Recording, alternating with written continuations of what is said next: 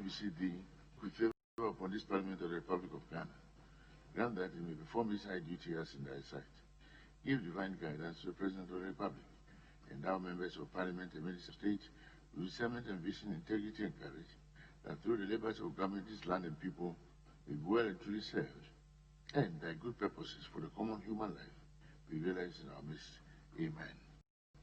O God, grant us a vision of our country, fair as it might be, country of righteousness, where none shall wrong his neighbor, country of plenty, where evil and poverty shall be done away with, country of brotherhood, where all success shall be founded on service, and honor shall be given to deserving, country of peace, where government shall rest on the will of the people, and the love for the common good. Bless the efforts of those who struggle to make this vision a living reality.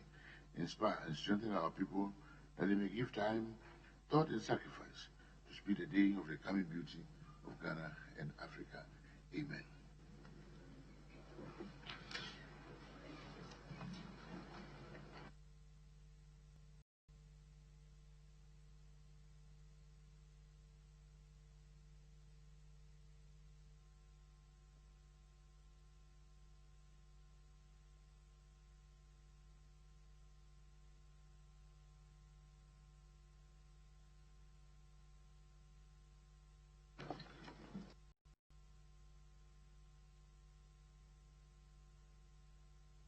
Honorable members, votes and proceedings. 14th December, page 1.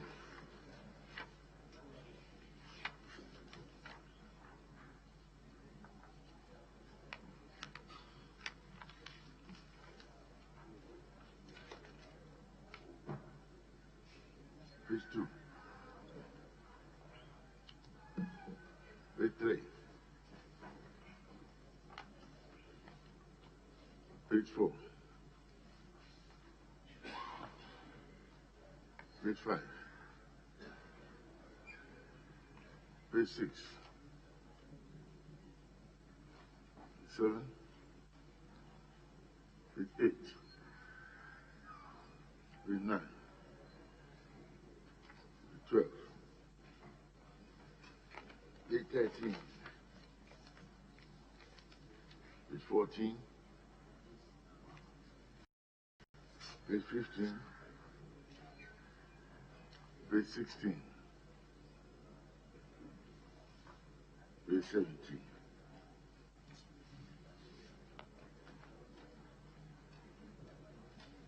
Honorable members, any corrections?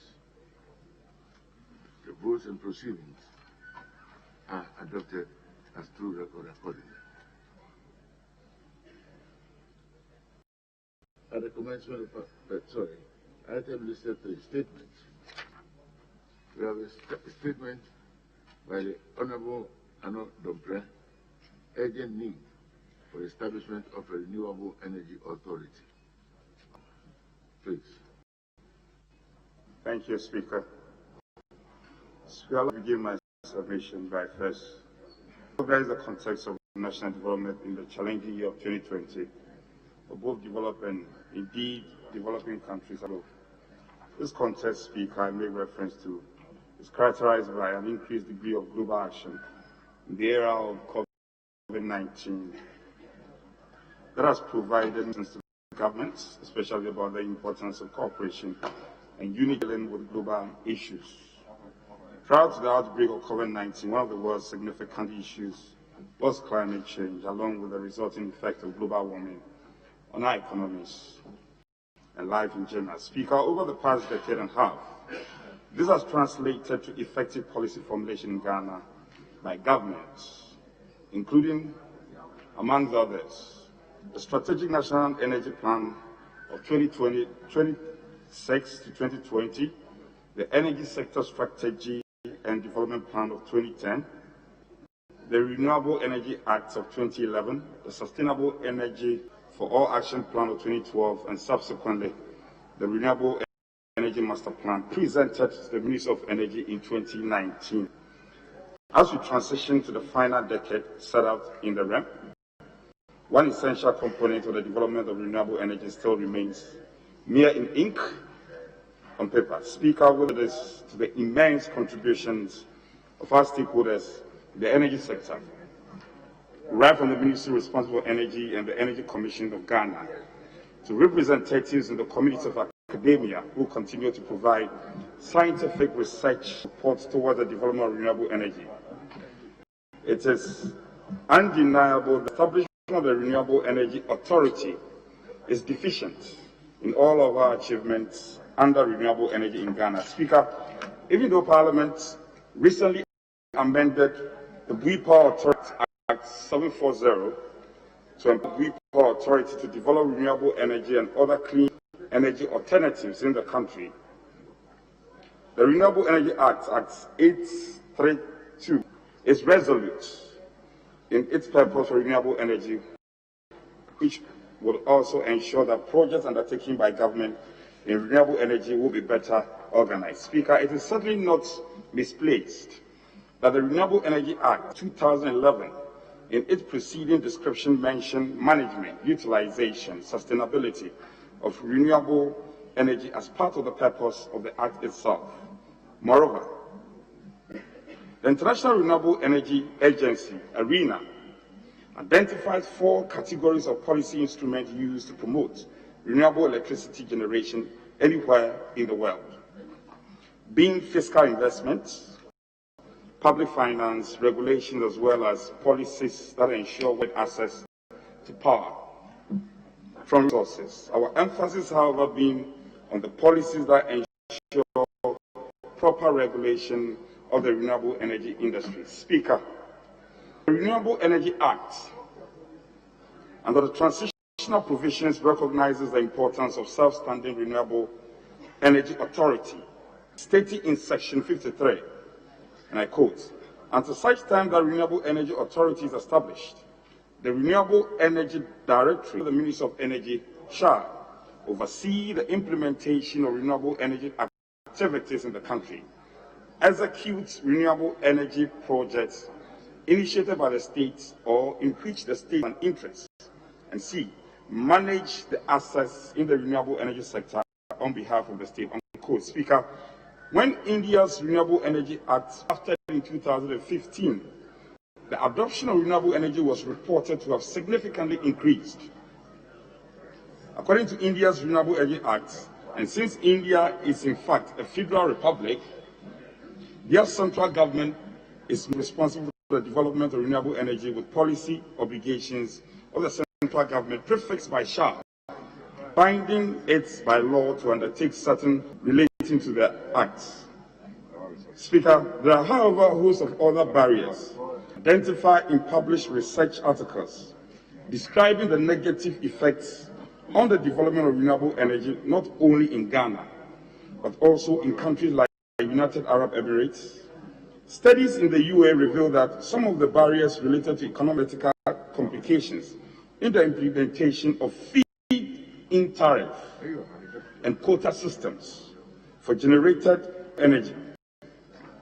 Similarly, poor financing of renewable energy investments, lack of affordability of renewable energy systems, cumbersome licensing processes, and unbalanced emphasis on grid renewable energy systems persists as challenges in countries like Kenya, South Africa, and Ghana is no exception. Speaker, with the Renewable Energy Authority in place, we can be confident of full dedication to the implementation of renewable energy policies and situation based on regulation of activities specific to renewable energy industry to ensure growth is well supported. In conclusion, Speaker, I believe that we are well positioned as a country with a robust policy framework that supports renewable energy even as a viable venture for investments. With the Renewable Energy Act and the master plan in place, the message is without doubt the respective renewable energy authority to lead the crusade to transform Ghana's energy sector for the future of alternative energy, while doing away with additional carbon-emitting energy generation practices that have resulted in climate change and the threats to our ecosystem. Thank you, Speaker. Thank you very much.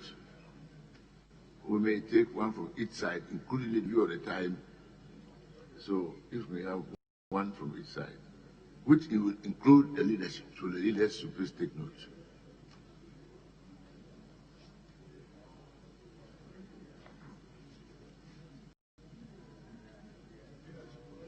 Thank you very much. Yes, Honorable. All right, Honorable Speaker, I thank you for the opportunity to contribute to the statement made by my colleague, Honorable Arnold Dompre. I want to thank him for once again reminding us of the need to address the issue of sustainable energy, sometimes called renewable energy. One of the main reasons economies suffer is their inability to harness appropriately and distribute for both domestic and industrialization. Mr. Speaker, my colleague raised issues that we need to take a look at. Most often when we talk about renewable energy, people don't look at the fact that it is not the fact that we don't have the sources. It's rather we are not able to harness and use them the way we should. Mr. Speaker, if we produce even more energy using renewable or sustainable sources and use them wrongly, it will still amount to energy deficiency. Indeed, when you go outside, the sun fortunately doesn't run out. We can always harness the energy from the sun, but how much do we harness in this country? It is often the case of when you hear this, then somebody says that go and slap few panels, solar panels on top of a building, and they tell you that is their way of addressing issue energy. Mr. Speaker, that doesn't work that way.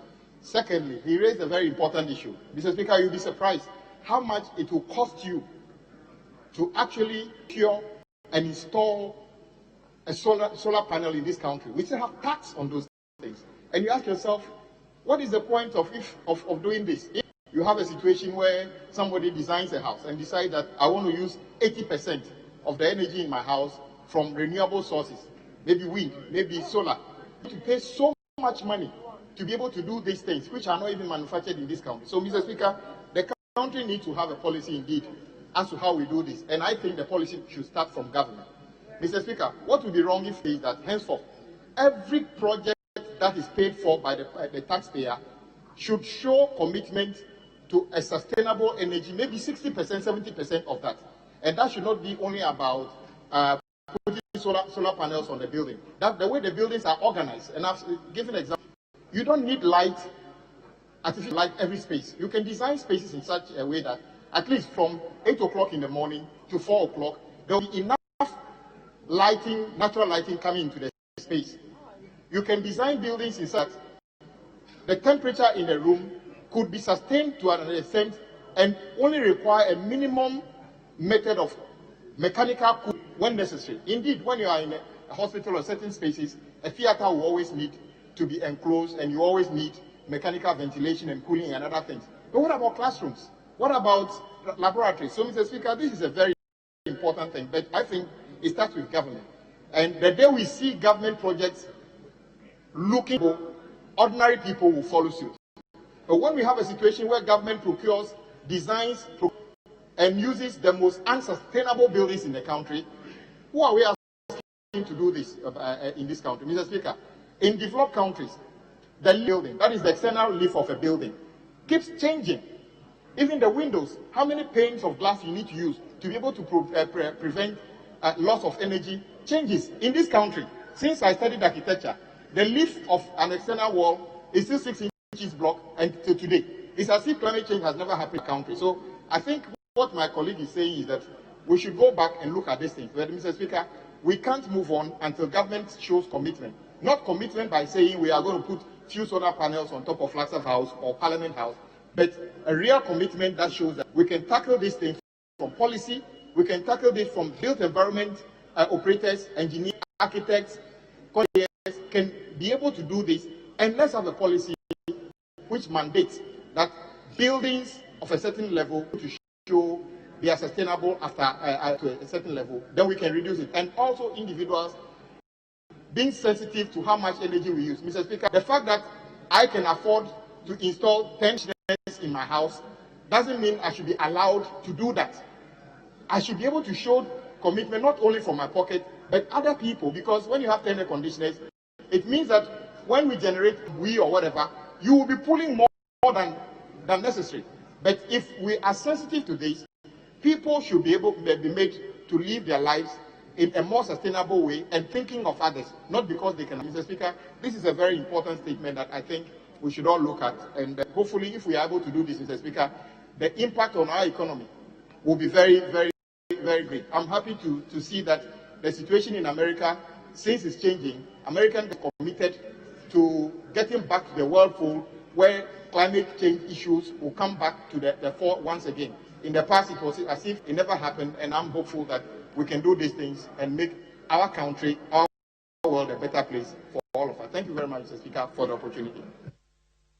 Thank you very much, Honorable Member, for that. Any other contribution? Otherwise, we will then end statement time and move on to item 4. We stood down. Move on to item 5. Motion. Chairman of the Committee on Environment, Science and Technology.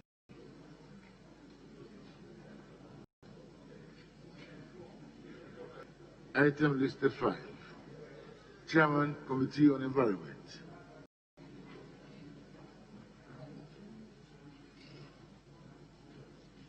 Speaker, are you ready? You are not ready, yes. Mr. Speaker, item 4 is not ready. 5 is also not ready. Mr. Speaker, we may take item number 8. Item number 8. Item number 8. 8. On page 4. Item 8 on page 4. Yeah.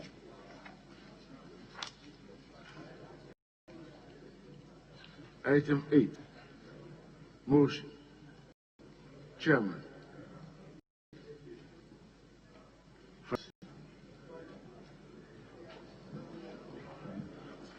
Mr. Speaker, I beg to move that the motion listed as item 8 on page 4 of the order paper be taken down. Mr. Speaker, I will present with this report. Mr. Speaker, what's before the House is a report of the Finance Committee on the request for the waiver of duty taxes amounting to the Ghana cedi equivalent of 24,104,437 euros, made up of 20.4 million euros on imports and 3.69 million euros on local purchases, in respect of the construction and equipping of a new 330-bed maternity block at the Kolebu Teaching Hospital. The Speaker, the Ministry of Health seeks to reconstruct the maternity block at the Kolebu Teaching Hospital to provide medical care at the tertiary level. The envisaged floor area, class services and staff accommodation is approximately 1,000 square meters. The Speaker, this House earlier in the year approved the financing agreement and the commercial contract for the construction of the 330-bed maternity block at Kolebu. Clause 2 of the particular conditions of the agreement puts the burden of approved taxes on the project-related items on the employer, in this case, the Government of Ghana through the Ministry of Health. Mr. Speaker, so in accordance with Article 174 of the Constitution, the Ministry of Finance has submitted a request for the waiver of duties and taxes on materials and equipment required to implement the project. Mr. Speaker, it is this request that is before the House. The details of the assessment is given in Table 1 on page 4 of the report. Mr. Speaker, also attached as an annexure to this report is a detailed breakdown of the tax assessment that was done by the Ghana Revenue Authority. Mr. Speaker, the committee has satisfied itself and therefore recommends to the House to adopt its report and approve the request for the waiver of duties and taxes amounting to the Ghana cedi equivalent of 24.17 billion euros on materials, equipment, and works to be procured in respect of the construction and equipping of a new 330-bed maternity block at the Kolebu Teaching Hospital in accordance with the Constitution. I so submit, Mr. Speaker. Thank you very much.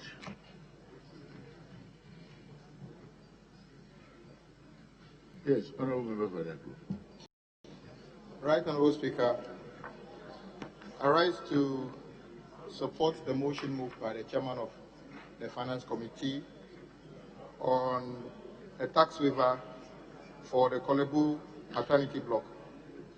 Mr. Speaker, but I want to draw the chairman's attention to the fact that at the Health Committee hearing, the committee made a recommendation to the ministry that the scope be reviewed to see whether the state can get more value from the project.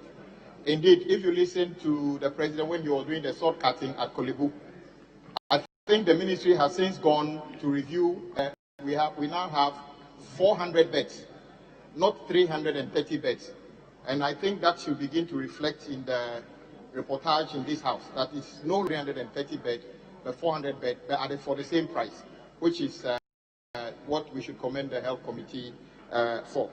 Mr. Speaker, the other thing I want to draw attention is what the chairman said. Indeed, part of the condition precedent or the obligations on government, we are supposed to waive taxes completely on this, which is not new. Mr. Speaker, however, what I find to be a bit of gap between what we do and what the reality is. Mr. Speaker, if you take the report of your committee, the report is just about 6 pages. The bulk of it are items listed upon which we are waiving the taxes. Indeed, Mr. Speaker, they are technical. Is it going to be possible for both the Finance Committee and Health Committee to check and find out whether things on which we are waiving these taxes really procured? Just before we went on break, Mr. Speaker, we were doing electrification, and I pointed out that I can't see why we needed to buy crusher for $600,000 when we are doing rural electrification. Till today, nobody has been able to tell me why we needed to spend that money. Urging the Finance Committee, follow up, and the Health Committee, follow up on this to be sure that the things we are waiving the taxes on actually actually get the needed waivers. Mr. Speaker, otherwise, like I've always said, the state is going to be paying back these loans. We didn't need anything, and when we decided to let the contractor buy them, and then we waive taxes, Mr. Speaker, the country will change. So, Mr. Speaker, this is straightforward. I think it's not the first time we are doing it. We regularly do it as part of the conditions under which the loan was granted. But I think better going forth into the future to follow up and be sure that when we give tax waivers, the developers actually bring in those items that they claim upon which they are taking the tax waivers. Indeed, they bring them and apply them to whatever we ask them to do, so that the state can benefit. Mr. Speaker, with these few words, I thank you for the opportunity. Thank you. Leadership, any comments? Yes, sir.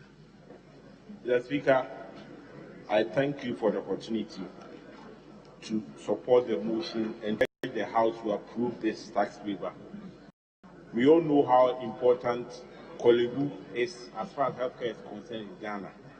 And for that matter, this project is going to enhance maternal health interventions in Ghana.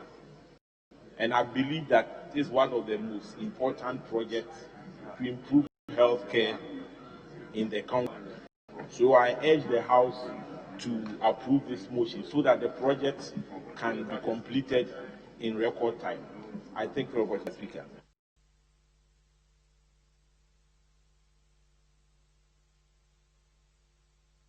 Mr. Speaker, thank you for the opportunity to speak in support of the motion. Generally, interventions that will improve our country's standing on maternal and infant mortality is worth supporting. But Mr. Speaker, looking at the figure as I find in the chairman's conclusion, may I refer you to the attached appendix of the tax assessment. I see 24,850,257.25 as total in the document so attached. But Chairman, as I come to your introductory paragraph, I see 24,174,437. Now, what do I recommend? Just go to the back page, the final page of your document. You have a figure which is not consistent with the figure that you've asked us to approve. My second observation, Mr. Speaker, is that when you go through the list, tipper trucks, water tanker, we are granting tax exemption to. What tax exemption means in economics is that the opportunity cost of revenue becomes you granting an exemption to some other person. Now, this probably is a foreign entity. What happens to Ghanaian contractors if they brought in trucks and water tanks? Will they have benefited from this kind of it? That is my primary concern. But I want the chairman to reconcile the figure as captured in the assessed taxes for Kolebu maternity block. I see 24,850,25725 in the summarized sheet against what is in your board paper. But in principle, Mr. Speaker, once we approve this loan, subject to those exemptions, this will only allow for speedy completion of the project. I thank you. Very much. Any comment from majority leadership?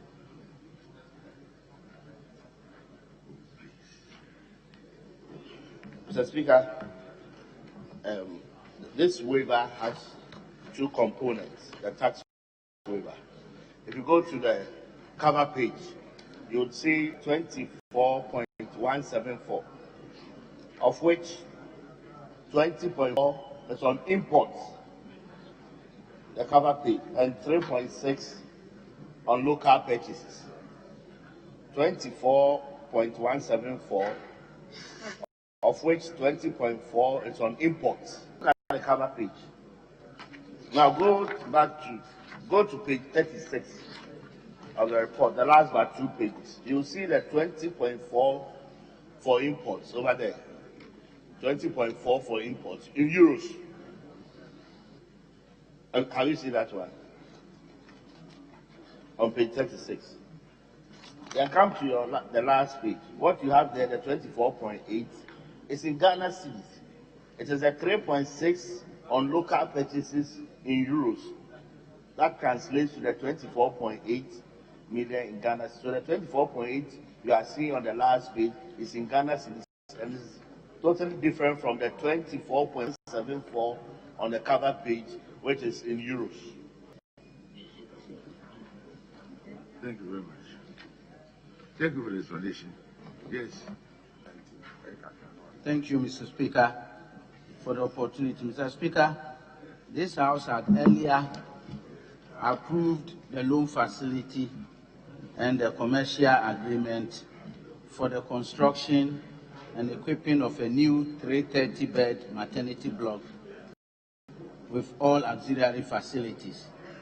The Speaker, it was intended that yes, we need those facilities to ensure that our mothers, our sisters, and our nephews and nieces who are going to be giving birth to are done for them to come home, for all of us to see them.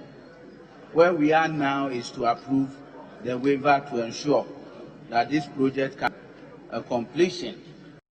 Mr. Speaker, the import duty, the NHIL, debt levy, import VAT, EXIM levy, special import levy, domestic VAT have all been captured. And you could see a very comprehensive appendix to the report indicating all other facilities that needs to be waived. I think that we give it approval and pass it sector so that at the end of the day, the completion of that project, which is very laudable and very important, will be attended to. I thank you for the opportunity, Mr. Speaker. Thank you very much. At the conclusion of the debate, all those in favor of the motion say aye. Those against say no. The ayes have it. Item listed 9. Resolution. Honorable Minister for Finance. Thank you. I rise to move the resolution listed as item 9 on page 4 of today's, pages 4 and 5 of today's order paper be now adopted. I so move, Mr. Speaker. Mr. Speaker, I second. Thank you very much. All those in favor of the motion say aye. Those against say no. The ayes have it. The resolution is accordingly adopted. Yes. Majority whip. Please, where do we go from here? Thank you, Mr. Speaker. We go to page 7, item number 13. Page 7. Yes. Page 7, 13.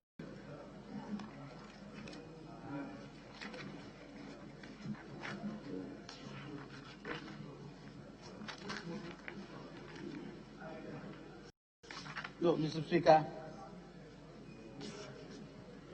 Mr. Speakers, with all humility, let's move to, Mr. Speaker, with all humility, let's move to page 8, item listed 19.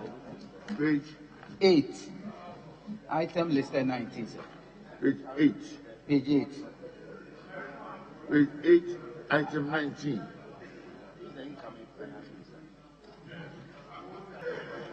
Motion. Second reading. Minister for Finance.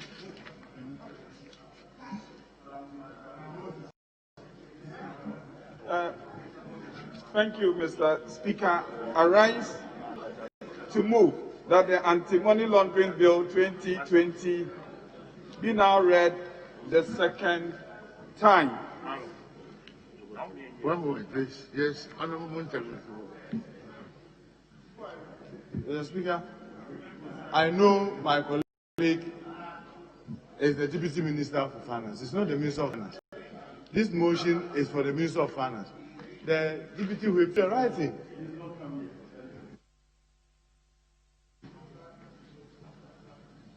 Yes. Thank you, Mr. Speaker. Mr. Speaker, I thought that we were in the latter days of the last. Honorable. Mr. Speaker, I do think, the formality then. Let's Mr. move. Speaker, I ask for your leave and the indulgence of colleagues to allow the Deputy Minister of Finance to stand in for the Minister. I don't see To any stand in for objection. the Minister of Finance. Therefore, Thank Honorable you. Minister, you may.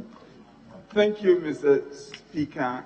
Mr. Speaker, I rise to move that the Anti-Money Laundering Bill 2020 be now read a second time.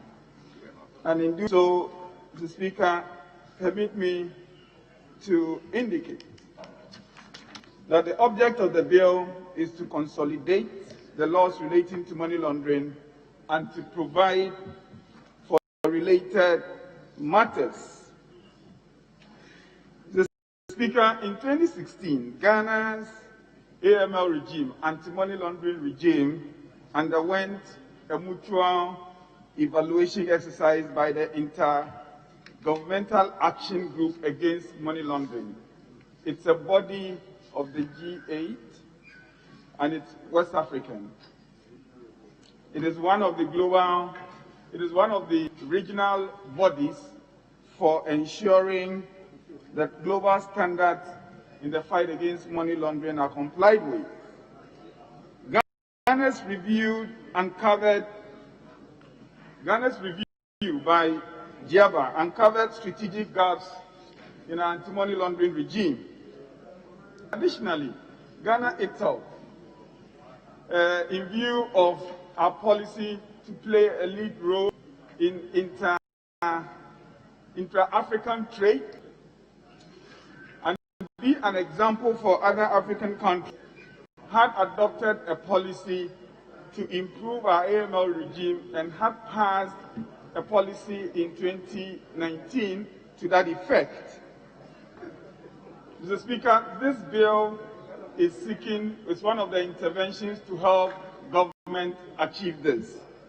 I therefore urge the House to support this bill as a way of setting government's objective of making Ghana's AML regime an example for others to emulate. I so move, Mr.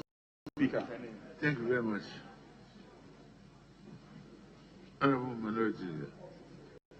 Yes. Mr. Speaker, I associate myself with the motion and present the Finance Committee report on the anti-money laundering bill. Mr. Speaker, it contains 67 clauses and has 2 schedules. Mr. Speaker, as the Minister indicated, in 2016, Ghana was subjected to anti-money laundering and the countering the finance of terrorism mutual evaluation. The focus of the exercise was on technical compliance. It also assessed the effectiveness of the anti-money laundering and the counter-financing of terrorism in country. The report of the evaluation exercise identified strategic deficiencies in the anti-money laundering regulatory framework. Even though the results reflected significant improvement, still did not meet the revised methodology. So Ghana was accordingly placed on a grey list. In order to address these strategic deficiencies and comply with the recommendations, government has decided to repeal the current Anti-Money Laundering Act, Act 749 of 2007, and has submitted this new bill to Parliament. Mr. Speaker, the committee inquired about the implications of being on the grey list of FATF. To this, it was explained that being on the grey list implies that there are some weaknesses and risks in a country's legal framework and are likely to be found as attractive places for money laundering activities. The inclusion on the list also serves as a warning to the country that it may slide into the black list. The committee observed that whilst the grey list is not a black list, it serves as a major incentive for businesses and large corporations, as these entities are subjected to stricter accountability rules when dealing with grey-listed countries. Accountability requirements increase the cost of doing business with grey-listed countries. Businesses therefore to shy away from countries that are grey-listed or blacklisted, and these negatively impact on foreign direct investment flows. Mr. Speaker, the committee also inquired as to whether sanctions have been applied to Ghana by reason of the grey status. It was also indicated that the country is not in sanctions. However, as earlier, being on the grey list imposes some form of implied restrictions on the ease of doing business with Ghana. The committee, having carefully scrutinized the bill, proposes a number of amendments, and after careful consideration, is of the view that this new will go a long way to address and combat money laundering and therefore recommends to the House to adopt this report and pass the Anti-Money Laundering Bill 2020 in accordance with the Constitution. Respectfully submitted, Mr. Speaker. Thank you very much, Honorable. A full debate would now commence on the principles of the yes. Mr. Speaker, I rise to add my voice to the motion moved by the Deputy Minister for Finance, and to support the report presented by the Chairman of the Finance Committee. Mr. Speaker, clearly, the status of Ghana on FETF, Financial Action Task Force Group, is not desirable. It imposes very stringent on not only businessmen who are doing business in this country, to subject to greater accountability and provide reasonable answers to suspected business dealings they have with Ghana, but also even to the traveling Ghanaian is subjected to strict. What's your problem? Honorable, out of order. Yes, please, Honorable. Mr. Speaker, Honorable, Mr. Speaker, please. Mr. Speaker, I'm moving to support his motion. Mr. Speaker, it imposes really stringent requirements on people, citizens traveling outside Ghana, to demonstrate where their resources are coming from. Now, Ghana being a member of FETF, clearly imposes on us a responsibility to ensure that we are compliant with the anti-money laundering requirement by the international regulations. I mean, that international community. That being so, Mr. Speaker, this bill, a comprehensive bill, in fact, if we are going to subject the existing law to amendments, there would have been a lot of amendments on the law. So the government, through the Ministry of Finance, thought it wise to do a comprehensive bill to incorporate all the present requirements of FETF, so that we can get out of the grey list of countries who are not complying with the law. Mr. Speaker, it has been said eloquently in this House that on two reviews, the 2009 review and the 2016 review, Ghana failed to meet the requirements. This bill and this policy will offer us an opportunity to meet the requirement and get the country out of the categorization which is not desirable for business or for citizens of this country. With these few words, Mr. Speaker, I support the motion. Thank you very much, Honorable Hussein.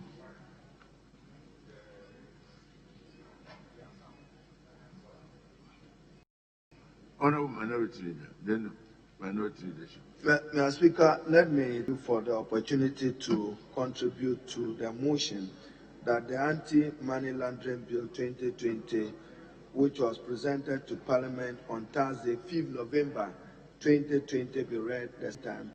And Mr. Speaker, in doing so, to note that in May, Ghana was blacklisted by the EU for failing to comply with money laundering and terrorism financing regulations. Now, money laundering, a crime.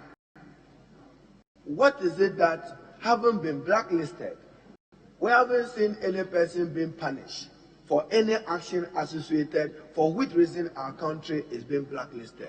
So we need to show political will. If you have an anti-money laundering regime, it makes it criminal to engage in it. So how come that Ghana will be blacklisted and yet nobody is being punished by the Ghanaian authorities for his engagement in it? Further to it, we are told that the foreign accounts of our embassy in Brussels was closed. Business accounts, retention accounts, and others.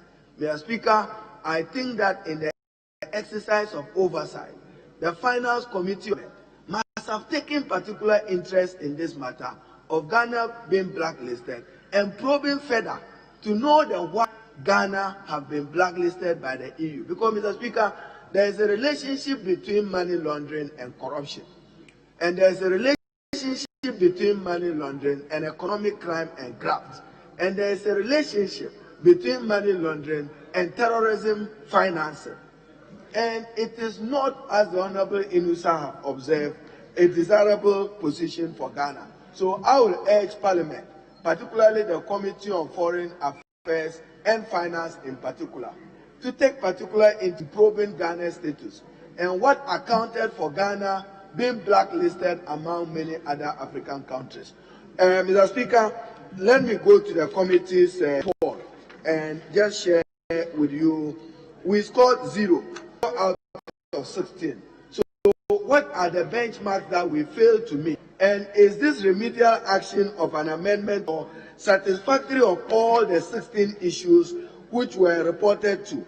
Then, Mr. Speaker, just for purpose of the record, if you come, Chairman, when you come to paragraph 1.1, agency of the bill, now you can no longer be invoking that paragraph because the bill, as I have a copy, was gazetted on 2nd November 2020.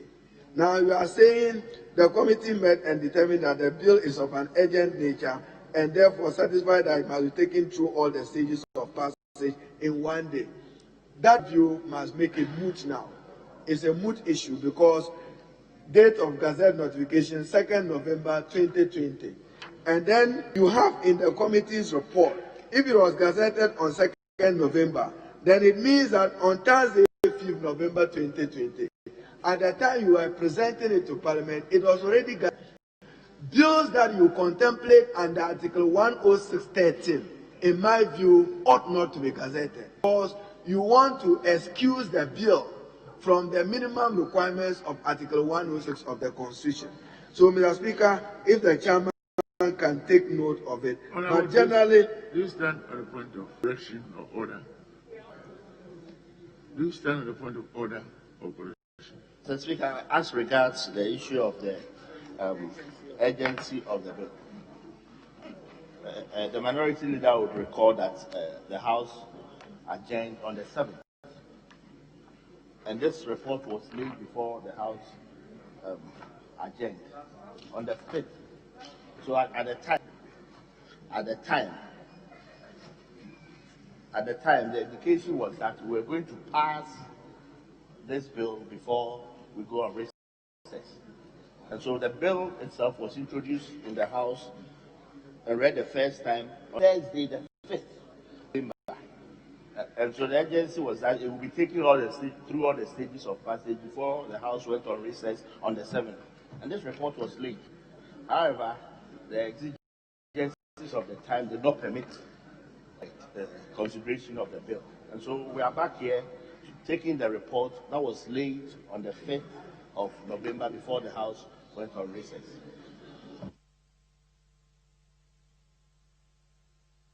Mr. Speaker, in concluding, yes, we may not be suffering any sanctions for being in the grey status and being blacklisted, but it has consequence on our ease of doing business.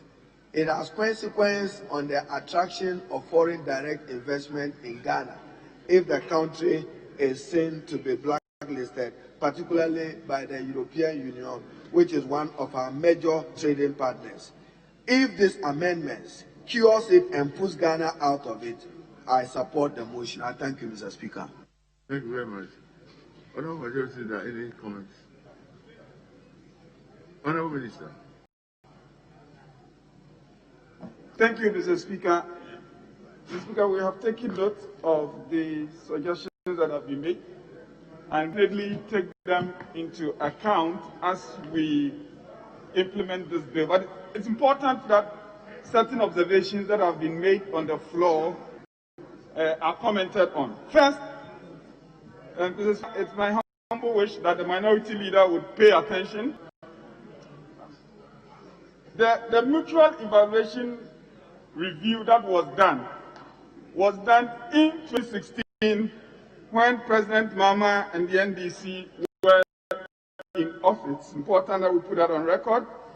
His suggestion that this was a reflection of some criminal conduct. It's unfair to his own colleagues in the NDC government then, because the review, the gaps did not relate to crimes committed.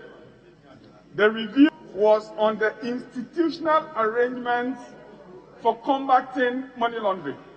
So if it was observed that the institutional arrangements were inadequate, then you would, of course, be put under observation as we have been put under observation by FATF, it does not mean that any crimes have been committed, and I think the minority leader apologized to his own colleagues under the NDC administration for suggesting that they may have committed some, and that this administration should be prosecuting them.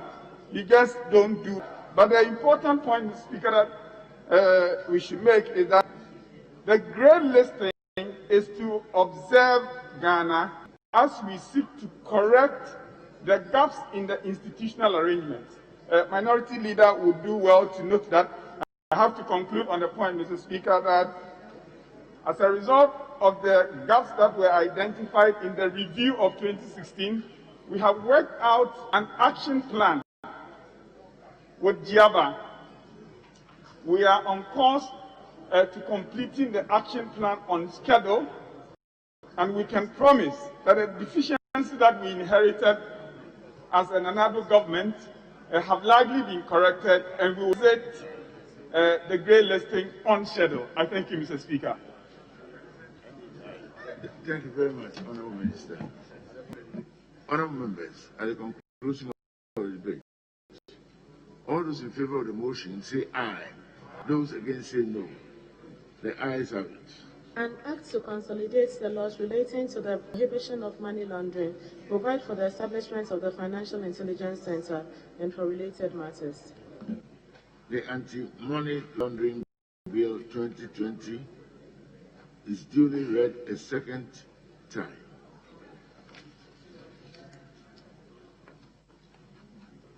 Yes, please, majority leadership. Where do we go from here?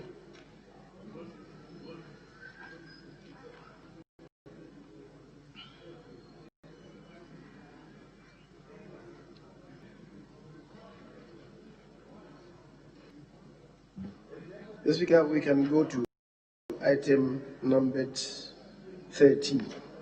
Item 13.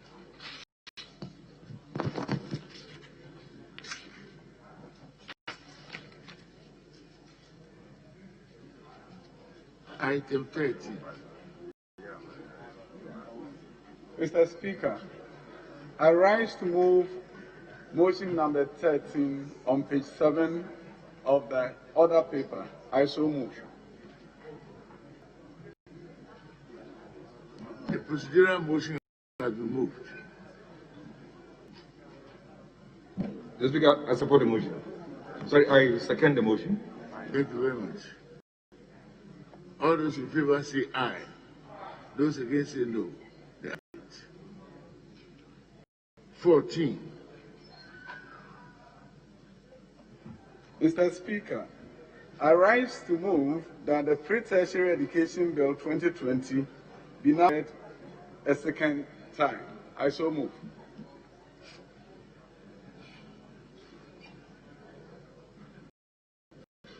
Yes, Chairman, you tell it. Mr. Speaker, the Pre-Tertiary Education Bill 2020 is aimed at strengthening pre-tertiary education in this country and also creating opportunity for TVET, technical vocational education and training transformation in this country. Hitherto, all our institutions from KG to secondary level has been managed by the Ghana Education Service. Under this bill, the technical vocation and education training will have a different agency called the TVET service that will be in charge of it in this country. This will enable all the TVET institutions that have been hitherto managed by various ministries to now be transferred to the Ministry of Education. And when it comes there, it will be headed by the Director General, who is independent of the Ghana Education Service, and therefore giving TVET trade country a new opportunity. Mr. Speaker, the Pre-Tertiary Education Bill, the remit of it, or the framework, will still ensure that we have quality service being provided by the Education Service. But as the students move into TVET schools, those institutions will be run by a different agency. Mr. Speaker, I thank you for the opportunity, and I urge the House to join us as we move this motion forward and ensure that we deliberate in a fashion that will help us transform the pre-tertiary education space in this country. Thank you, Mr. Speaker. Thank you very much. Yes, Chairman. Mr. Speaker, I associate myself with the motion moved by the Minister, by the Deputy Minister. I do so by presenting the report of your committee. Mr. Speaker, I humbly request that the Department captures the whole report as having been read, whilst I take excerpts of the report. Mr. Speaker, item 3, background.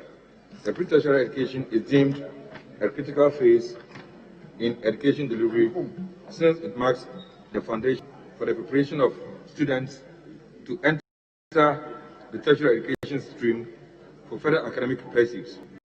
Given the importance of pre-tertiary education, there is the need to ensure education delivery at this stage, as any deficits could seriously affect the performance and ability of students to progress to the tertiary level of education. It is for this reason that part of the educational reforms introduced by government is aimed at effective management and supervision of pre-tertiary schools. The reform has further objective of reorganizing technical and vocational education and training into a distinctive unit under a designation to ensure the effective and efficient delivery of TVET service. It is against this background that the pre-tertiary bill 2020 has been introduced in Parliament by government. Look at observations. The committee noted in clause 1 of the bill that the system of pre-tertiary education in Ghana shall comprise A. Basic education made up of 1. 2 years of kindergarten, 2. 6 years of primary education, and 3. 3 years of junior high school. And then B. 3 years of secondary education, which comprises senior high school or technical and vocational education and training. Finally, Mr. Speaker, the basic education shall be free, compulsory, and universal, while secondary education in its different forms shall be free and accessible to all eligible Ghanaian children. Mr. Speaker, the committee noted that clause 4 of the bill mandates the education service to partner with key institutions such as the local government service to ensure the effective and efficient management of basic schools by the district assembly, by the district education office.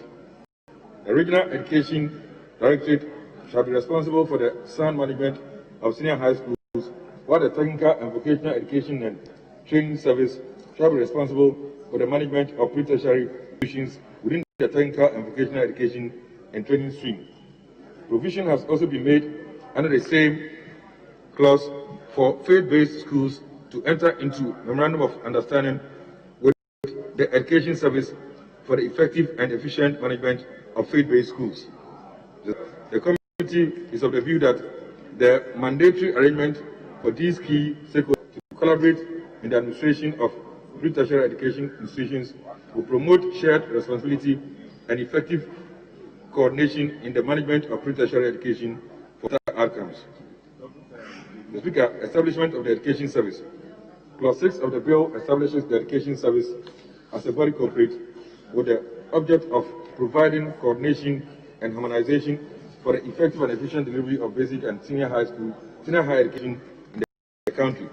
The education service, as established under the bill, shall, among others, be responsible for the coordinating standards and direction for the effective and efficient implementation of approved policies and programs in respect of basic and senior high education. It is also going to be advising the Minister for Education on financial, human resource, policy, infrastructure, logistics, and other relevant matters relating to education. The Speaker, again, the committee observes in clauses 38 and 43 of the bill make provision on modalities for the establishment of private basic and senior high institutions. Part of the conditions provide that a person may establish, manage, operate, and maintain a private basic or senior high school, subject to approval of the National Schools Inspectorate Authority. The Speaker, creation of a technical and vocational education and training service. Part 2 of the bill provides for the establishment of the TVET service as a body corporate which will be dedicated solely to managing, overseeing, and implementing national policies and programs relating to pre-tertiary technical and vocational education in the country. By this arrangement, all secondary education level institutions that are TVET oriented managed under the authority of the TVET service. The Speaker, proposed amendments. The Speaker has attached to this report. Conclusion and recommendation. The object of the pre-tertiary education bill at ensuring, the objective of the pre-tertiary education bill at ensuring that every Ghanaian child obtains a minimum of secondary education go a long way to enhance the resource capacity of the nation. The establishment of a dedicated technical and vocational education and training service to oversee and manage technical and vocational education, together with measures proposed in the bill, stand to make Ghana's pre-tertiary education system more inclusive, focused, and efficient for the benefit of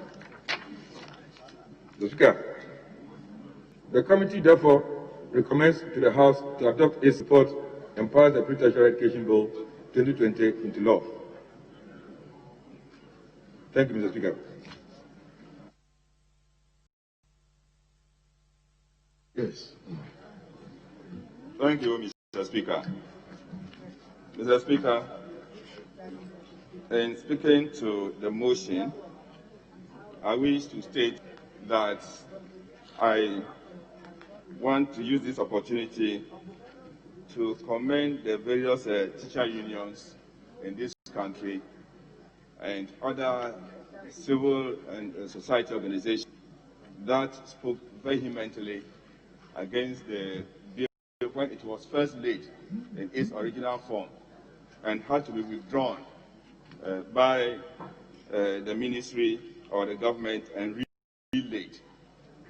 Because the first or the original bill, there was a constitutional issue which had to be resolved, which had to do with making secondary education part of the basic education.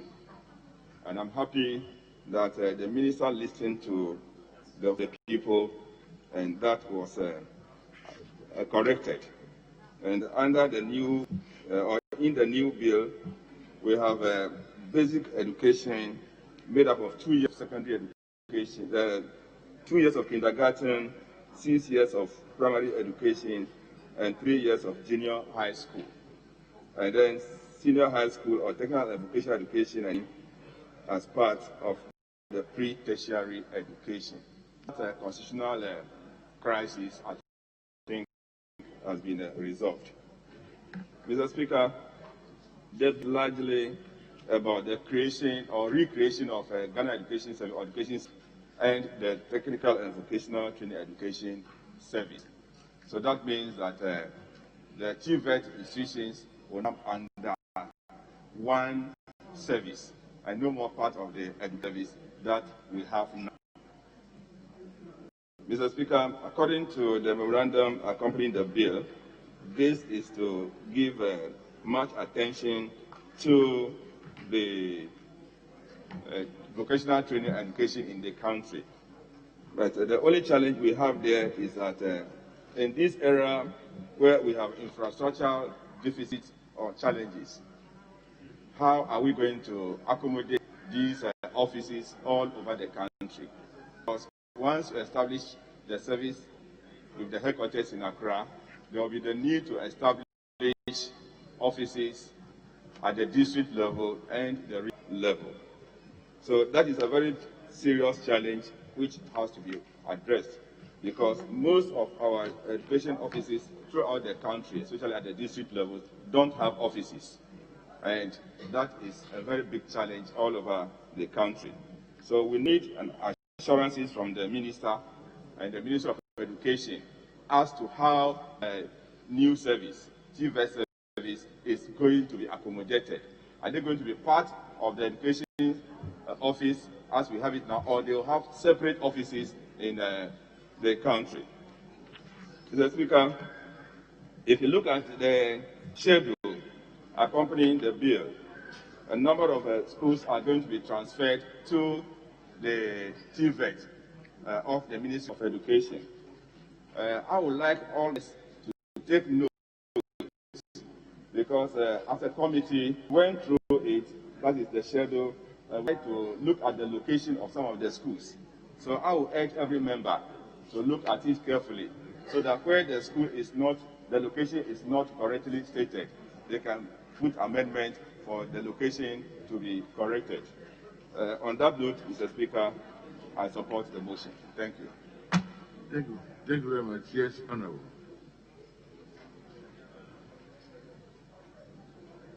Mr. Speaker, he made an assertion which I think is not and needs to be corrected. The TVET service is going to have regional offices. Secondary education in this bill is going to manage at the regional level, and TVET services is going to manage secondary technical education. So we will not have TVET service at the district level. That should be corrected. So you still to the point of correction. Please, Honorable. Thank you, Mr. Speaker. Mr. Speaker, I rise to contribute to the motion on the floor. Mr. Speaker, the report indicates clearly the intention of this government to decentralize education, to make it relevant to the stakeholders and also the society at large. What is most critical is the issue of making senior high school the basic educational level for our growing. Mr. Speaker, that is the pivot around which every development revolves, making senior high school. But this bill, apart from ensuring that the Ghanaian child gets a minimum of senior high school education, is also making clear for progression, especially those people who want to pursue the TVET program, to somebody who goes through the technical line. The whole educational level is truncated, but now we are given a progression that will not remain at that tertiary level, but there's a continuation, and this bill provides that avenue. The Speaker, the next point that is critical for us to look is the collaboration that this bill has outlined.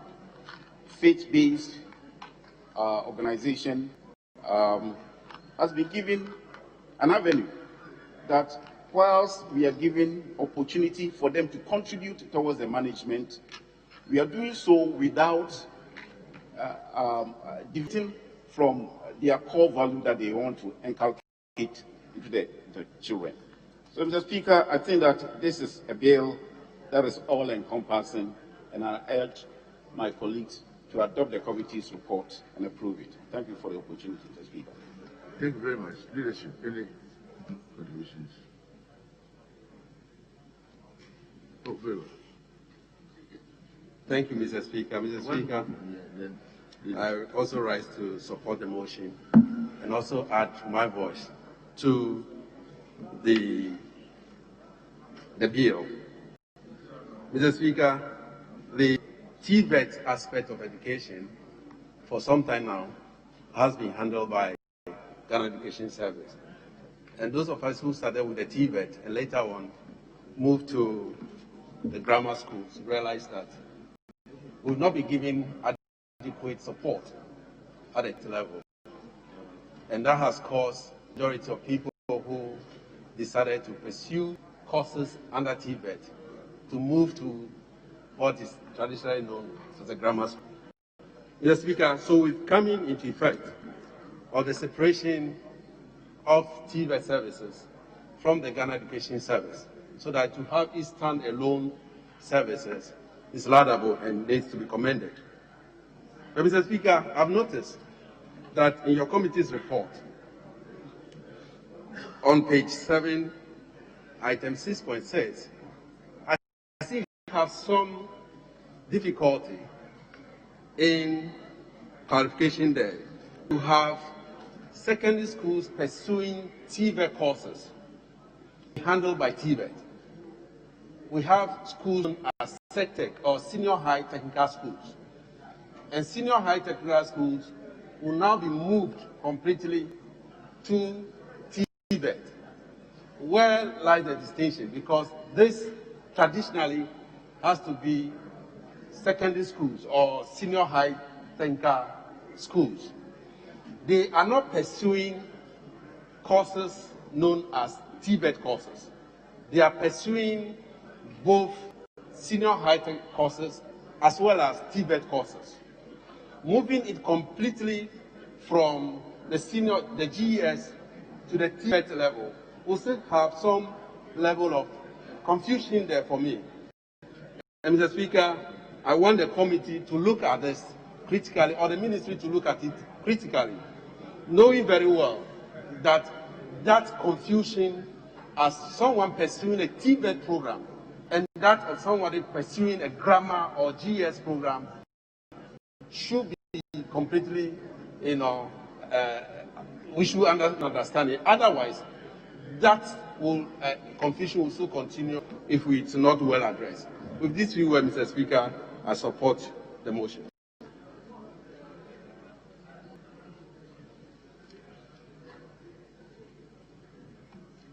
Mr. Speaker, I thank you for the opportunity to speak in support of the pre-tertiary education bill being read the second time.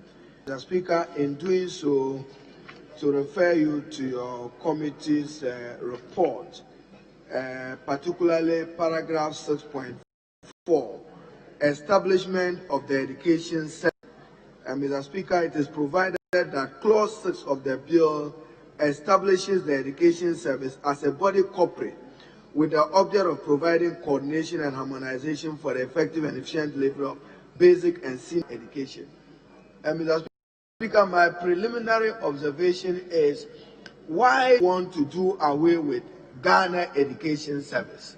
Because that is what is known in practice. We have a GES, and Ghana's GES have a reputation. Now, what we are seeking to do with this bill is to change the GES into ES, Education Service. And I have a fundamental objection to that. Let's maintain GES, the Ghana Education Service, which has always worked with the Conference of Assistant Secondary Schools, even under the implementation of the Free Senior High School program. We from the heads of CHAS only last month about the quality of food provided by the Buffer Stock Company of Ghana. Mr. Speaker, in the past, headmasters, headmistresses, and bearers were responsible for this function. That has been taken away from them and centralized at the National Buffer Stock. We need to have it of the food procured, the quantities and the qualities, because the Conference of Heads of Assistant School at their last meeting had cause to raise this matter. But Mr. Speaker, I don't see us wanting to change the name from GES to ES, Ghana Education Service. Mr. Speaker, the ranking member and the chairman have spoken to it, and may I respectively refer you to Article 25 of the Constitution. That matter has been resolved because initially the policy arguments was that you were to add secondary education to basic education. Constitutionally, that was untenable because the Constitution in Article 25(1) states, all persons shall have the right to equal educational opportunities and facilities, and with a view to achieving the full realization of that right. A, basic education shall be free, compulsory, and up to all. Then B, secondary education. Then C, higher education. Then 4, functional literacy. now referred to as complementary education. So there are layers in our educational system. You have basic education, which comprises primary education, including junior secondary education. What we must also observe, Mr. Speaker, and again, I'd like to tax, if I have the opportunity, the Committee on Education. We must do an assessment of what is the standing of Ghana in respect of the attainment of Article 25(1)(a) of the Constitution. Basic education shall be free, compulsory, and available to all. Are we on path as a country to achieving free, compulsory, universal basic education? We've added another leg of free senior high school, but that must be on the foundation that one, every Ghanaian indeed has as basic education. We are members of parliament that are of our communities in the various constituencies that still don't have a class block, meaning that they don't. There are communities that are yearning for basic classroom blocks. So I'm calling for the Committee on Education to do a need assessment where Ghana stands in respect of our pursuit of free, compulsory, universal basic education. Even when we come to senior secondary education, there are areas where textbooks are provided for all subjects, but not provided for elective subjects. Then to what extent do we say that it is free when they still have to procure elective subjects textbooks? That must also be absorbed by the state and the government of Ghana. So, Mr. Speaker, I wholeheartedly support this bill. The vexed controversy was adding secondary education to basic education, and that's what I have said was constitutionally untenable, given the provisions of Article 25(1). But the Minister for Education and the Committee on Education, but because it's oversight, we must do an assessment of where our country is standing today in respect of compulsory universal basic education, because it does not only help us gauge our literacy standing as a country, but to appreciate Ghanaian children who are still out of school, who ought to be in school. And Mr. Speaker, finally, technical and vocational education. The Minister for Education knows where I stand on this. Employability.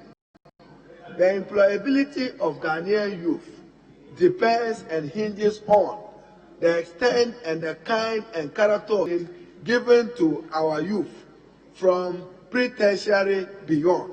We need to equip them with employable skills, and I think that we must expand technical vocational education. But what we emphasize for the purpose of this bill, it does not mean a secondary education institution cannot combine technical vocational education. Yes, we have distinct institutions that are focused primarily on technical and vocational education. But in some other secondary schools, they already have opportunities for technical and vocational education. Now, collaboration.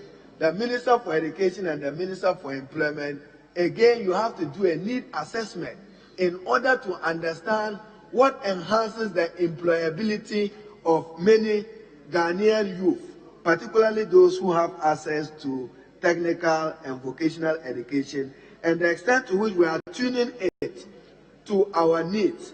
I'm sad that even as we speak today, we do have a manpower need defined by the country. If you ask Ghana, where is our manpower base as defined by policy, we do not have it.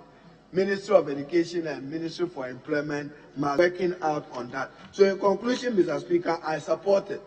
Then science and engineering education, if we are to work into the future, must have the special attention of the state. I thank you, Mr. Speaker. Thank you very much.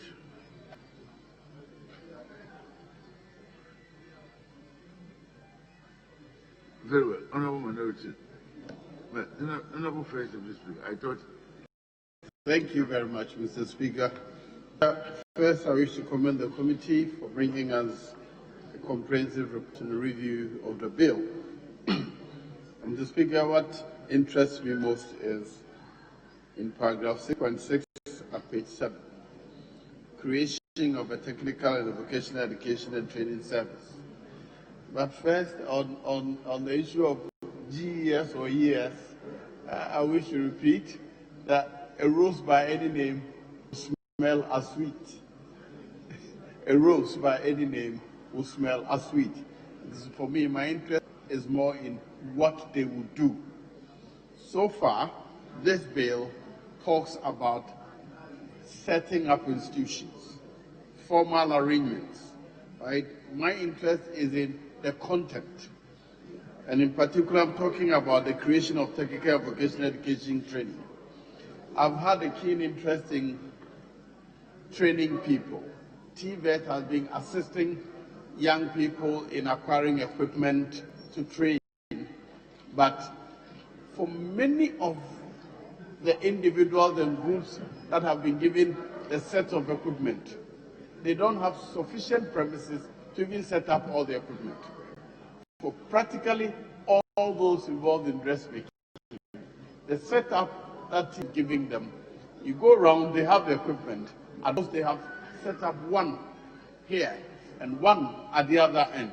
It means that we should help focus on the kinds of premises this beautiful and expensive equipment government is procuring and giving out for free to master craftsmen to be able to train people to work efficiently. But Mr. Speaker, my interest also is in the training content. In my own, TVET should also look at great engineering. About 70% of the communities in my constituency have people actively engaged in agriculture. But we tend to make it appear as it's only those who do not go to school who engage in agriculture. I think we can and we should make it interesting for young people to be interested in and actively participating trainings that assist in farming in all kinds.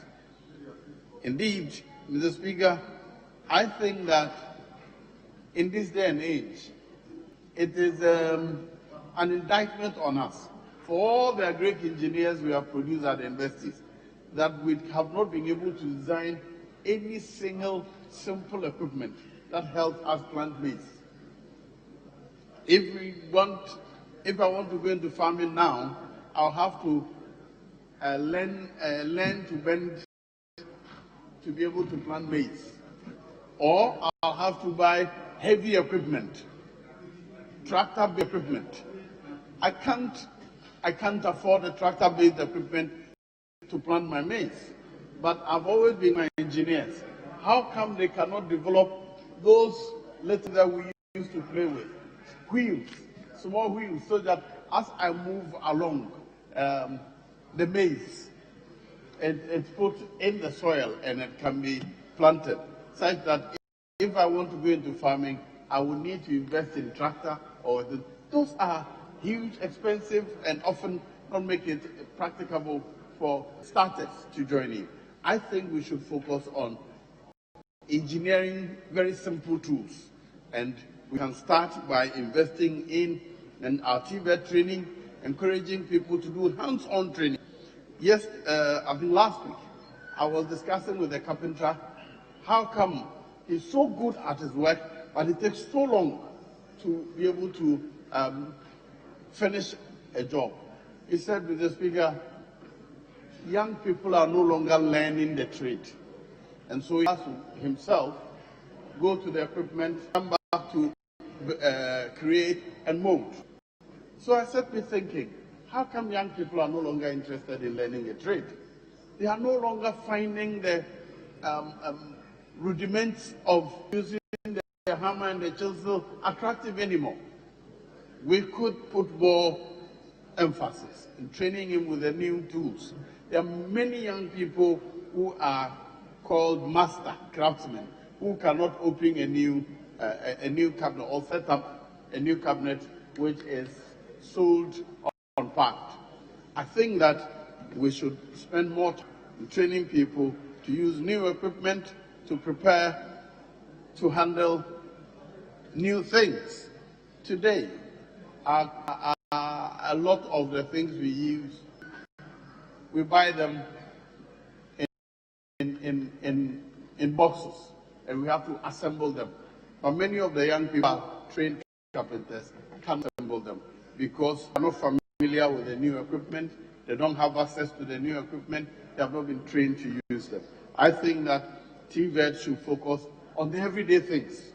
We use a lot of, or we spend a lot of money in important things that we can do easily, whether it's in farming, in our everyday life, or even in dressmaking. I think that our training should change. The focus should encourage people to work with their hands. And again, now that we are focusing on vocational training, I pray that we de-emphasize certificates. Our training now is entirely based on, I have a certificate to do this, but give him the tools. He can't use the tool to do anything. We should focus on the hands-on, the people being able to confidently leave the school and set up on his own. Confidently leaving the training and be able to set up the dresses for you.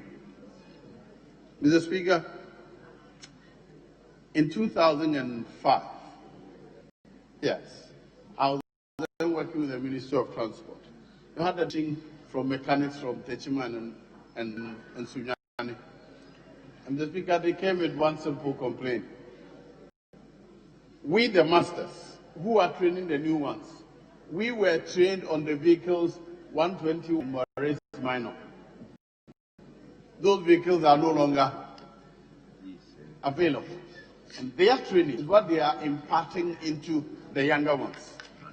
The kind of knowledge they called masters have, which they are imparting, is way outmoded. And so they came to the ministry to seek assistance to upgrade themselves.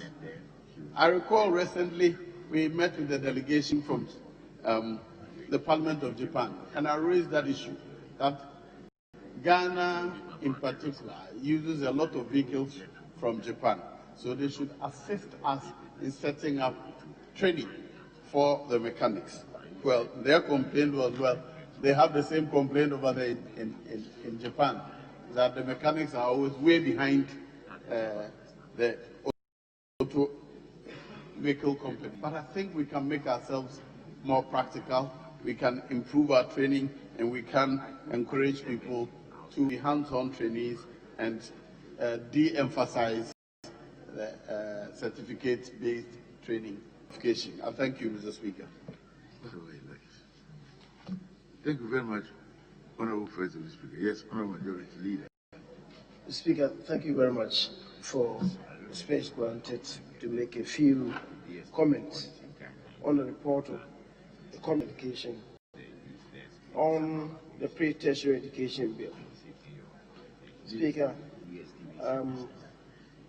the minority leader raised issues about the change in name from Ghana Education Service to simply Education Service.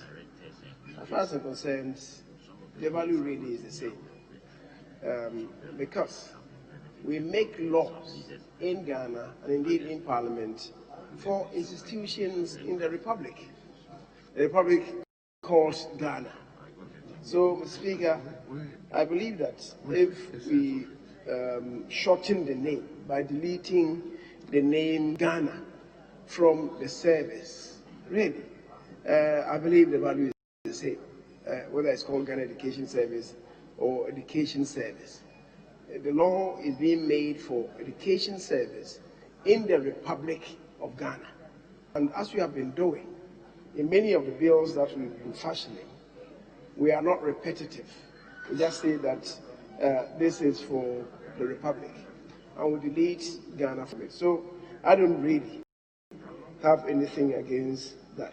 Mr. Speaker, the important thing is the emphasis that we are giving to technical and vocational education. When government first introduced the free senior high, I think rather inadvertently, we're concentrating on the grammar schools, as the Honorable Bejra indicated. But the language of the Constitution is very clear. In Article 25, which was quoted by the minority leader, 25(1)(b) says secondary education in its different forms, including technical and vocational education, shall be made generally available and accessible to all at every appropriate means, and in particular by the progressive introduction of free education. Speaker, so necessarily, when we talk about introducing free senior school system, it necessarily must include vocational and technical education, which is what we are now re-emphasizing. Mr. Speaker, there's been some disagreement about the concept of freeness and how to introduce it. My own opinion is that the Constitution establishes timelines for us in the introduction of free education. And indeed, Article 38 provides the timelines for us. 38(2) says that the government shall, within 2 years after Parliament first meets, after the coming into force of this Constitution, draw up a program for implementation within the following 10 years for the provision of free, compulsory, universal basic education. What is that? The Speaker, 12 years after implementing the 1992 Constitution, we ought to have gotten done with the introduction of free, compulsory, basic education. And the next level, which is speaking of the same article, says that there should be progressive introduction of free senior high. Where progress from? We progress from the free, basic, compulsory, universal education. 12 years after that, the Speaker, the next stage is the introduction of free senior high education. That's the obvious meaning of this. It is not piecemeal introduction of free senior high. For instance, what my colleague relates to, that we need to take inventory of facilities that we have. Yes, as we speak today, there are still schools under trees. Doesn't mean that we cannot introduce free, compulsory, universal basic education for the primary level. We knew this, and the introduction of free, compulsory, universal basic education was not done piecemeal, because we knew that there is an imposition obligation on the state that within 12 years this must be done. After that, we progress and introduce free senior high. When we are done with that, we make another progress and move to tertiary education. That is the obvious meaning, the introduction of free education. It is not piecemeal, or what some people understand by progressive introduction. We progress from grade 1 to grade 2, and from grade 2 to grade 3. That is what it means. Mr. Speaker, as we speak today, even in terms of trained teachers at the basic level, we don't have the full complement of trained teachers. We introduce free, compulsory, universal basic education at the basic level because we don't have enough teachers. To me, the Speaker, is really a contorted understanding of the freeness in the education system. Having said so, Mr. Speaker, I believe that we are on the right track, and in addition to this, we have the education institutions, regulatory bodies bill that we have passed into an act to complement what we are now doing. And that should reinforce our position, Mr. Speaker, in responding to the needs of this country in terms of workforce appropriate workforce and how to hold the skills and indeed the enterprise of that we send to school. So, Mr. Speaker, this nation is on the right track by what we are doing, and I'll urge colleagues to let their full support to the exercise that Parliament is being called to embark upon now. Mr. Speaker, thank you for the opportunity. Thank you very much, Honourable Majority Leader. At the conclusion of the debate, all those in favor of the motion listed 14 say aye. Those against say the ayes have it. I'm asked to provide for the pre-tertiary education system and an educational system to produce individuals with the requisite knowledge, skills and values to become functional and productive citizens for national development, to establish a technical and vocational education and training service, and to provide for related matters. Pre-tertiary Education Bill 2020 is duly read a second time. Honourable Majority Leader. Mr. Speaker, item number 15. Item 15. Procedural motion by the Honourable Minister for Education. Mr. Speaker, I rise to move motion number 15 on page 7 of the order paper. I so move. 2 seconds, please. I second the motion. Thank you very much. All those in favor say aye. Those against say no. The ayes have it. Item number 16. Substantive motion.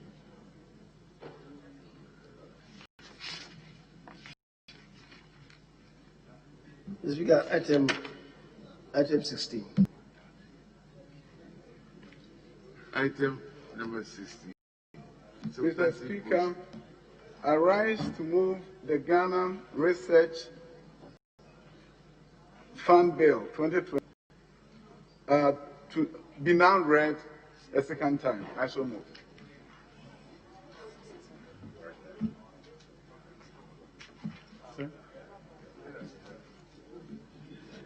Mr. Speaker, the Ghana Research Fund Bill, when passed and implemented, will be a watershed moment in the history of this country. Around the world, nations that contribute significant resources to research and development are the ones that fuel innovations and productivity within their domains. Mr. Speaker, the National Research Fund Bill will have various sources of funds from different areas. For example, 1% of the national revenue will be to the fund. In addition, an endowment fund will be created that will provide revenue to resource the National Research Fund. Mr. Speaker, individuals, academia, research organizations will have the opportunity to apply to the fund for resources to conduct research that is relevant to the needs of this country. Mr. Speaker, the National Research Fund Bill is going to provide the opportunity for individuals with creative ideas, organizations that want to embark on research that will benefit tremendously this nation, to do so by applying to the board and the entity that will be set up to implement the objects of the organization. Mr. Speaker, I urge all of us, my colleagues, to join in ensuring the safe passage of this bill so that resources will be available to various entities and individuals to conduct research that benefits this nation. Mr. Speaker, thank you for the opportunity. Thank you very much. Yes. Mr. Speaker, I rise to associate myself to the motion ably moved by the Deputy Minister. Mr. Speaker, I present the report of the committee. may I humbly ask the Hansa Department to capture the report as having been read, whilst I read excerpts of the Speaker. The Speaker, research is an important catalyst for socio-economic and technological development of every nation. Research promotes product innovation and service improvement in various fields, including medicine, engineering, agriculture, and manufacturing. In addition, research facilitates understanding cultural values and enables researchers discover new ways of finding solutions to societal problems. Undoubtedly, it is the cardinal factor that has enabled most developed nations gain advantage in technological know-how, grow their economies, and improve the living standards of their citizens. Government recognizes that in order for the country to reap the full benefits of research for national development, there is a need to establish a fund committed exclusively for the funding of research, technology generation, and innovation in the country. With this background, that government has introduced the Ghana National Research Fund Bill 2020 to the House to provide the necessary framework and funding guidelines to support research into national priority areas to speed up socio-economic and technological development in the country. So, Speaker, observations.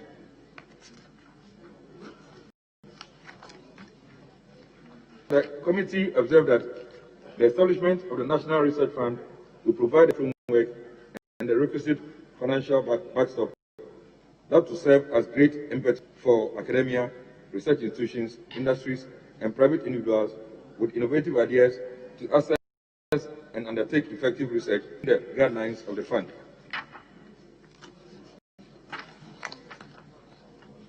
The committee also noted that an amount of 50 million Ghana will be specifically allocated as seed money to roll out the fund. Other sources of money for the fund, among others, are monies that will be accrued from the endowment fund created by monies that will accrue to the fund from investments made by the board, monies that may become payable to the fund, or monies accruing to the fund from property that may become lawfully payable to the fund, and monies realized from the implementation of research findings and technology transfer. It is worthy of note that in order to ensure the sustainability of the fund, the bill also proposes to seed 1% of the national revenue as source of funding for the Ghana National Research Fund. The Speaker, that national research is tailored along the developmental paradigm of the nation. Provision has been made under Clause 22 of the bill for monies of the fund to be consolidated within a single pool of funds for allocation having regard to national needs and priorities. According to the Ministry, this arrangement is that persons applying for funding support from the fund present research whose outcomes have the potential to compel government to respond adequately to national development challenges. The committee is of the view that this provision will go a long way to make research more focused, appropriate, and relevant to our current circumstances as a nation. The Speaker, eligibility for the fund. The committee noted that the bill sets eligibility criteria for access to funding from the fund. It provides that a person qualifies for funding for research if A, the research work proposed to be conducted by that person will be beneficial to the country, that person is a Ghanaian or foreign body corporate with significant Ghanaian operation, and that the person meets any other criteria or condition established by the board. Mr. Speaker, in conclusion, the need for a fund to support research into the nation's priority areas to speed up socio-economic and technological development cannot be overemphasized. The committee, after a thorough consideration of the bill, is of the view that the Ghana National Research Fund Bill 2020, when passed, will to effectively promote and direct research into national areas for the benefit of the country. In light of the above, the committee recommends to the House to adopt this report and pass the Ghana National Research Fund Bill 2020 into law. I so submit, Mr. Speaker. Thank you. Thank you very much, Chairman. Yes, Honorable.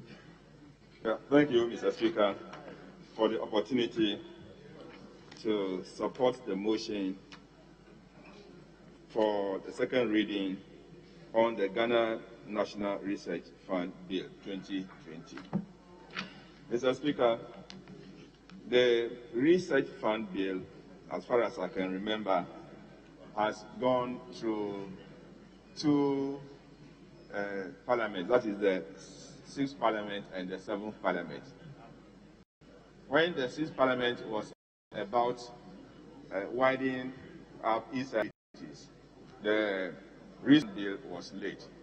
And at this time, too, when this 7th Parliament is also about to end its business, the bill is to be taken. It is my hope that this bill can see passage before time itself. But, Mr. Speaker, the committee did a lot of work on the Research Fund Bill. Recommendations we have made, I hope, when taken into consideration, will go a long way to make the passage of the bill easy. If you look at the object of the bill, it talks about science and technology, making science and technology, as well as humanities, languages, and creative issues that the research fund should look at. But, Mr. Speaker, my concern most is about the sources of my funding. That is on page 6 of the report.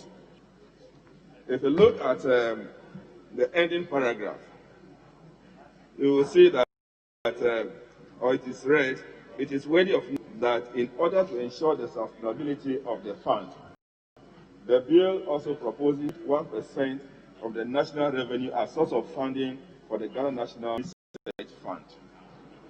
My difficulty is that we try to find out how much this will be, because it is only at the end of the financial year that we can tell how much actually was the national revenue. So the question is, will the release of this money go into the next year?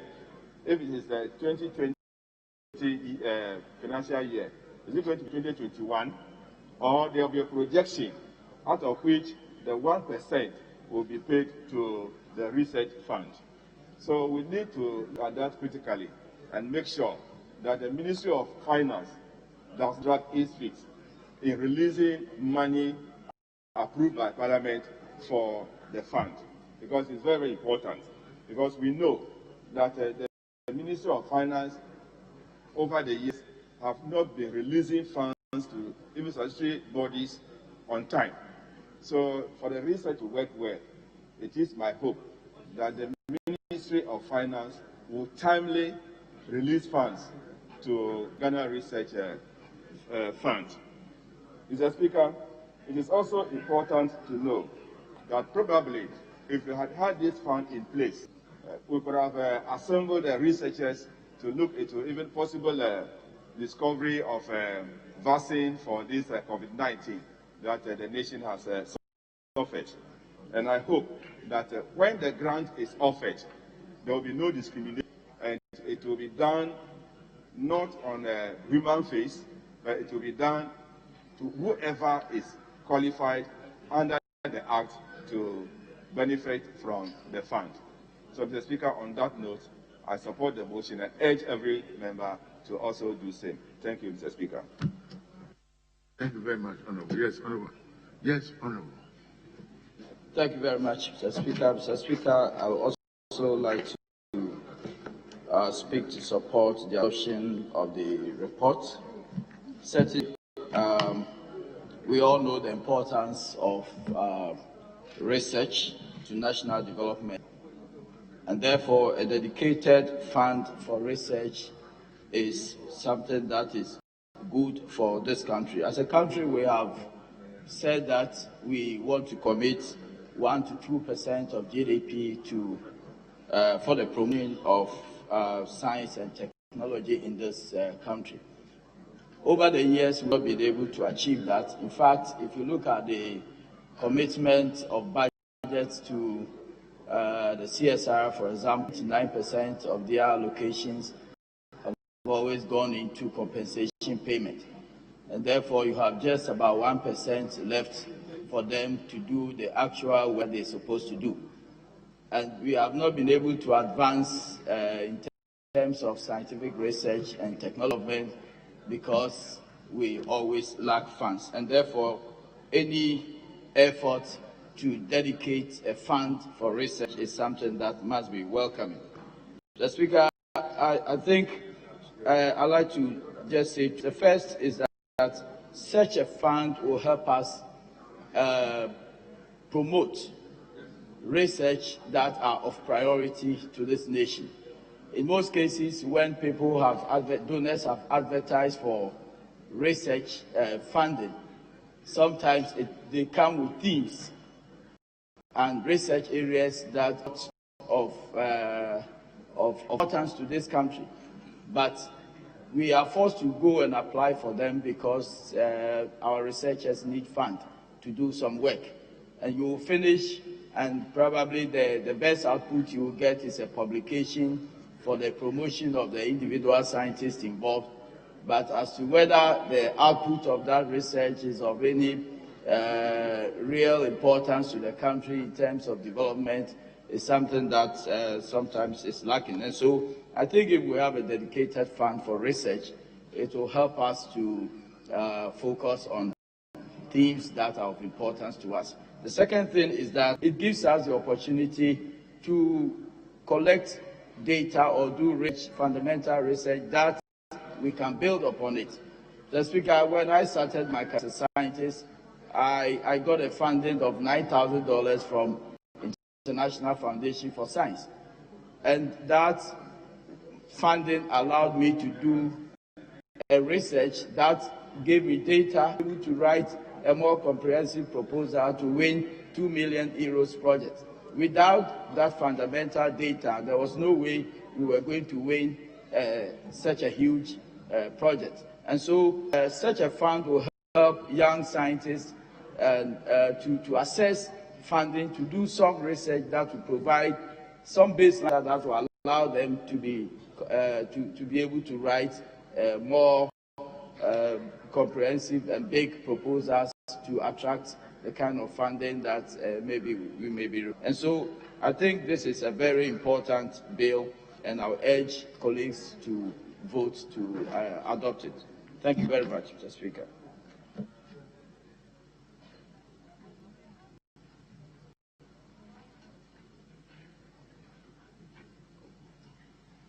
Honourable Minority Leadership. So, Honourable Leadership will speak for the leadership because we just want to make this clear. Is he to take the slot? Thank you, Mr. Speaker, for the opportunity. This bill is very important. This bill is very important in the sense that any country that is not involved in research, we will not make progress. We cannot rely on other people's research. We are not going to duplicate what others have done, but we need to have a fund that will ensure that the clear research requirements of our country are handled properly. If you look at the bill and the issues that have been raised, indeed, it has taken so long because there's always the lingering problem of giving research funds to particularly academic institutions, lecturers, and all those other people engaged in research. Now, it got with a book allowance, and everybody was looking at it as if you create this fund, it means you are going to take away whatever research or book allowances that you were going to get. And this is very important. Now, if you look at this bill, the Minister for Education is sponsoring the bill, but he is not the minister for the fund. It is the president who will designate be the minister, because a lot of money is involved. A a lot of cash is involved. So you see that at the various levels, everybody was interested in sponsoring. Everybody wanted to be part of this. Honorable Minister.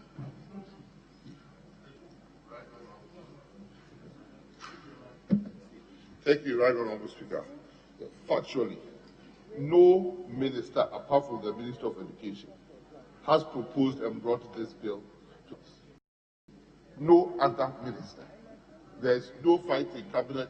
There is nothing anywhere. It's not the first bill that has come to this House with the President being the designee for whom becomes the main responsible. Ghana AIDS Commission bill and other bills where they became act left the President to designate who the minister responsible is going to. And that's how we want this one to be. There has never been a problem. Thank you. Thank you for the information. Thank you, Mr. Speaker. What I said, I mean what I remain to say. That this bill does not define a minister as the Minister for Education. It's the minister that the President will nominate. Which means that in terms of research, it's not confined to only Minister of Education or academic institutions. We have the Minister of Science and Technology and Innovation. We have agencies and the various ministries. So depending on what the President thinks, he will designate a particular minister to handle this. That's all I said. And it's important that we take note of that, because otherwise the idea that the Minister of Education is sponsoring this bill means it's the minister is the defined in the bill is the Minister for Education. So my intervention really, I don't see what he wants to say, because he knows that I have discussed the bill intimately with him, and he knows. And I don't want to release some of the information that I have gathered, but I know. So I'm urging everybody to support this bill, as I said in the beginning, that we need to have a research fund properly resourced, because anytime we say money should be given to the institution because we have funds, the Ministry of Finance always has a reason to delay. So in the bill, we insisted that what we should do is make sure that quarterly transfers are made and it is monitored, and Parliament should ensure that these things are done. I believe that if we stretch the research not only into science, but into our old life and culture, it will help develop this country faster. On this note, I support the bill, and I think that all of you should vote for it. Thank you very much.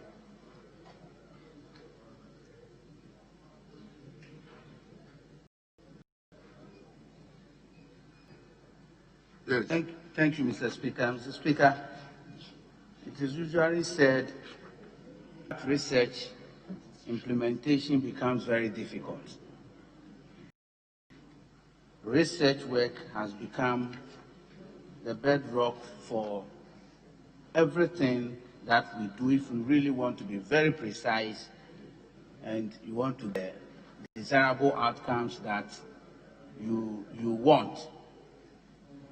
Mr. Speaker, there has been a lot of research in this country, especially in our institutions. Hitherto, we've been proclaiming that our research institutions and our educational institutions hasn't done that much of research. But the challenge has been funding and also how to tailor the research into commercial activity. I believe strongly that going forward, where we should be looking at, and with this bill coming and it's being passed, the critical areas that we should be looking at, how to look at our developmental needs, the gaps in our developmental agenda, and add them into research areas and relate those research outcomes into commercial activity. Mr. Speaker, if we are able to do this, we should be able to get to where we really want to. The physical sciences have been there to ensure that detailed research are done with outcomes. The applied sciences are to pick up those outcomes and do other than to commercialize those outcomes. So, Mr. Speaker, looking at the principles of this bill, I am inclined to believe that this is the time to get our hold on research. This is the time to support research work, both in social activities, both in technical activities, both in all spheres of our lives, so that at the end of the day, Mr. Speaker, we will move in line with research work. We will bring policies and development agendas that are linked to research, so the precision that we really want and the outcomes that we prefer, we will definitely get it. For me, this is the time, and let's support this bill to the extent that we will do our best to fine-tune it. Wherever we have an input, let's make it, and then after bringing the bill to the stage that we all want it, refining, bringing students together, listening to other inputs, and making sure that bill becomes the product that we want. Thank you for the opportunity, Mr. Speaker. Thank you very much. Honourable members, considering the time and the business ahead of us, I dread that business continues beyond the prescribed hours. Yes, Honourable Minority Leader. Mr. Speaker, I would endeavor to be brief. I speak in support of the motion for the establishment of the Ghana National Research Fund 2020, because, Mr. Speaker, research is important for national development, is important for academic work, and it's important for ownership of work done by academics and others. But, Mr. Speaker, in doing so, may I respectively refer you to the bill, page 4, object of the fund, and for the purpose. We will be able to do it, but once we are debating the principles, my observation. Now, if you go to objects of the fund 2, Mr. Speaker, only last July and September, university teachers of Ghana embarked on a strike action, giving government an ultimatum up to 20th September to respond to their needs. What was that need? Because government had failed to pay their book and research funds. I experienced same in 2015-2016. Now, book and research allowance is part of negotiated conditions of service of university teachers. The idea which was mooted for the establishment of this fund was to provide for the pay of book and research allowance from this dedicated fund. So as I read the objects of the fund, I'm demanding clarity. Part of this money will be used to provide for the payment of book and research allowance of teachers in the universities and in the other, you call it the technical unit. So when you come to the object of the fund, we have to look at it. Then, Mr. Speaker, when you come to sub clause 2, it reads, and support research in the area of science, technology, engineering, and mathematics.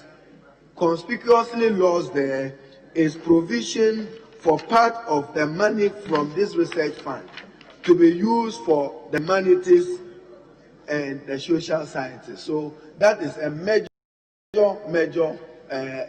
issue. Your money cannot only be used for research in science, technology, engineering, and mathematics. What about the social? What about the humanities? The Speaker provided commission a research into voter behavior, which is not science, which is not engineering. It does not mean that the applicant should not qualify under fund. So I think that when we come to sub clause 2, we need to improve the remit of what you are providing for. Then, Mr. Speaker, I come to 3 sources of money for the fund. And Mr. Speaker, I quote sub clause 3B. an amount of up to 1% of national revenue. In the 2020 budget, which was a COVID budget, national revenue was estimated at 67 billion, revised to 53 billion. So 1% of it is 530 million. Are you saying this is how much money you need for a research fund when you yourself realize that seed money of 50 million will be provided? So, Mr. Speaker, have they consulted whatever it is? You say 1%. 1% of total revenue. The Honourable Minister for Monetary Evaluation, help your brother, the Minister for Education. That's earmarking. And you are earmarking 510 billion. An amount of up to 1%. I have done my computation of 1% of national revenue, which is growing. Honourable Leader, please, just a moment. Mr. Speaker, the statement there reads up to, so it could be 0.1%, 0.2%, up to 1%. So it doesn't say 1%. That is the statement. It's not categorical. So read it well. Yes. Mr. Speaker, I'm reading from the law. An amount of up to 1%. So the ceiling, I've related it to figures in the national, and I'm saying in the COVID budget of 2020, national revenue was estimated at 67 billion, revised to 53 billion. If you take 1% of it, that is 530 million Ghana cedis. What is the total budget allocated to the Minister for Education and for tertiary education? You must relate these numbers to what you are asking for. The principle of earmarking, let's hasten cautiously. But 530 million, you must come with justification. Research and book allowance will not buy this. Then, Mr. Speaker, when you go further into this particular bill, as I have said, every other time, university teachers will go on strike because they want payment of book and research allowance. Provision will have to be made for it from this budget. I think the principle is good. Then when we are saying who qualifies for it, who qualifies to benefit from this particular fund? And again, we want to say that we want to waive payment of taxes on this. Mr. Speaker, so in principle, I support the bill of a Ghana National Research Fund bill. Then in conclusion, clause 20, it reads, and I quote, a person has been culpable of criminal offense, whether convicted or not. You cannot say that in a law, whether convicted or not. Conviction is a necessary end to a criminal legal process. So you cannot say that whether convicted or not, the person must suffer the consequence as if he was a criminal. That's wrong in law. And therefore, when we come to clause 29, we need to clean it up. You must look at the provisions. But I'm talking to the principle. No, it's a principle. Our principle is that whether convicted or not, the person must suffer a consequence. That is the import in the bill. When you say principle, what principle? Yes. So what are you curing? Honorable, that persons proceed. Honorable, please proceed. Mr. Speaker, I have read the memo. In fact, I have read clause by clause, and I'm saying that the principle of a research fund, I support it. What I'm saying is that up to 1% of national revenue, that earmarking may be too much for the purpose of a fund. When you are setting up 50 million yourself for a seed fund, when you look at the budget of the Ministry of Education against the budget for tertiary education and the individual budget for universities. And I have said that when we come to consideration, it up is to draw your attention so that nobody says that was brought, you were quiet on it or silent on it. This is my thinking, this is my view. I support the principle. Thank you, Mr. Speaker. Honourable Majority Leader, any comments? Yes, Speaker, thank you very much for the opportunity. Mr. Speaker, first of all, the object of this bill is to establish a Ghana National Research Fund to provide for funds to support in all fields of national endeavor. The Speaker, the all fields is all embracing, inclusive of everything. So it is not just an educational research fund. Mr. Speaker, the distinction must be clear. But it should go to support national needs and priorities. The point that needs to be addressed is about who establishes the national need. That to me is what we should be addressing our minds to. Who establishes the national needs and who determines the priorities?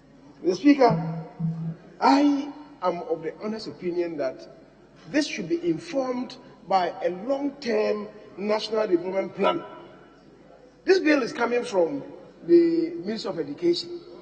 And of course, the Ministry of Education have their own priority agenda, which is on STEM education, the science, technology, engineering, and maths. That's their determined priorities. But it's not a national agenda. It's not a national agenda.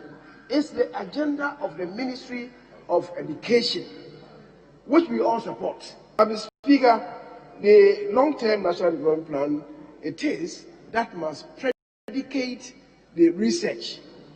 Speaker, the broad framework of development is established by the directive principles of state policy. This must be consolidated by the development plan of the nation established by the NDPC, National Development Planning Commission. Unfortunately, Speaker, we have been struggling as a nation, and it's all because of the position of the National Development Planning Commission. A government that is in power indeed dominates the composition of the National Development Planning Commission. And so, if it is done at the instance of an NDC administration, the MPP finds it difficult to buy into it. If it is done by the MPP, the NDC also finds it difficult to buy into it. Mr. Speaker, at the moment, the ruling parties or this administration's agenda is really heavily influenced by the manifesto of the MPP and also the coordinated program of economic and social development by the government via Article 38(1) of the Constitution, plus the yearly work program of government, which is the budget. Should that be sufficient to determine the national need for us as a country? Mr. Speaker, I believe that should be fashioned by the National Planning Commission, so that as a nation we know the direction that is going to guide our national development. Short of that, it becomes difficult where it is that our focus should be. This National Research Fund, Parliament itself should be in a position to tap into it. The judiciary, as an arm of government, should be in a position to tap into it. All the constitutional creators should be in a position to tap into it. The Speaker, it cannot be episodic. Who determines the national priority? I think that's really at the heart of the research fund, and we must come to some agreement on that. As I said, I agree. The current paradigm for education is on science, technology, engineering, and mathematics, and it's worldwide. There can't be any dispute about that. But for the national agenda, that should be predicated on STEM education. How do we determine it? Short of the work to be done by the National Planning Commission, it becomes difficult. So, Mr. Speaker, we should come to some agreement on the national priority. Other than that, the establishment of a Ghana National Research Fund is an imperative, and I believe that the initiative from the Ministry of Education is laudable. But we should have a buy-in into the national priority, the focus and the direction of national development. Other than that, it becomes difficult for us as to which areas should benefit more from the fund that is to be established. The 1% allocation, the up to 1% allocation from the national revenue. As Speaker, I agree with the issue raised by my colleague, the minority leader, especially anticipate that going forward, we're going to be able to earn much more revenue than we have been earning now. But once we detect the priority areas, it shouldn't be difficult. In any event, we are saying that it's up to 1%. It could be less. And even if it is entirety of 1%, it doesn't mean that whatever is set aside every year should be exhausted. It doesn't mean that at all. Whatever is accumulated, that if you want to maybe send it to, for instance, the contingency fund, who says we cannot send it there? Let's establish it as a matter of principle. I will determine for ourselves the national priority, which requires tapping into the fund by the various component parts of government. Mr. Speaker, thank you very much for the opportunity. Honourable Minister. Thank you, Mr. Speaker. First, I'd like to thank members for their valuable contribution to this piece of legislation. Mr. Speaker, but there is an erroneous impression that is being created. This fund is not only for science, technology, and engineering, as stated by the Honourable Minority Leader. He did, Mr. Speaker, clause 2 to say, clause 2(1)(a), clause 2(a) to say support research in the area of science, technology, engineering, and mathematics. Mr. Speaker, but if you go slightly lower and get to clause 2(c), you realize that it should promote and support technology transfer innovation, research in the economics and social sciences and humanities, research in creative arts, research into language and literature use, policy and development, and the goals of the objectives of the Ghana Skills Development Fund. So, Mr. Speaker, it is in all fields of national endeavor and the multi-sector. Mr. Speaker, also, and that is the reason why we have to leave it to His Excellency the President to nominate a minister. There are a lot of all these ministries to supervise this fund. All these various ministries have researches that may be necessary. And even leaving it only to the National Development Planning Commission may not be right. His Excellency must take charge and ensure that things that are pertinent to the economic growth of this country are researched into for the furtherance of our economy and our lifestyles. So, Speaker, in doing that, we see that this bill is properly situated for all Ghanaians interested in research and development, technology and innovation. We cannot say, even though this House has the power, that this bill should fund research and allowance. If this is what the household demands, but the intention of government is that the research, book and research allowance is funded separately, because that goes to all tertiary institutions, and this funds other institutions apart from tertiary educational institutions. Thank you, Mr. Speaker. Thank you very much, Honourable Minister. At the conclusion of the debate, all those in favour of the motion say aye. Those against say no. The ayes have it. And asked to establish the Ghana National Research Fund to provide for funds to support research in all fields of national endeavour, provide for the management of the fund and for related matters. The Ghana National Research Bill 2020 is duly read the second time. Thank you. Honourable Majority Leader, where do we go from here? Speaker, item number 17. I've spoken about the time already. Item number 17. Item 17.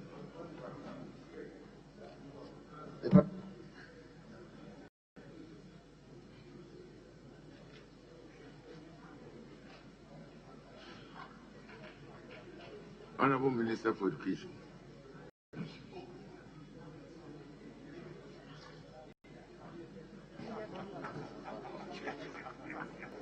Mr. Speaker, I beg to move that the motion listed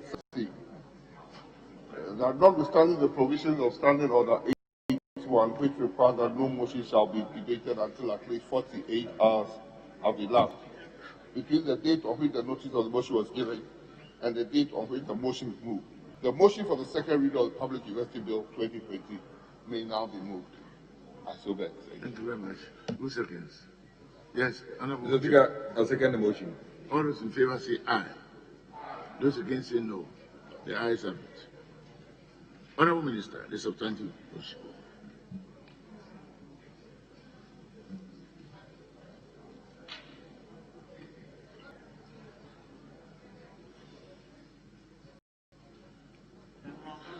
Right, Honorable Speaker, I beg to move that motion number 18 on today's order paper, page 8, that the Public University Bill 2020 be now read a second time. So, Mr. Speaker, I'll reserve my comments till after the debate. Thank you. Yes, Honorable Chairman. Mr. Speaker, I associate myself with the motion moved by the Minister, and I present the report of the committee, Mr. Speaker. I humbly urge the Handler Department to capture the entirety of the report, whilst I read some portions of the observation and the conclusion. Mr. Speaker, the bill is made up of 56 clauses and divided into 5 sections under the following headings: establishment of a public university, clauses 1 to 6, governance of a public university, 7 to 15, administration of a public university, 16 to 30, financial provisions, clauses 31 to 37, miscellaneous clauses 38 to 56. Mr. Speaker, we have also 3 schedules. The first schedule specifies the list of universities that will be established as public universities upon the passage of the bill. The second schedule, Mr. Speaker, is in 2 parts. Part A provides of office, while Part B provides for the oath of secrecy. The third schedule, Mr. Speaker, encompasses 38 standardized statutes for public universities. Observation, Mr. Speaker. Standardization of overall governance arrangements. The committee observed that the bill has a fundamental objective of making the management and operations of public universities more efficient and effective, and also relevant to the current realities. In order to achieve this objective, the bill will ensure that all the different legislation giving effect to the existence and operations of the various public universities in the country are harmonized and consolidated into a single legal framework that prescribes common governance arrangements for all public universities. Accordingly, matters relating to critical areas in the governance and administration of public universities, such as appointment of the governing council, membership of the council, tenure of office of members of the council, appointment of the chancellor, and the council chairperson will be standardized across all public universities. The new policy, Mr. Speaker, the committee observed, will go a long way to ensure that all policies, although individually unique, follow standardized procedures and guidelines that provide more room for accountability, transparency in the arrangement and administration of public universities in the country. Provision of standardized statutes and localized statutes. The committee observed that in order to ensure the standardization of processes, systems, and procedures for the overall governance of public universities, while maintaining the unique differences of individual universities, Clause 38 of the bill makes provision for a public university to operate on two sets of statutes, namely statutes and localized statutes. The standardized statutes as set out in the third schedule to the bill is the principal governing instrument for public universities and shall regulate, among others, matters relating to the appointment and termination of persons who constitute the academic staff of the public university, persons authorized to sign contracts, checks, and other documents on the university, and academic calendar of the public university. The local statutes shall be enacted by the Council of the University and shall be in consonance with the standardized statutes. The local statutes provide a framework and direction for the internal governance of a public university, taking into account the specific mandate and peculiar context of that public university. In furtherance of this, Clause 30 of the bill empowers the University Council arrangement as it deems appropriate within the confines of the Act to give effect to the internal organization of a public university. Arrangements may relate to such areas as establishment and variation of academic divisions, faculties, schools, centers, institutes, and departments in consultation with the Ghana Tertiary Education Commission. Guarantees in respect of academic freedom. Very important, Mr. Speaker. The provision of academic freedom is very important for the effective and efficient functioning of a university. The committee noted that in order to uphold freedom, Clause 48 of the bill has conferred on the public university the right and responsibility to preserve and promote conventional principles of academic freedom in the conduct of its internal and external affairs. The bill empowers a public university to regulate the affairs of the university pursuant to its independent ethics and traditions, and guided by principles relating to the promotion and preservation of equality of opportunity and access, the effective application of resources, and the responsibility for ensuring public accountability.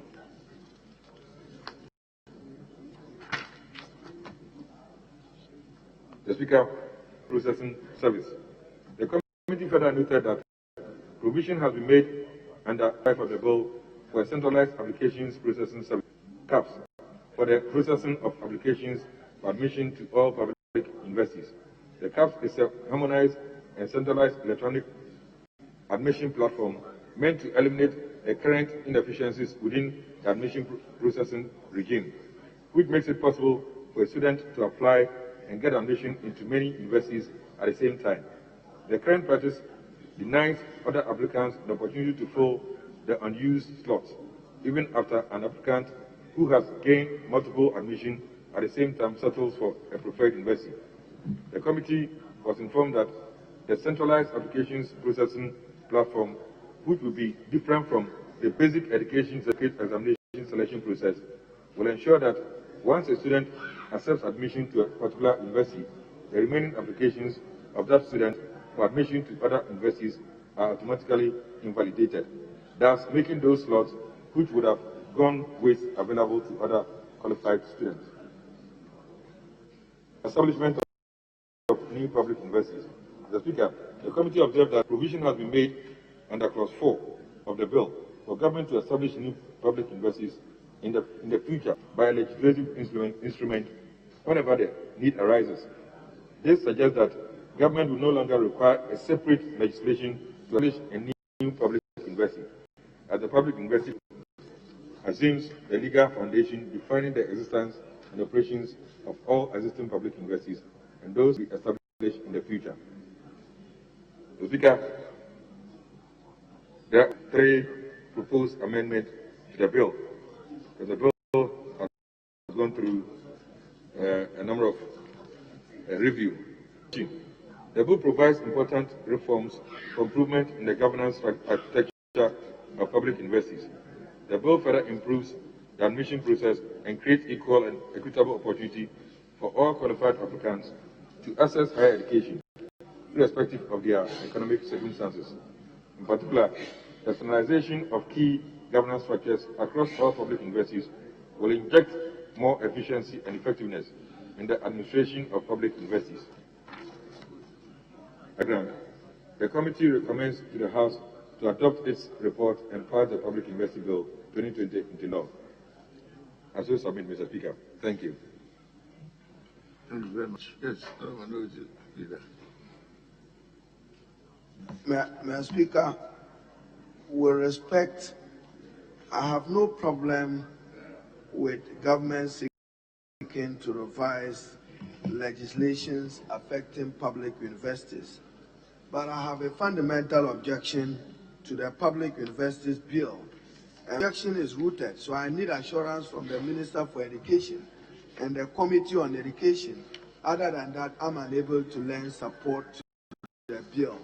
Mr. Speaker, I'm holding in my hand here UTAG, University Teachers Association of Ghana, and I'm sure Mr. Speaker's office have been copied as Deputy Speaker, Majority Leader, Minister for Education, and it reads, University Teachers Association of Ghana, UTAG, request for information on the status of the Public University Bill. And it reads in part, while waiting to be consulted, we have read news reports indicate that the bill is to be brought before Parliament when it reconvenes on 14 December 2020. Indeed, a Ghana web story caption, PUB, consultation worrying, unquote. Signed Dr. Samuel Nkuban, President UTAG. Mr. Speaker, I also have University of Ghana Graduate Students Association of Ghana engagement on review of Public Universities Bill. It's also signed, and I hope that the Hansard will capture it, Adoyao Kwachi, Acting President Grasak, Lagos. And it also reads in part, receive a lot of constructive criticism and recommendations. Then, Mr. Speaker, I also have Student Representative Council, University of request to join the discussion on Public Universities Bill. Mr. Speaker, so stakeholder consultation is important to the work we do as Parliament. That is why Article 106 requires that we invite public memoranda. These are stakeholders who are affected by the bill, and therefore, an assurance from the Minister for Education that they will be thoroughly engaged, and a report of the engagement sent to Parliament. Other we are unable to support this bill. We want the legitimate concerns of university lecturers, teachers, and students in the governance of public universities to be appropriately covered as we proceed further on this bill. Thank you, Mr. Speaker.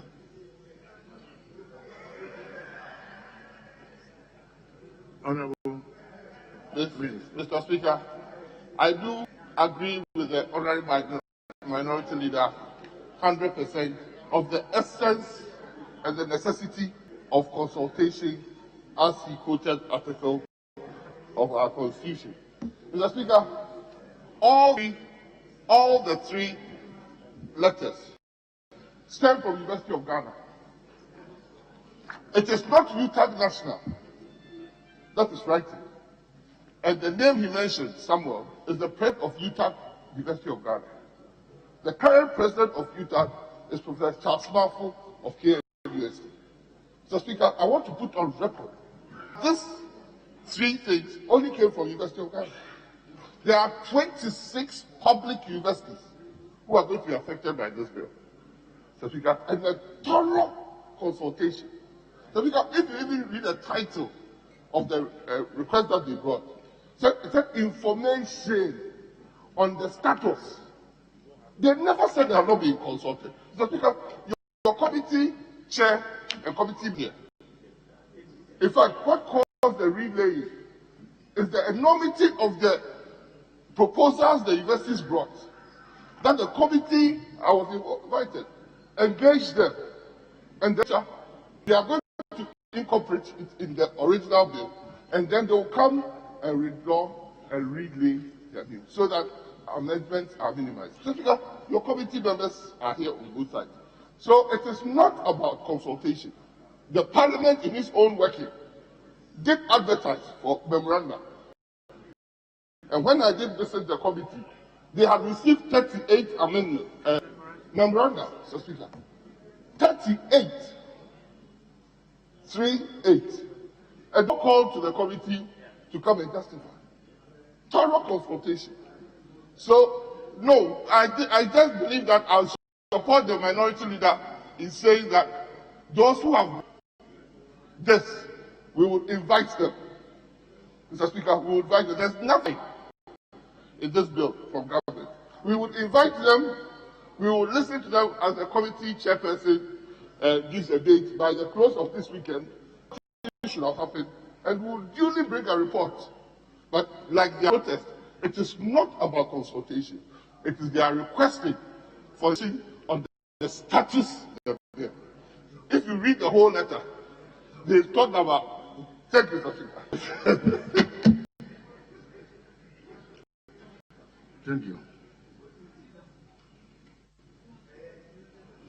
Well, the leader has spoken.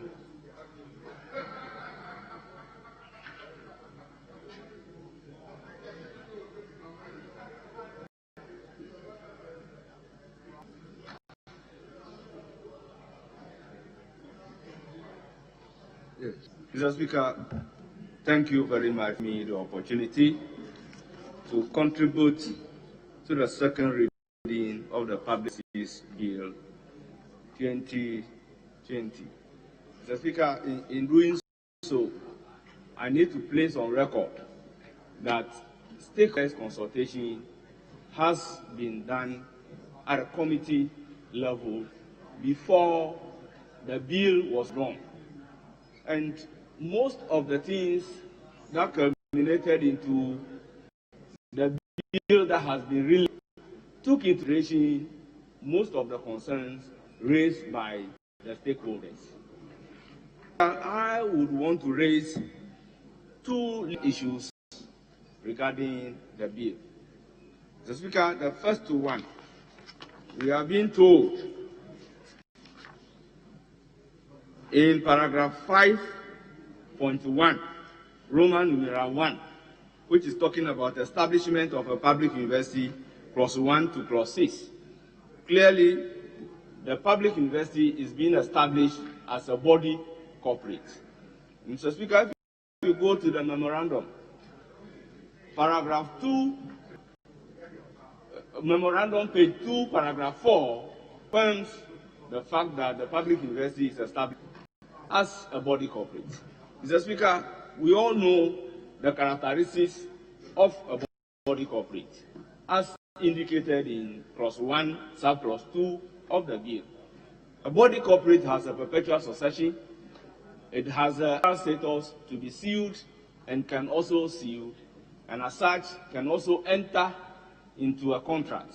Mr. Speaker, here lies the case we are seeing the universities as a body corporate. Yet, when you go to clause 46 of the bill, the university being established as a body corporate with a characteristics to enter into a contract cannot enter into a contract except with the approval of the minister responsible for education. Mr. Speaker, on one breath, we are projecting the universities as a body corporate to the whole world, clearly telling the whole world that the university has the ability to enter into a contract as being established as a body corporate. But we are also saying in 46 that they cannot enter into that contract except the minister responsible has given an approval. Why then are we establishing the university as a body corporate with the characteristics to enter into a contract? Mr. Speaker, my second point has to do with the constitutional under Article 1953. Mr. Speaker, clearly we all know no president of this country can be a chancellor of university. And as such, Article 1953 is clear. Even when it comes to the appointment of the principal officers of the university, it is the governing council which is tasked with the responsibility to do that particular appointment. Mr. Speaker, in this House, we have passed our university bills and defined principal officers of the university to include the chancellor of the university. Mr. Speaker, let me read Article 1953 of the Constitution. It states, quote, "The power to appoint persons to hold or act in an office of a body of higher education, research, or professional training shall vest in a council or other governing body of the institution or the body. It means that clearly the Constitution tells us who should appoint the officers of the university. Mr. Speaker, if we clause 16, sub-clause 2, we are saying that the president would have to appoint the chancellor of the university. I believe strongly if this provision is allowed to stay, it will be repugnant with Article 195(3) of the 1992 Constitution, and Mr. Speaker, we risk the opportunity of making this particular law only for it to be taken up and then it will be shut down, just like what this House did in the case of the Chieftaincy Amendment Bill. So, Mr. Speaker, it is good to draw the House's attention to this legal requirement, the second reading stage. Mr. Speaker, we are also being told in the report, particularly paragraph 6.2, that, Mr. Speaker, if I may read, provision for standardized statutes and localized statutes. The committee observed that in order to ensure the standardization of processes, systems, and procedures for the overall governance of public universities, while maintaining the uniquenesses of individual universities, Clause 38 of the bill makes provision for a public university to operate on two sets of statutes, namely standardized statutes and localized statutes. The report went further to say that the standardized statute, as set in the third schedule to the bill, is the principal governing instrument for public universities. And Mr. Speaker, I have in my hand the bill, but there is no third schedule to the bill. So at what point are we going to consider the third schedule of the bill if this bill is taken through? Because the standardized statute, if it is referred to as the third schedule of the bill, once we are considering the bill at the second reading stage, the schedule will also have to be attached and be considered together. So my point is that if it makes reference to the third schedule of the bill, and that there is no third schedule to the bill, what are we doing? Mr. Speaker, with these few points, I support the... Thank you very, very much. Thank you, Mr. Speaker. Mr. Speaker, my colleague has indeed read really fundamental principles, some of the fundamental principles underlying the bill. I do agree in total, Article 1953. Mr. Speaker, Article 1953 reads, the power to appoint persons to hold or act in the office, in a body of higher education, research, or professional training shall vest in the council or other governing body of that institution. Mr. Speaker, in this public university bill, my friend quotes principal officer, where in the bill is the word officer. Let me finish. Let me finish.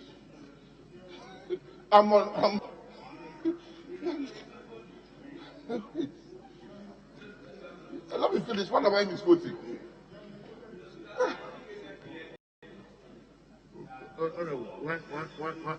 Please, one at a time.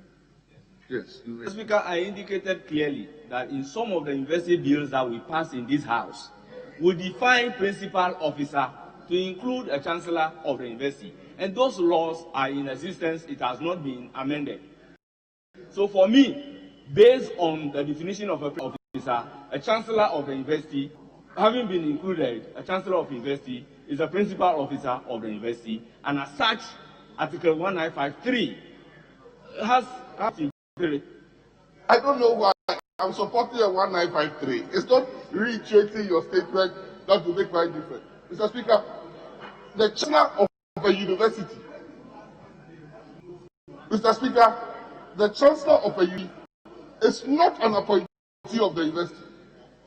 Actually, Mr. Speaker, the defines the chancellor as a titular head. He gets no remuneration. He's not on payroll. The highest person appointed by the council of the university for the university to act within the university is the vice chancellor, and he's going to be appointed by the council.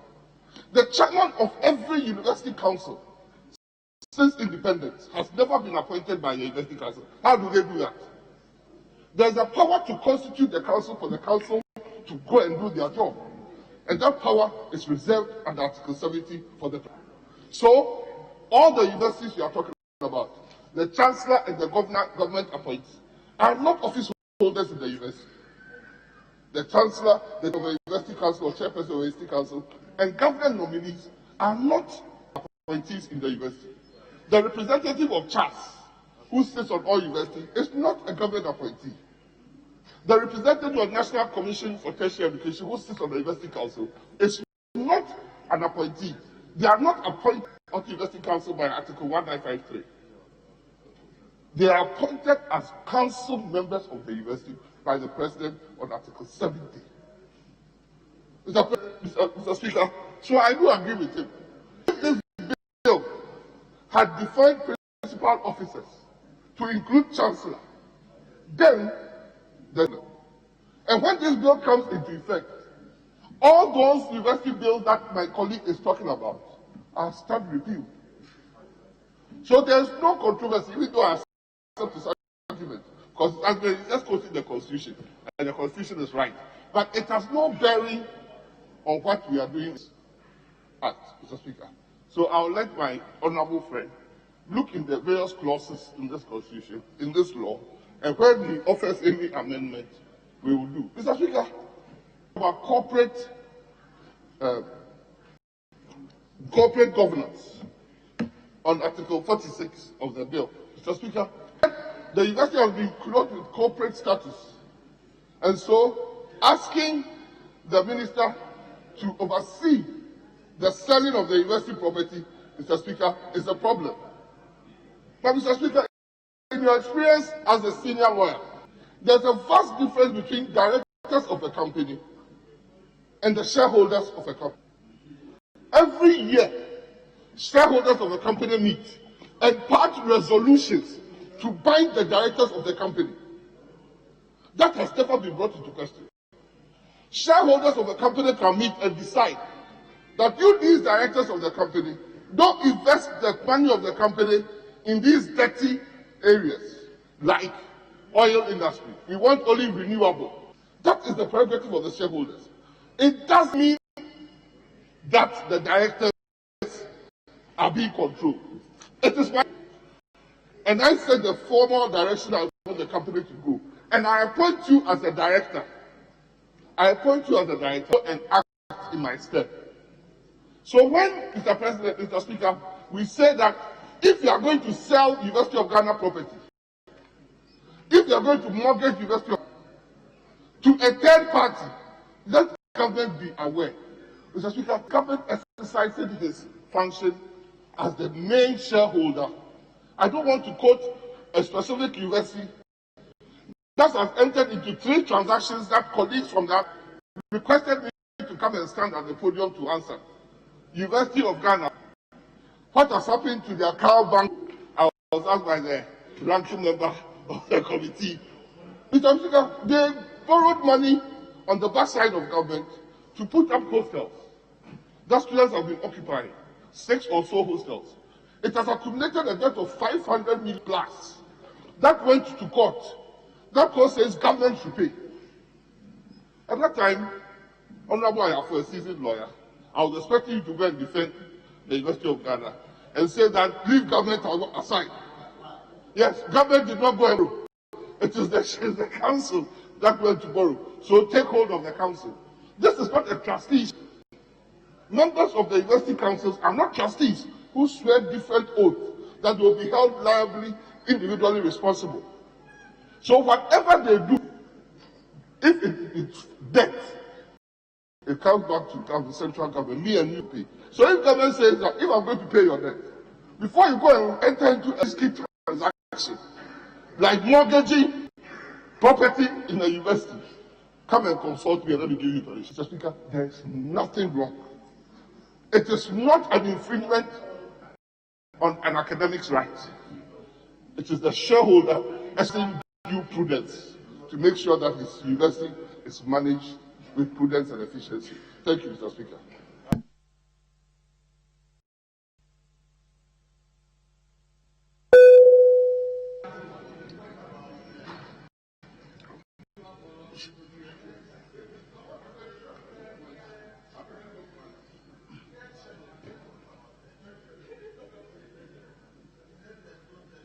At the conclusion of the debate. Mr. Speaker, it is true. Mr. Speaker, Honorable, I thought you were just Mr. Speaker, he advising against him talking twice. Mr. Speaker, he talked about 10 schedule that I didn't answer him. But you were talking against talking twice. Mine is a continuation. Nobody has interjected yet. Doesn't apply to you. His is a later thought. Mine is continuation. You may go on. Thank you, Mr. Speaker. Mr. Speaker, it is true that the bill as in the hands of the House does not include the tension. I'll run away from that. But Mr. Speaker, he, my brother, my colleague, and myself know very well that this whole, at least the weekend, we were sunbathing, me and him, and members of the committee were busy going through the tension. This is acting on the principles. This is acting on the principles. Today's debate. I'm coming. Let me finish. I'll explain. Today is about the principles. Tomorrow, or when we schedule the bill, and we give the full bill to everybody, the Speaker, the test schedule, he has a copy. How did he know that there was a test schedule if he didn't have a copy? How did he know? And we did provide the share schedule, the copies that the committee required appropriately. So, Mr. Speaker, I beg my honorable colleague that the test schedule will be in the House very soon. And we'll go through. Honorable First Deputy Speaker. Thank you, please, Mr. Speaker. Honorable, please. When the honorable member for Akachi South mentioned that there's no third schedule, I thought probably he was mistaken, and that because I know we withdrew the bill and relayed it, he may have been holding wrong one. But with the minister admitting that indeed there's no third schedule, there's no third schedule, and a report of the bill, a discussion of the bill, referring to a third schedule. And I look at the proposed amendments. There's no proposed amendment to include a third schedule. So this report is not reflecting what is before us. Any reference to the third schedule has no basis, because there's none contained in the bill. It is supposed to be added. So this report is not a true reflection of the discussion of the bill. If you intend that it be added, I think your amendment should include that you will add whatever in the schedule, a third schedule. I thank you, Mr. Speaker. The conclusion of the debate. All those in favor of the motion say aye. Those against say no. The ayes have it. An act to provide for the establishment, good arrangements, and management of public university and for related matters.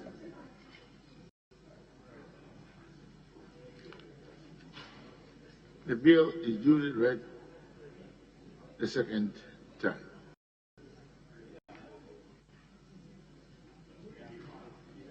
Mr. Speaker, we go to item 22. Item 22. 22. Yes, sir. Yes, sir.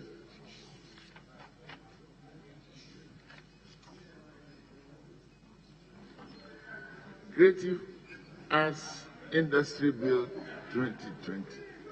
The first Deputy Speaker will please take the chair.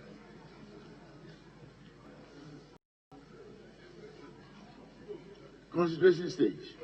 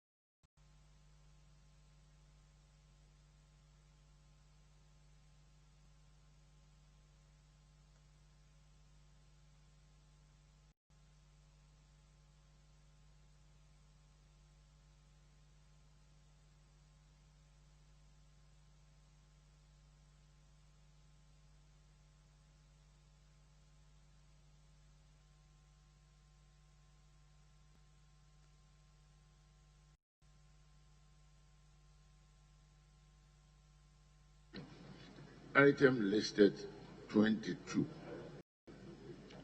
Creative Arts Industry Bill 2020 at the constitution stage.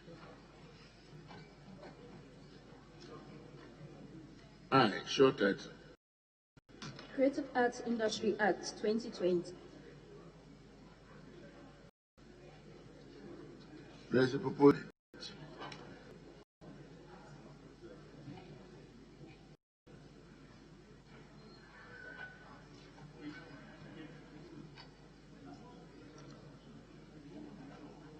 There is.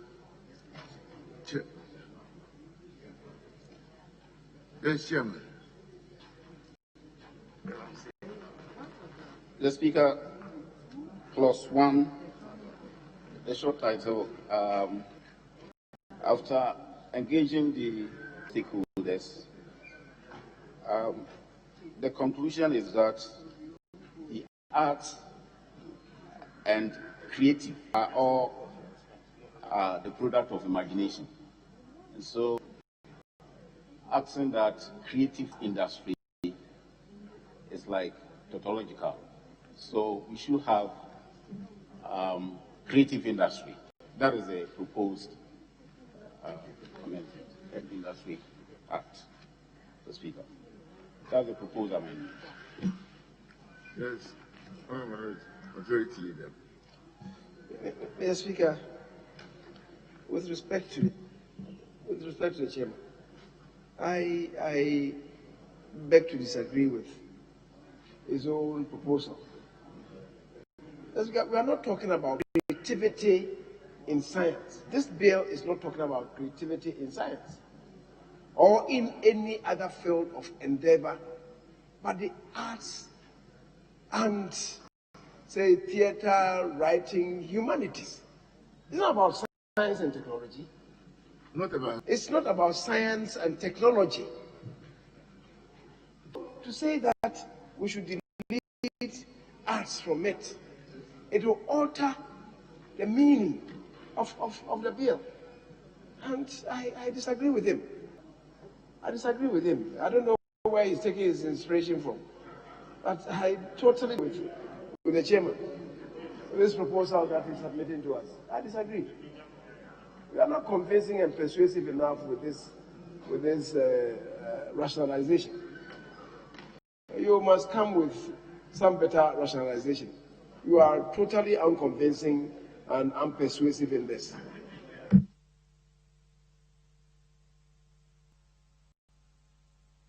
Yes, Honorable Leader. Yeah, Mr. Speaker, I think I support the leader that this creative is in relation to the art industry. So if you remove the art, it means that you're opening it up to all creativity, and that will defeat the purpose of the bill. So we should maintain the arts so that we will limit the creativity to the art industry. So I support the leader. Thank you.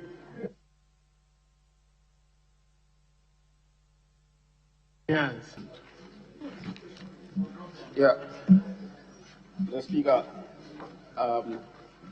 I tend to go with the sense of the House because the understanding of the industry players was that once it is art, it is something creative. And therefore, if you add creative arts, then it's like you are repeating the same thing. So it's rather should be creative industry. The creative industry involved an artwork. So that was the understanding. We used to have Ministry of... If you create a beautiful loaf of bread, that is also creativity, isn't it? But it's not an art. Well, that is created. That's right. But we want to talk about creative art as we know it. Yes, as a Dachim Central. Mr. Speaker, I urge the chairman that we go by what the House has stated. Mr. Speaker, I'm looking at the section, and they have factually used creative arts industry and creative industry domain. So I think if we maintain the creative arts, it's not, especially when the definition has been given. So when they say the board, it means Creative Arts Agency Board established under Section 4. So if the chairman could drop the amendment, then we move on. Thank you. Very well. So the short title is not where we start from. Once we abandon that proposed amendment, we'll go to clause 1. Clause 1. Establishment of the Creative Arts Agency. Amendment, Chairman. The Speaker, is clause 1, subclause 2. We are deleting the clause 2 and inserting the following. So the new rendition will be: the agency may, for the performance of the functions of the agency, acquire and hold property, dispose of property, and enter into a contract or any other related transaction. Honourable members, for the consideration of the House. The Speaker, just the rearrangement of the... All of the proposed amendments say aye. All against say no. The ayes have it. Amendment is carried. Item I. Chairman. Speaker, subclause 3, lines 1 and 2, deleting landed property, and insert land.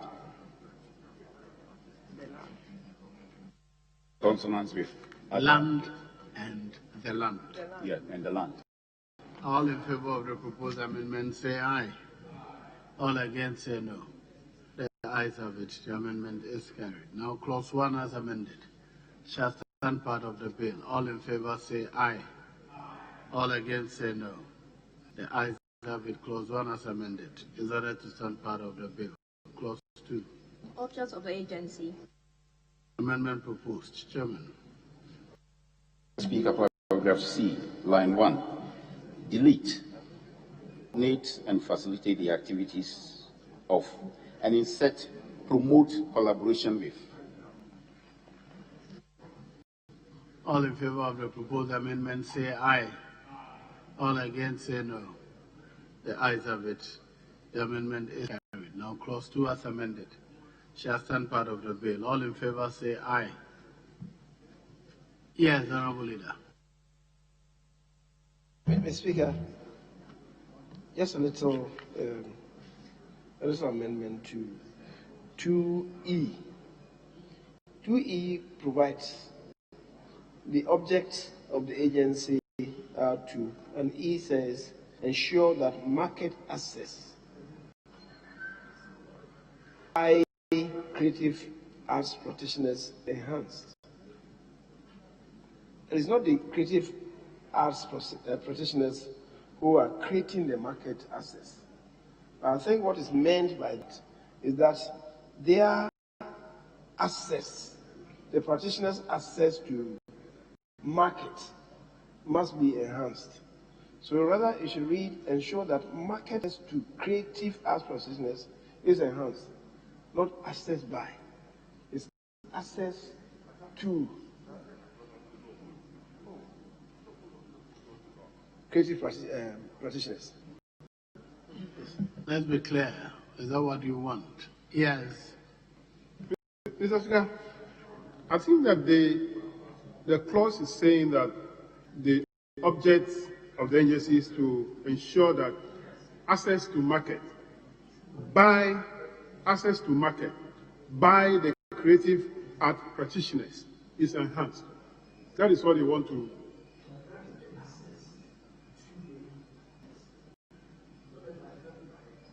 No, the practitioners want to have access to the market. So the agency will have to ensure that the practitioners have access to the market. So that is why I said that the agency is to ensure that market access by the practitioners is enhanced.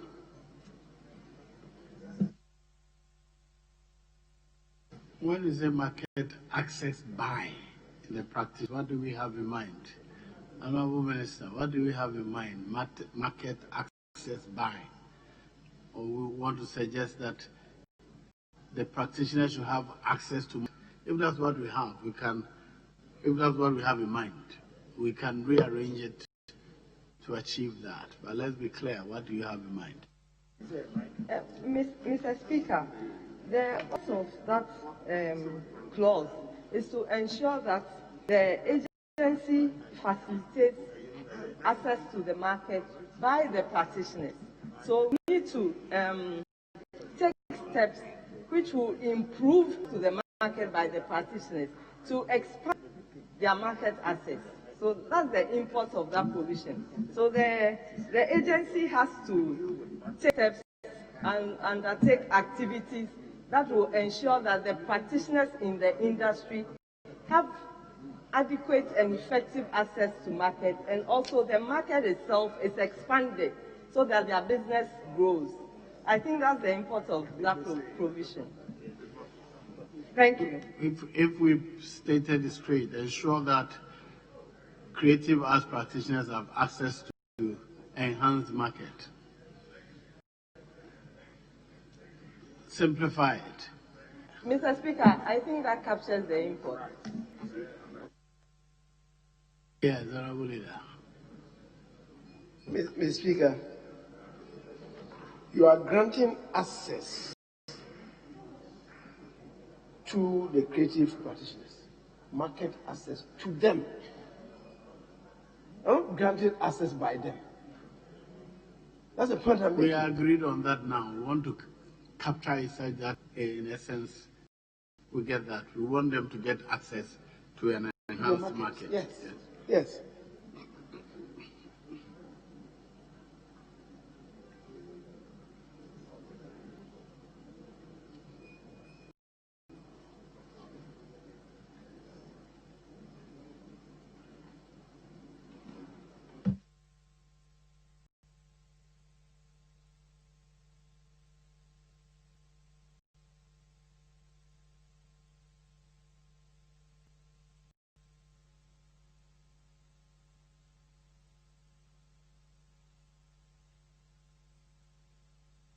Yes, Chairman of the committee. Yeah, Mr. Speaker, I think that once we got the sense, or whether leader would like to capture, rephrase it, or, but I think we've gotten the sense of what the Speaker, you give a rendition, and I tend to. I only make suggestions. I'm not a member of the House now. So. Mr. Speaker, the intendment is that the agency has to ensure that creative arts practitioners' access to market is enhanced. So it's the access to the market kindly afforded to kindly phrase it for us to capture. Okay, let me look at my own formulation.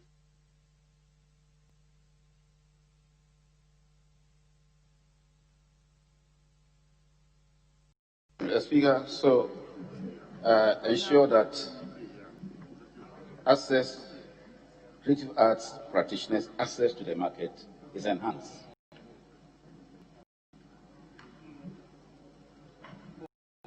Yes, for the consideration of the House. Yes, creative arts practitioners' access to the market enhanced.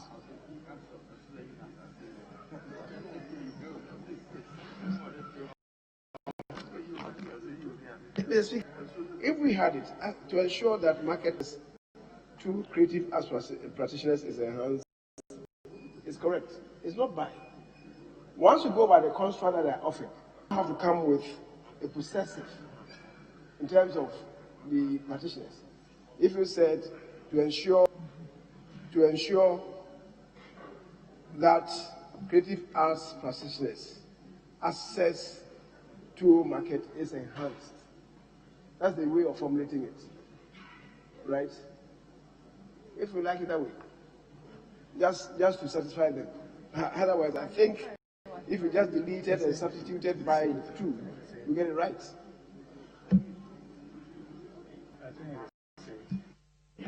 Mr. Speaker, let's introduce 2 to ensure that access to the market by creative arts practitioners is enhanced. To ensure that access to the market by creative art practitioners is enhanced. That will make it clear. Honourable members, proposed amendment is for the consideration of the House. All in favor of the proposed amendment say aye. All against say no. The ayes have it. The amendment is carried. Now clause 2 amended shall stand part of the bill. All in favor say aye. All against say no. The ayes have it. Clause 2 as amended is ordered to stand part of the bill. Clause 3. Functions of the agency. Item V, amendment proposed. Chairman. Paragraph, the Speaker, paragraph C, delete and its following. Advise the minister. There was a type of error there. Advise, I want to change the government to minister. The Speaker, I seek leave to amend that particular word there. Advise the minister on matters relating to standards for the regulation of the creative industry. And the Speaker, your leave is sought because this is a matter of policy. And your amendment, we will put a question on your amended proposals. So you are proposing that we insert the following: advise the minister on matters relating to standards for regulation on the creative industry. It's for the consideration of the House. Yes, Honourable Leader. Mr. Speaker, the first consideration is that the advice is not noun, but verb. So in that case, it should come with S, not C.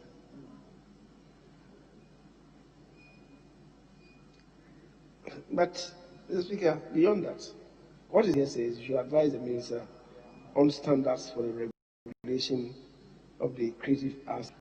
The only adding relating to standards, or matters relating to standards.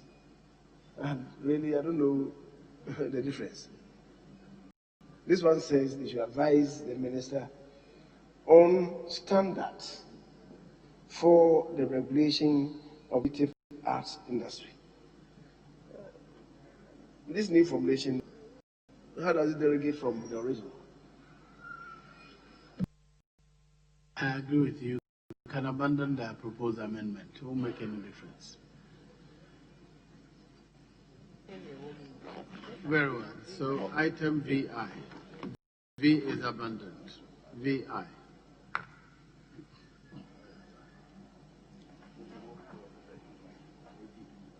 Yes, Chairman, move your item. Yeah, I move that the item at clause 3 as proposed be item G, 3 sub G, you want it deleted? Yes. All in favor of the proposed amendment say aye. All against say no. The ayes have it. Amendment is carried. Item VII.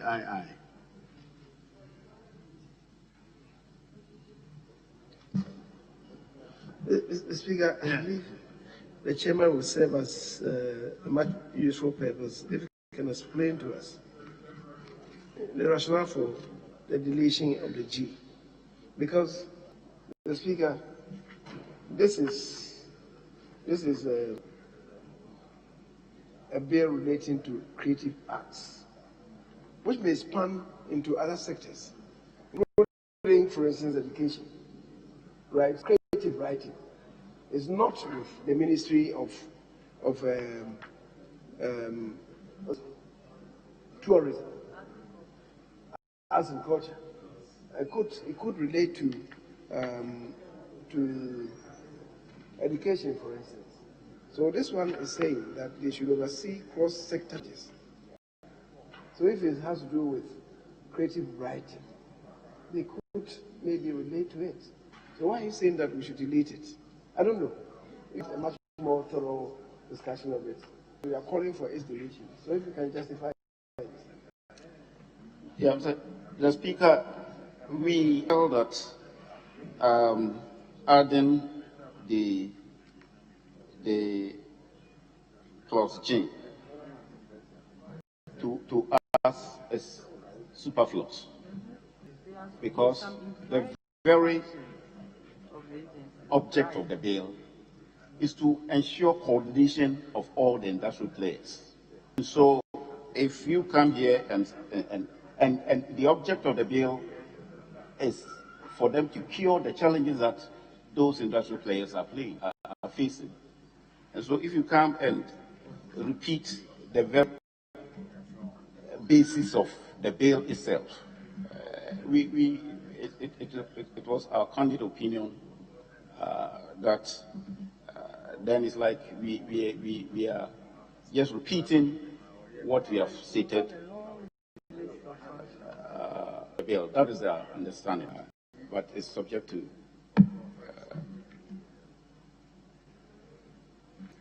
yes.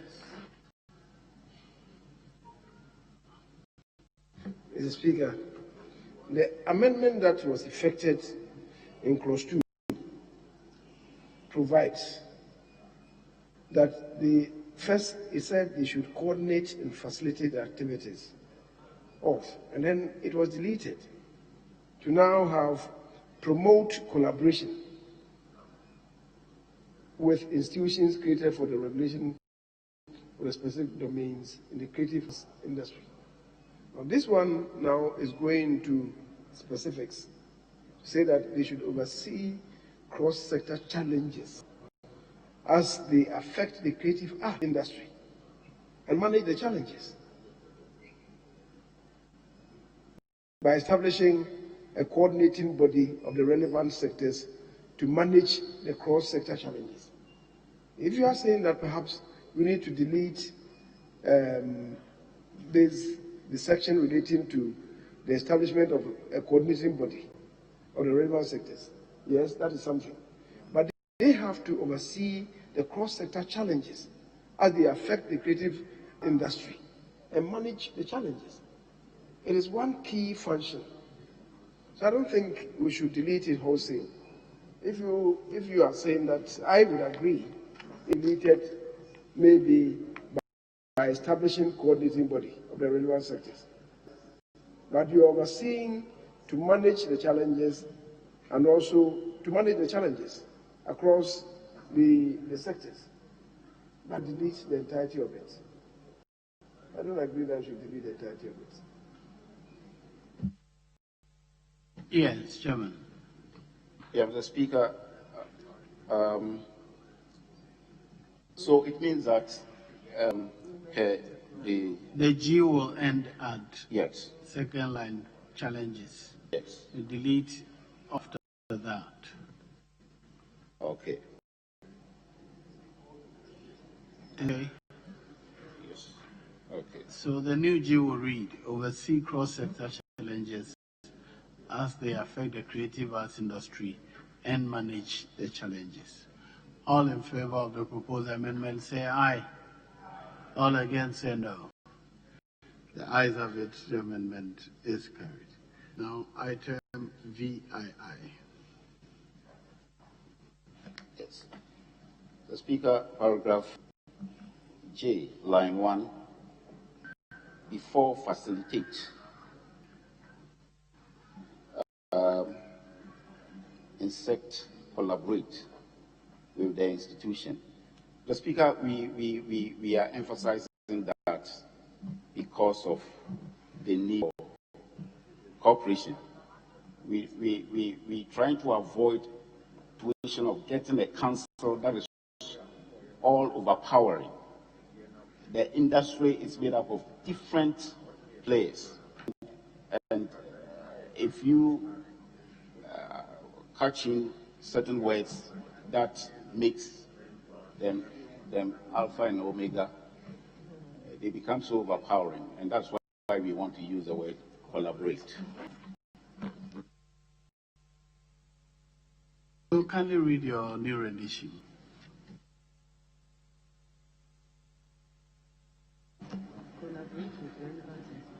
Yes, Mr. Speaker, it will be collaborate with the relevant institution to facilitate the protection of the intellectual property rights of the creative arts industry, etc. So that's our proposal. Right. Honourable members, for the consideration of the House. All in favour of the amendment say aye. All against say no. The ayes have it. The amendment is carried. Item V, I. The Speaker, paragraph L. Delete, keep, and insert. Delete, keep, and insert. Keep, maintain, and publish. And this is in line with other bills. So we propose that. Yes. Keep, maintain, and publish a register of creative arts industry operators. Is that right? All in favor of the proposed amendment say aye. All against say no. The ayes have it. The amendment is carried. Item IX. Amendment proposed. Chairman. Yeah. Okay. The Speaker, we deleting and inserting the following: established a disciplinary and enforced the disciplinary code among members of the creative industry. And the Speaker, what informed this is the fact that central to the whole body being established is the fact that they need to instill and regulate. So it is our candid opinion that if we bring in this particular clause, that will give a clear picture mandate to them. We hope. Very well. All in favor? All in yes, Honourable Member Vincent. Mr. Speaker, I may want to suggest to the chairman that I don't have any objection to what had been proposed, but I would that it would be an addition to kill rather than taking kill off, because I think what is there is important. Organize investment forum for the creative arts industry and create awareness of the social and corporate responsibility of the various creative arts industry players. And I think they should be made. So you probably have to get paragraph and add on rather than deleting this very important provision. Yes. Chairman. Yeah, Mr. Speaker, we were of the opinion that this particular function that we want to delete is because we want to leave it to the body. I mean, seminars and other things, depending on the order of the day. We should give a leverage for the body to be able to operate. We don't have to legislate this here. And so that's our opinion. Very well. All in favor of the proposed amendment say aye. All against say no. The ayes have it. The amendment is carried. Item X.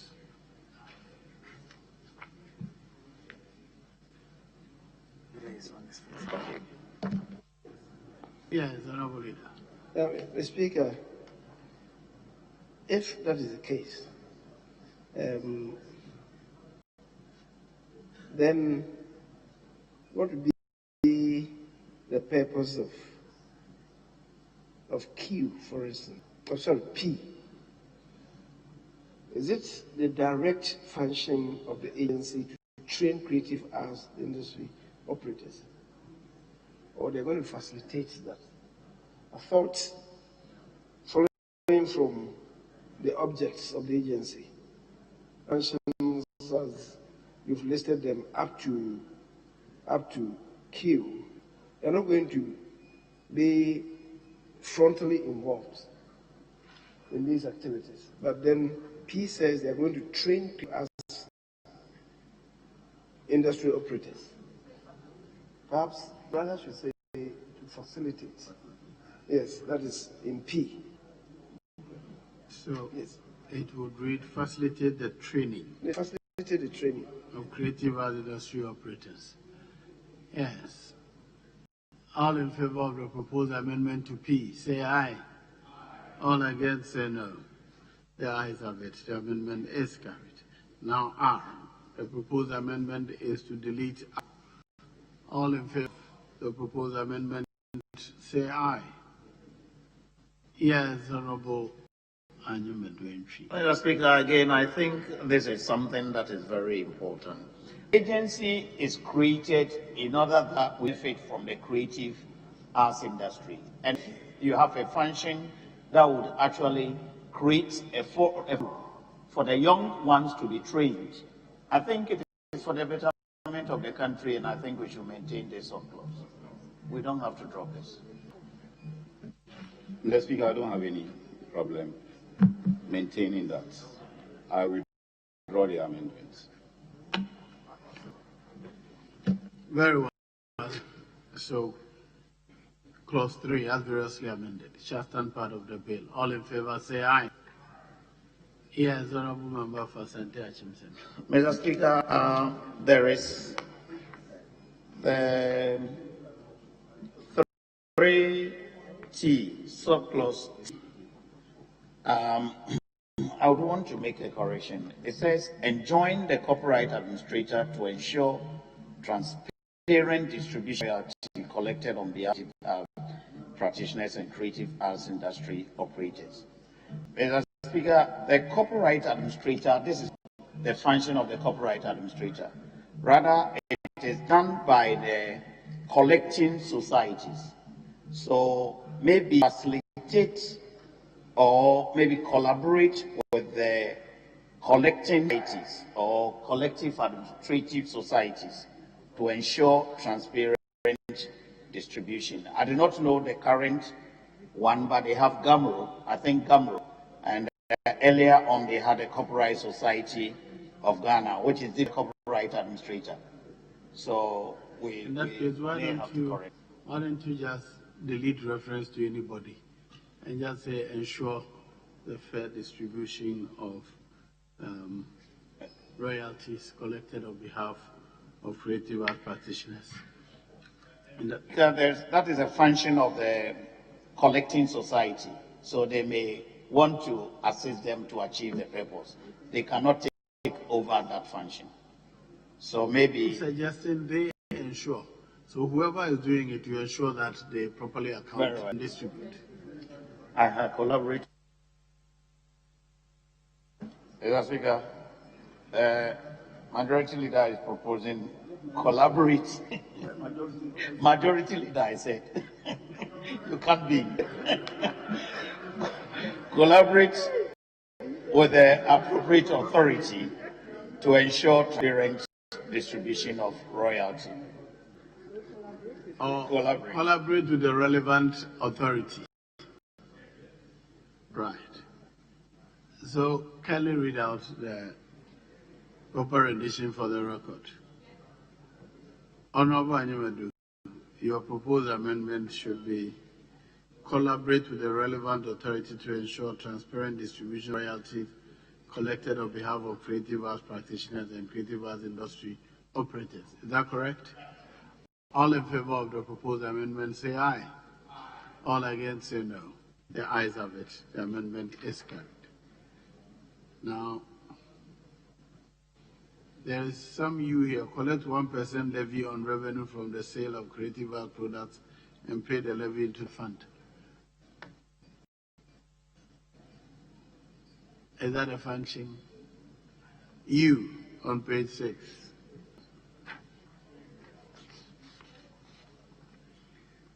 Yes, Honorable Minister. Mr. Speaker, this bill will create a fund, and this is one of the sources of the fund.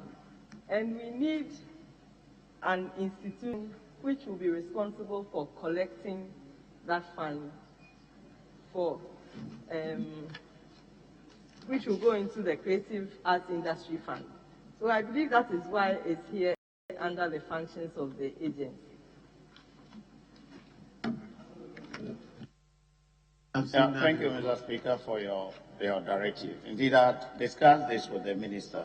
What are the objects of the fund? At 23.1, it says the object of the fund provide funding for projects and programs in the arts industry, and in particular, and it lays them down. So these are obvious. To say that a function is to call 1%, to me, I agree with what is coming from the chair, that is not a function. So if we can delete that and be silent. It is obvious that the money that will be collected, once it's created as a source of fund, is stated, it will go to the agency. So that is obvious. Yes, Leader. Mr. Speaker, the funds of the agency are provided under 80. So we just have to relocate that one to 18. They've actually put it at 24. Sources of funds to the fund. The sources of money for the fund comprise C, 1% levy on revenue realized from the sale of products from the creative arts industry. Yeah, I'm saying that the three, what is it, U? Yes, the appropriate place to locate it is 18 and not. But is there any 1% anyway? If you find a solution, saying that instead of making it revenue, source of revenue, they have made it source of money to the fund. At 24, they intend to create a fund from creative 22 establishment of creative arts industry, and that 1% is to go into that fund, and it is at clause 24C. So we made it from right. Yes, Chairman, it is proposed that you should be deleted. Yeah, Mr. Speaker, I didn't get you well. You said we delete it and send it. We've already created at clause 24C that the fund will be collected 1%. Yes. Okay. By who?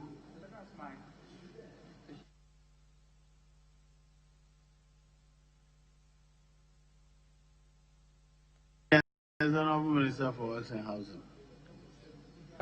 I agree with that. By virtue of 24C, that 1% will be collected for purposes of getting money for the fund. But my chief concern is that I have not seen who is going to police this arrangement, because that's a very important function that we should place under the agency. Yes, so that the agency is a superintendent body to ensure that 1% is lodged in the fund. So, if you permit, I believe that you is a critical, function of the agency, and it should be maintained with respect. Because one of the most important things that you find the agency doing is ensure that the fund is properly resourced so that they'll be able to mend into their functions.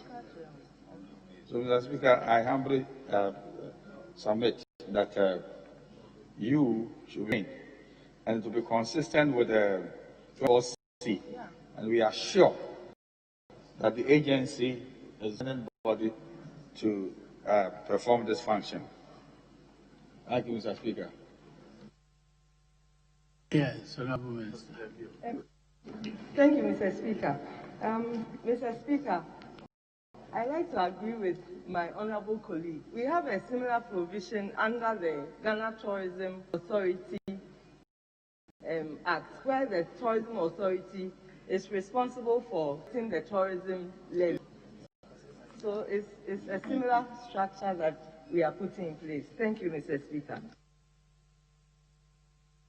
Very well. We'll leave it as it is. Now, clause 3, variously amended, shall stand part of the bill. All in favor say aye. All against say no.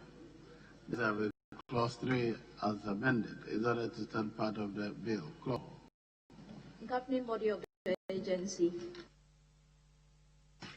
Amendment. Item XI, Chairman. The Speaker, the proposed amendments. Where are we? Yeah. The Speaker, with respect, if I may take us back to the queue that the chairman proposed for deletion. If we are maintaining R, originally he had called on the same principle. I proposed that we delete R. At the instance of the member for Asante Achin Central, we retained R. And that being the case, I believe Q then ought to also be retained.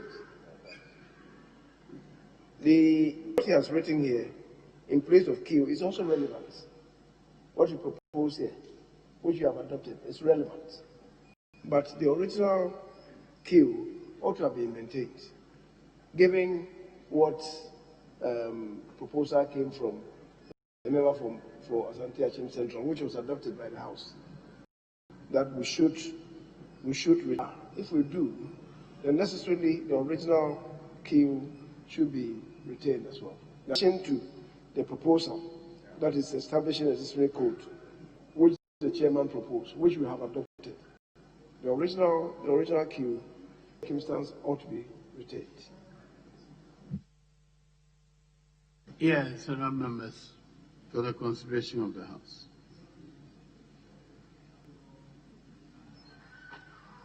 All in favor of retaining Q in subclause say aye. All against say no. The ayes have it. The amendment is carried. Now, clause variously amended. It shall stand part of the bill. All in favor say aye. All against say no. The ayes have it. The amendment is carried. Now we'll continue at clause 4. Governing body of the agency. Yes, Chairman. Item XI. Amendment proposed. The Speaker,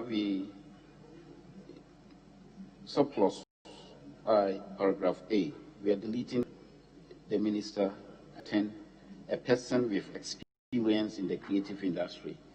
And our proposal is based on the fact that we want to shed off the heavy responsibility of the minister of chairing such a body.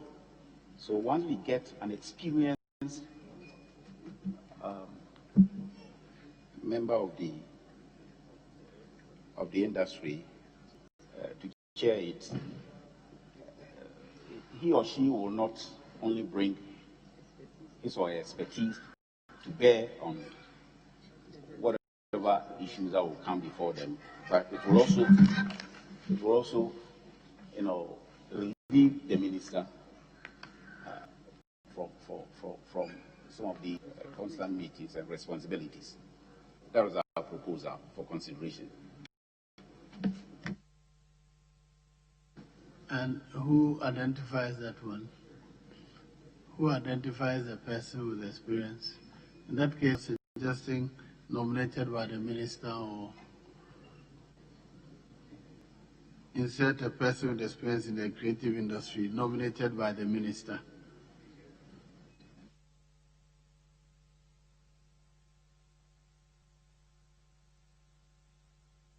Yes, Chairman, I'm suggesting something. Are you agreeable to that?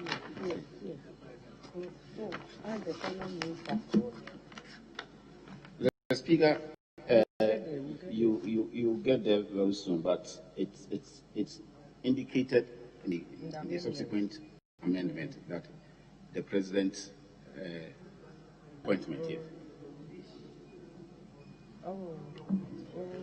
Oh, okay. Okay. Is it okay?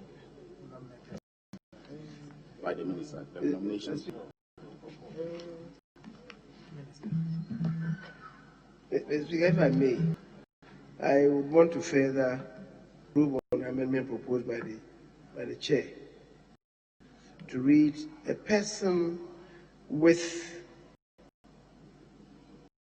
the relevant competence and experience in the creative industry nominated by the minister. So the governing body of the agency is a board consisting of a person with a relevant competence and experience in the creative industry nominated by the minister to serve as chairman. All in favor of the proposed amendment, say aye. All against, say no. The ayes have it. The amendment is carried. Now, item XII.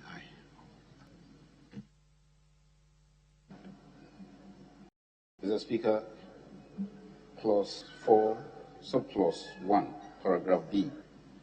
I'm withdrawing the proposed amendment. I think that is not necessary. It's in the definition of if you go to the definition, executive secretary is there. So I think that there's no need for that amendment. I'll withdraw it. Very well. All in favor of the proposed amendment, say aye. Aye. All against, say no. The ayes have it. The amendment is carried. Item XIII. Yes. The proposed amendment has withdrawn. Very well. So there's no question. Item XIII.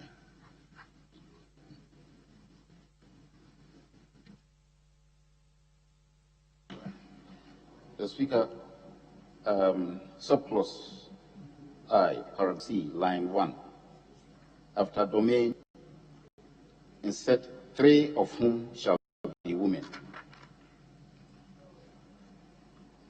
And the Speaker, we are being emphatic of that proposement because of one affirmative action and the fact that the industry players themselves, you see a lot more of the... All in favor of the proposed amendment, say aye. Aye. Yes. Normally, we use the words at least, and that is omitted here. But if you say 3 of whom, I know that if you're talking about the affirmative action, you probably have to say at least. But even if we introduce the at least, it means that we could have all the 7 being women. If we understand it that way, then we could proceed. But I think we should bring the word at least. So if we are comfortable with the 3, then it should be at least 3 of whom, yes, shall be women. Why should it be at least? What's the total number on the board? How many people are on the board in all? 7. And you've already reserved 3. Well, we want at least again. Anyway, that's your proposal. Yes, Chairman. Is there to add at least so that the President can decide that all the nominees should be women or otherwise? You agree, so you said at least. All in favor of the proposed amendment say aye. All against say no. The ayes have it. The amendment is carried. Item XIV. The Speaker, that one is just a rearrangement.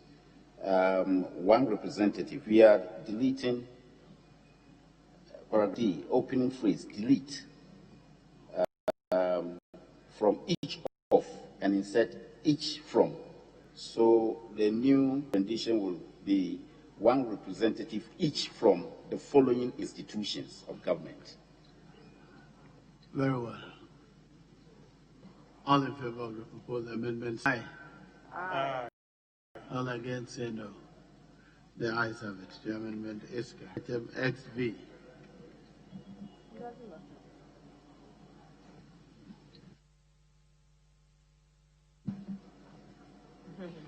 The Speaker, clause 4, subclause I, paragraph D, subparagraph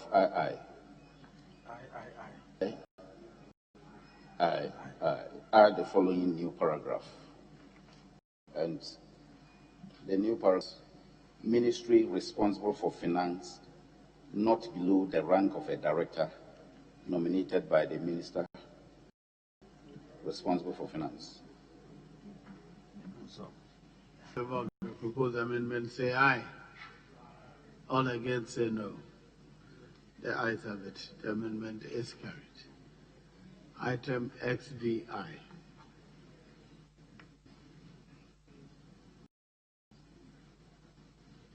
The Speaker, clause 4, subclause 1.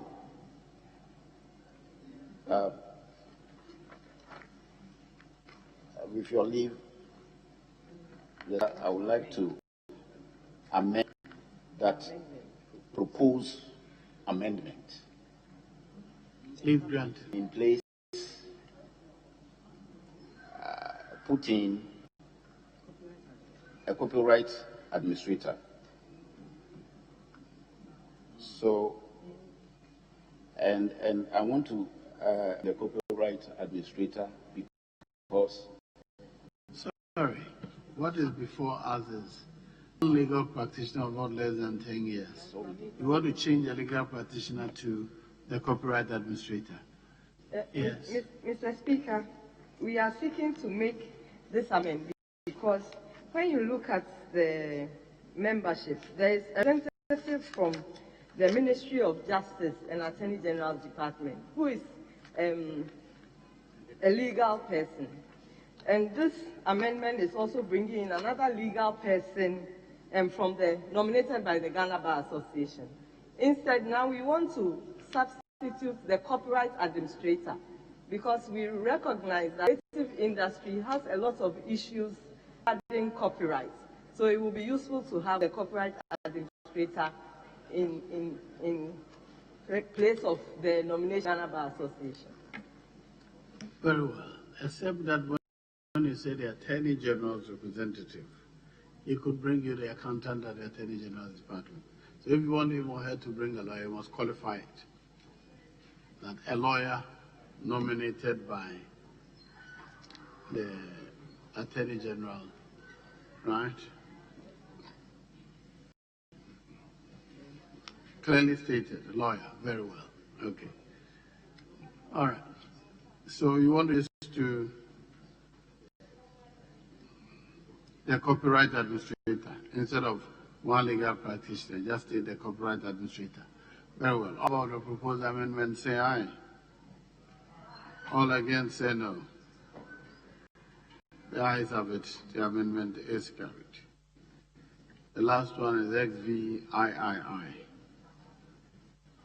Yes, Chairman. The Speaker, we are adding a new clause, a new subclause, IV, and The rendition will be the president in appointing a person under paragraphs subparagraphs I and II of paragraph of subsection I. Subsection 1. Have regard to the knowledge and competence of the person in matters relating to the creative industry. Mr. Speaker, once we have inserted the art, so creative art industry, it's consequential. Mr. Speaker, I think that can be found on sub-clause 3. The President shall, in making the appointment under this section, have regard to the expertise, knowledge, and experience of the person in matters relating to the creative art industry. So that has been taken care of in sub-clause 3. But, Mr. Speaker, I also have an issue on sub-clause 1. Now, we look at the sub-clause 1, paragraph A, where we said the nomination should be done by the minister. Now, paragraph B, Executive Secretary, who does the nomination? And then to the C, the 7 representatives from the creative art industry. We assume that the creative art industry will do the nomination here. Then, then when we come to the sub-clause 3, the president, in making the appointment, shall have regard to his knowledge. Why should this come again? Because the agencies doing the nomination would have looked at the expertise and experience of the people being nominated. The president really does appointment. If in sub-clause 2, the president is doing the appointment in accordance with Article 70 of the Constitution, then the 3 is not necessary because the president, in doing appointment, have nothing to do with the expertise and experience of the person, because the one doing the nomination will look at those criteria and do the nomination.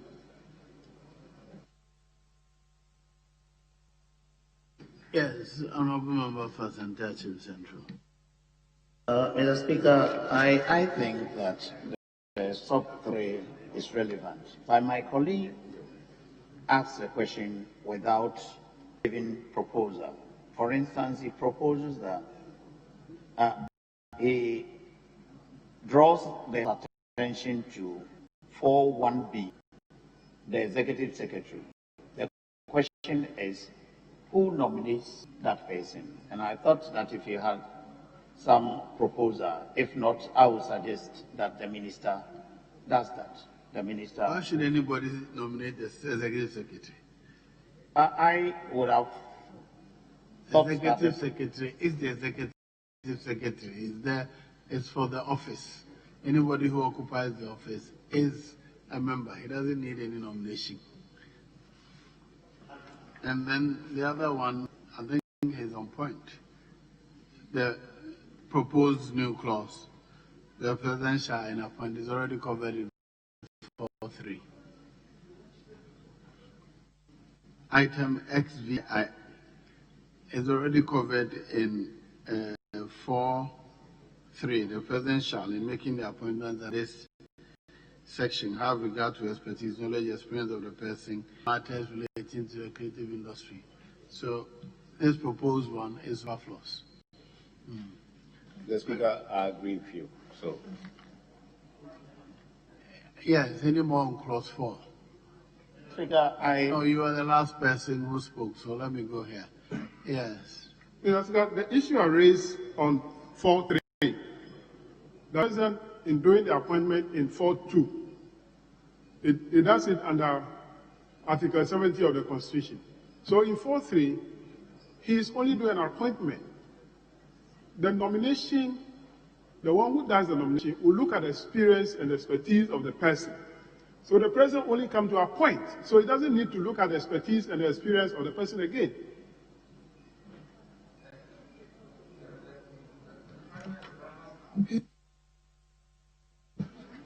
Yes. Mr. Speaker, the president, in making the appointments, is not supposed to be a mere conveyor belt.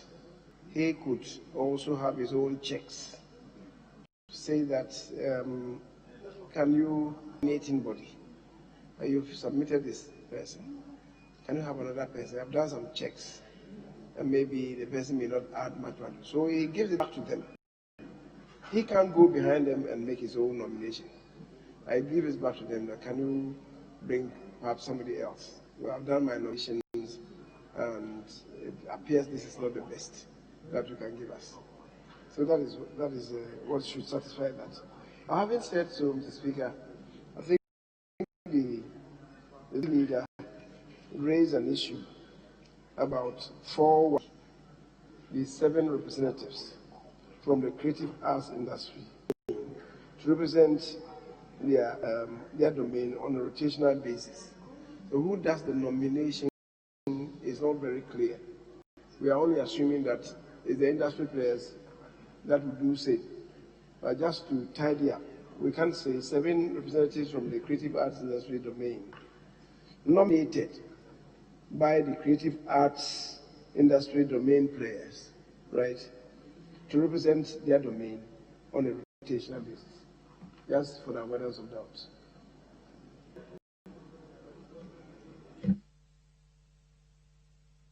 Said 7 representatives from the creative arts industry domain, nominated by the creative arts industry domain players to represent their domain on a rotational basis.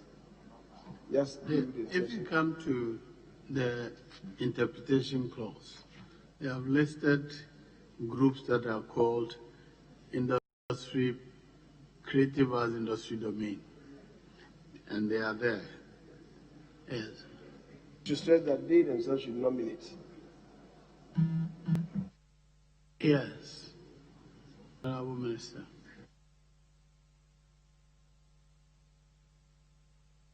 There's 7 representatives from the creative arts industry domains.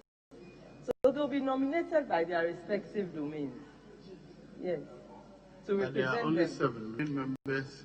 Domain groups are about 15. And here they are nominating 7. But what the leader is suggesting is that the nomination should be done by they themselves. Right. Yeah. Mr. Speaker, I agree with what the leader said. Very well. So, all in favor of the proposed amendment say aye. All against say no. The ayes have it. The amendment is carried.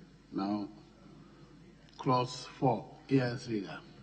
Mr. Speaker, before you put the question on the 4 as variously amended, usually in constituting such a body, we look for an even number, not an odd number.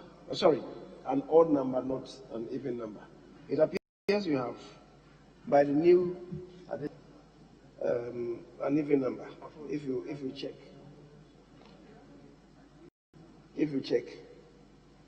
I think we have 14.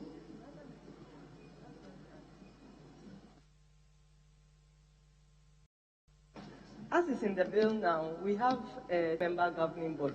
So when we add the corporate administrator, we'll now have 13 members, which makes it an odd number.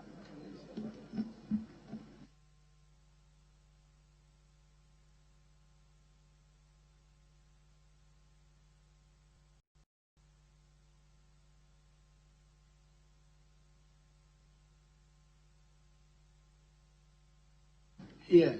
How many do you have? 13 or 14? So traders and corporate.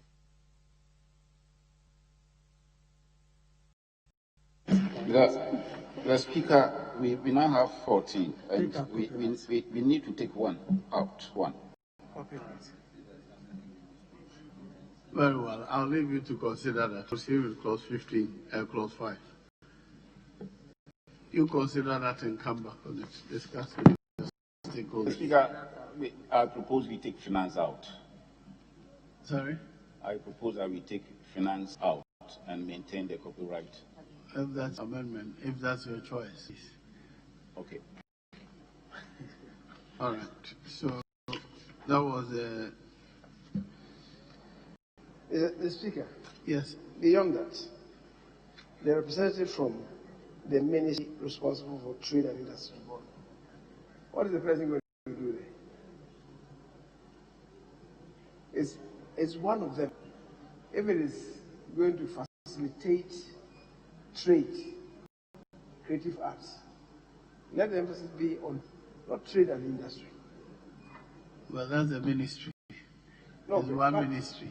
Yes, but Mr. Speaker, if like we have been fashioning laws, the emphasis is what we should pronounce. If it's trade, let it be the minister responsible for trade. Trade could go elsewhere. Who knows? Perhaps it will be trade and tourism. But the emphasis should be on trade and not trade and industry. So from the minister, what should the emphasis be on? Is it trade? It's certainly not on industry. Trade. And if that's the case, it should be the minister, the ministry responsible for trade.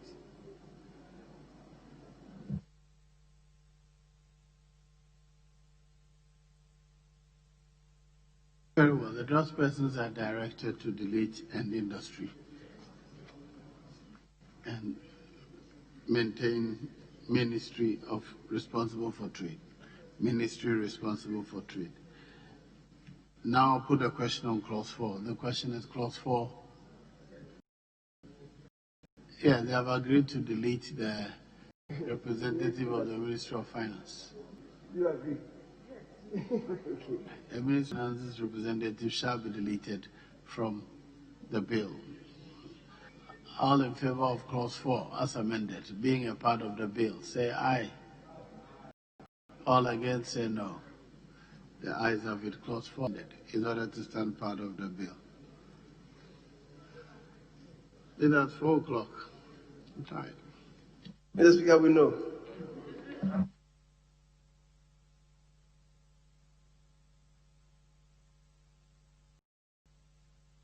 Especially, Mr. Speaker, I guess people have been catered for.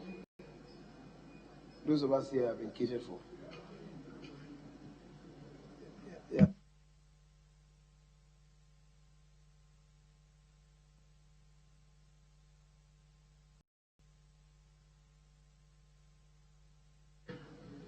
Clause 5. Tenure of office of members of the board. Amendment proposed. Chairman. The Speaker, subclause I, lines 2 and 3. Subclause 1, lines 2 and 3, we are deleting reappoint, but a member shall not be appointed for more than 2 terms. And insert reappointment, but for another term only. So, all in favor of the proposal? Yes. I just want to improve a bit upon the chairman's amendment by way of deleting "but" in the last line, so that it will read reappointment for another term only. It's the same here. the Speaker, I agree. It doesn't change the meaning. Very well. All in favor of the proposed amendment, say aye. All against, say no. The ayes have it. The amendment is carried. Item XIX. The Speaker, subclause, delete and insert the following. Subclause 3. A member of the board may, at any time, resign from the office in address to the President through the Minister.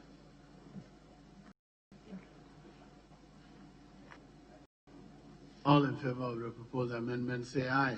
Aye. All against, say no. The ayes have it. The amendment is carried. Now, clause 5 as amended shall stand part of the bill. All in favor say aye. All against say no. The ayes have it. Clause 5 as amended is ordered to stand part of the bill. Clause Meetings of the board. I'm opposed. Chairman. The Speaker, subclause 3, line 1, delete at and insert 4.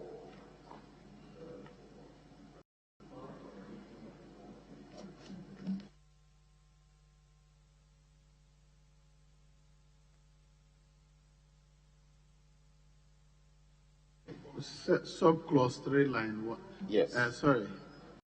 Yes. The new quorum rendition. at a meeting of the board. Yes. The new rendition, the quorum for a meeting of the board is 5 members of the board. Instead of, they say it's an art. Well, they prefer that art design. All in favor of the proposed amendment say aye. Yes, leader. Mr. Speaker, the correct number is all purposes, making decisions. And so we can't have the quorum because you are not making a distinction between the correct number for and also decision making. In that case, we should have a number which is more than 1/2 and not 5, which is less than 1/2. So it should be 7. Now that we have a 3-member body, it should be 7 and not 5. Yes. Speaker, in all our laws, we said a quorum at a meeting, not a quorum for. So it's a quorum at a meeting. So the word is at. So I urge the chairman to. I don't know. I've not paid attention to that. But if there's no quorum, there can't even be a meeting. For which reason there will be at. The condition for having a meeting is 5 or 6 or 7, the correct number. All right. So if it is at a meeting, it means that the meeting has properly been constituted. But when there's no quorum, there couldn't have been a properly constituted meeting for at to be the operative word. That's the way I look at it. Then, Mr. Speaker, we'll be making this mistake in all our laws. Yeah, Mr. Speaker, I think that the proposal is 7 because of the membership, the total membership. So instead of 5, we are making it 7. Very well. So you delete 5 and insert 7.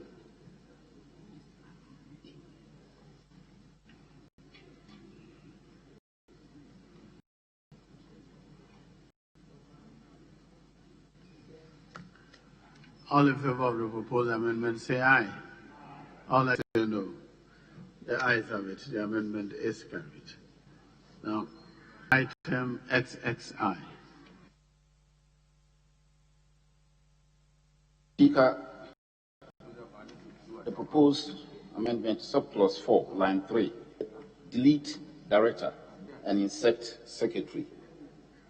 So it should be executive secretary elected by the members from among their numbers shall preside.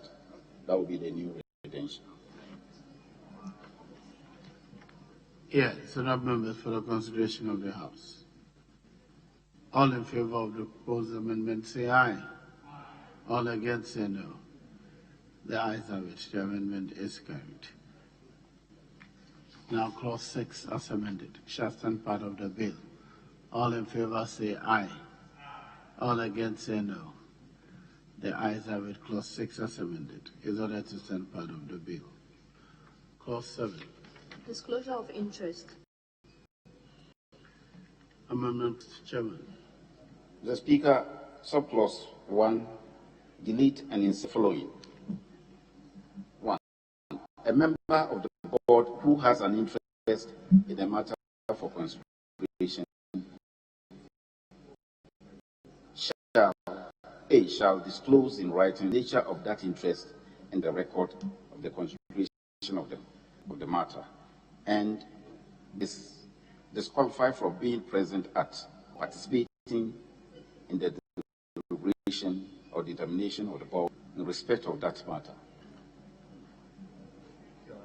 In favor of the proposed amendment, say aye. All against, say no. The ayes have it. The amendment is carried. Item XXII. Sorry, XXIII.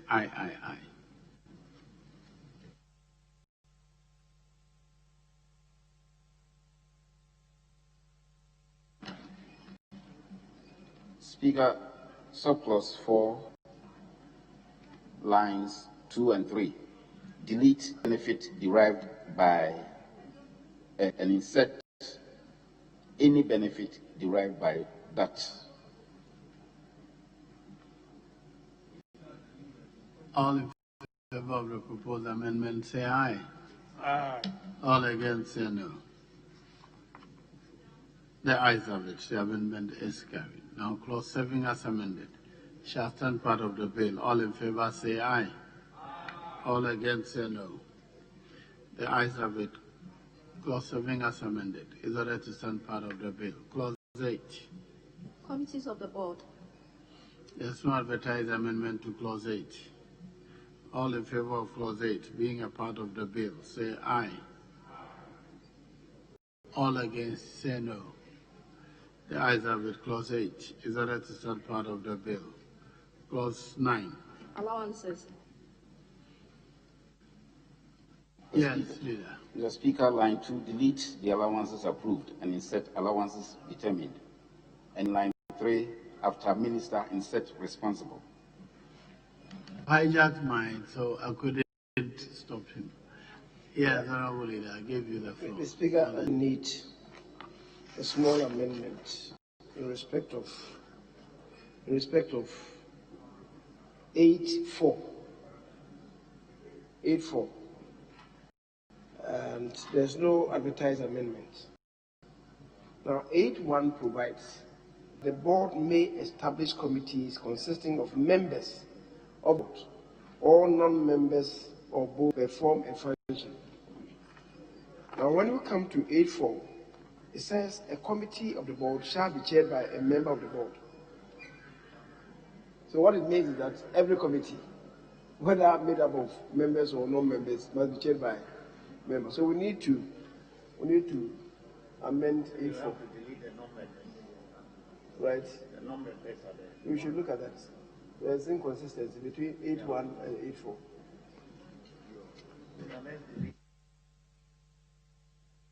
Yes, what's the suggestion? Mr. Speaker, I tend to agree with the leader, but I'm asking him to propose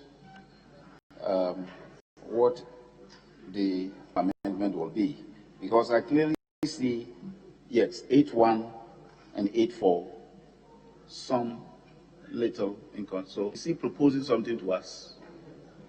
I think. Yes, Honorable Member for Santa. Speaker, unfortunately, the minister is here, and I may propose for her consideration to delete the non-members from 8.1, so that we would have the board may establish committees consisting of members of the board,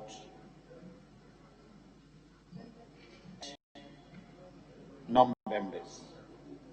Then we also delete the or both. Yes, Leader.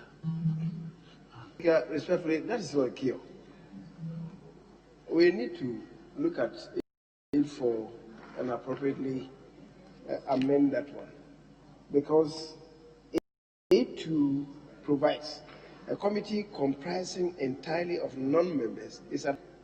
What it means is that there is a room for a committee made up purely of entirely of non-members.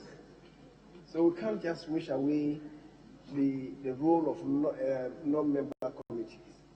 So let's look at 8.4 and appropriately amend it. There's a standard that we have been applied, and I think we can resort to say. I direct the draft persons to use the adopted template. The figure is known to the table officers, and I just wanted to draw so that we do the necessary amendments. I'm directing the draft persons to do that. Use so the template as adopted by the House to draft that clause of the bill. So we'll go to clause 9 again. Clause 9, Chairman. Allowances. The Speaker, clause 9, delete line 2, delete the allowances approved and insert allowances determined. And in line 3, after minister, insert responsible.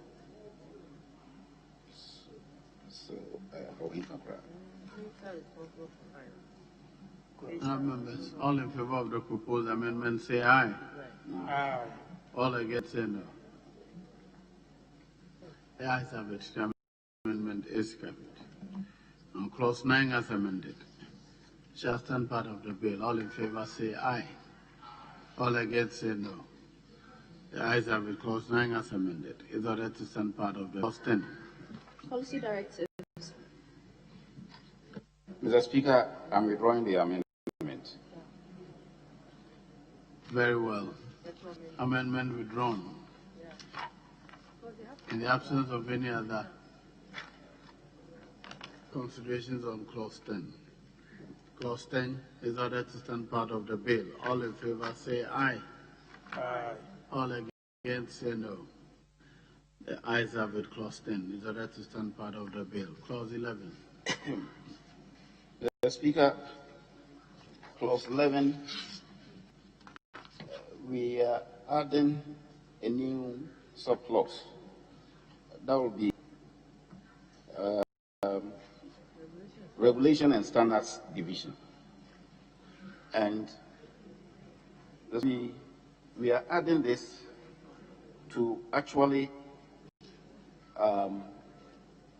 let them empower the agency in terms of the work that particular. So what are you adding? A subheading? Regulation and Standards Division. We are adding that. To where? To the Secretariat of the agency. So. Is it under the Secretariat or on top of the Secretariat? 11.2. 11.2. The Secretariat shall have the following divisions.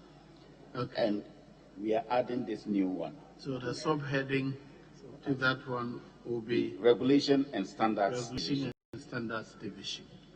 Very well. All in favor of the proposed amendment say aye. Aye. All against say no. The ayes have it. That is carried. Now clause 11 as yes, leader. Mr. Speaker, I don't really see the object of this, except what is attempting to do is to replicate the committees under 8 and into divisions. And if that's the case, what do you do with the audit committee and the fundraising and technology committee? Are you also going to propose that we have divisions out of them? The microphone.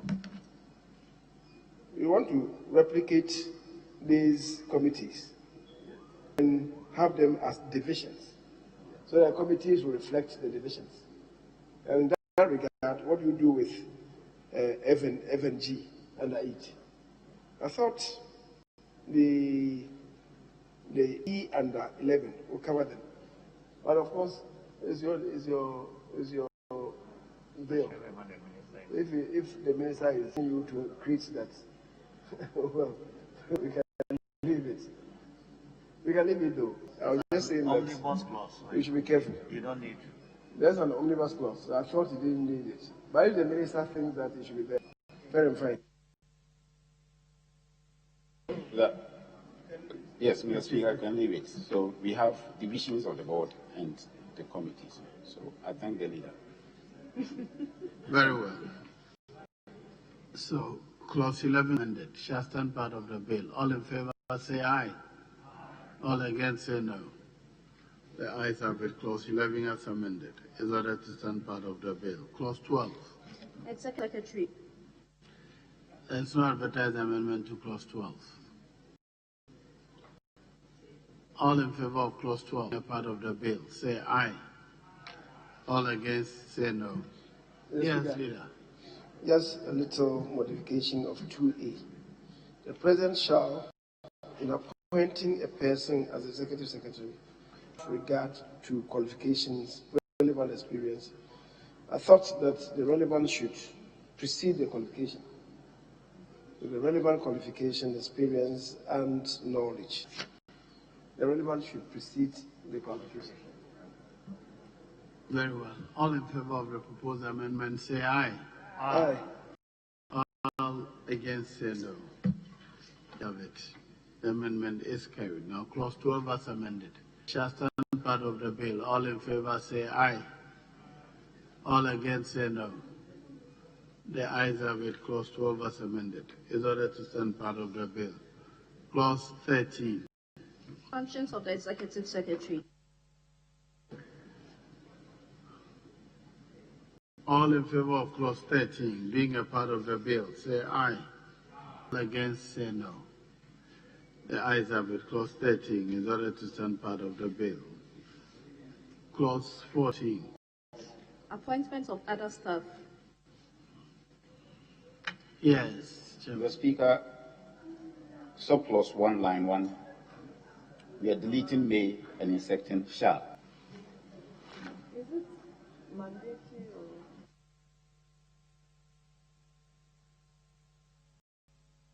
Yes, Honorable. Give me the leave. We have to look at 13 again. Is the Executive Secretary responsible for the administration of the agency or only the Secretariat? Chairman, the Executive Secretary of the agency, is he responsible for the day-to-day administration of the agency or only the Secretariat? The agency. The head of the agency. Yes. So then, Mr. Speaker, we need to change the Secretariat to agency. All in favor of the proposed amendment, say aye. Aye. All against, say no. The ayes have it. The amendment is carried. Now, clause 13 as amended shall stand part of the bill. All in favor, say aye. All against, say no. The ayes have it. Clause 13 as amended is ordered to stand part of the bill. Clause 14. Appointments of other staff. Mr. Speaker, yes. Subclause 1, line 1, delete may and insert shall. Yes, honourable members, for consideration of the House. All in favor of the proposed amendment, say aye. All against, say no. The ayes have it. The amendment is carried. Now, clause 14 as amended shall stand part of the bill. All in favor, say aye. All against, say no. The ayes have it. Clause 14 as amended is ordered to stand part of the bill. Clause 15. Regional and district officers of the agency. So advertised amendment to 15. All, yes. Mr. Speaker, the 15 reads, the board may establish regional and district offices of the agency in places determined by the board as the board may consider necessary. Mr. Speaker, in determining the places, we have to consider it necessary. So, as the board may determine.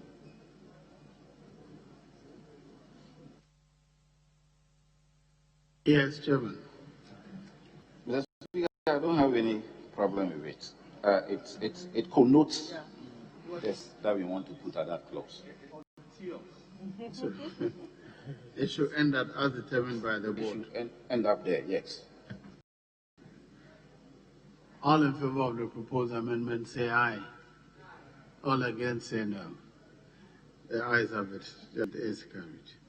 Now, clause 15 as amended shall stand part of the bill. All in favor, say aye. All against, say no. The ayes have it. Clause 15 as amended is ordered to stand part of the bill. Clause 16. Collaboration with other public institutions.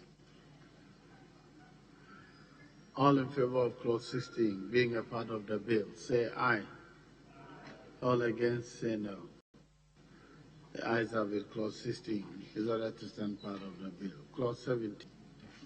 Internal Audit Unit. Amendment proposed. Chairman. Subclause 5, Mr. Speaker, line 3. No, 16.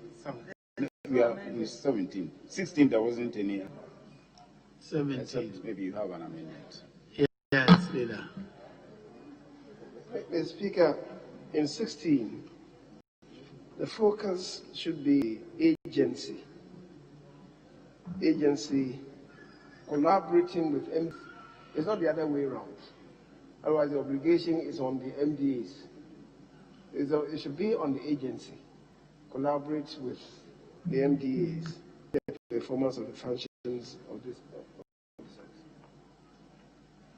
So kindly formulate your amendment. The agency shall collaborate, or the agency in the performance of the functions under this Act shall collaborate with the Ministry Department agencies and other public institutions. That should be it. Yes, Chairman. Mr. Speaker, it's perfect. All in favor of the proposal say aye. And say no. The ayes have clause 16 as amended. The ayes have it. The amendment is carried. Now, clause 16 as amended shall stand part of the bill. All in favor say aye. All against say no. The ayes have it. Clause 16 as amended is ordered to stand part of it. Now, clause 17. Internal Audit Unit. The Speaker, subclause 5, line 3, delete registrar and insert executive secretary.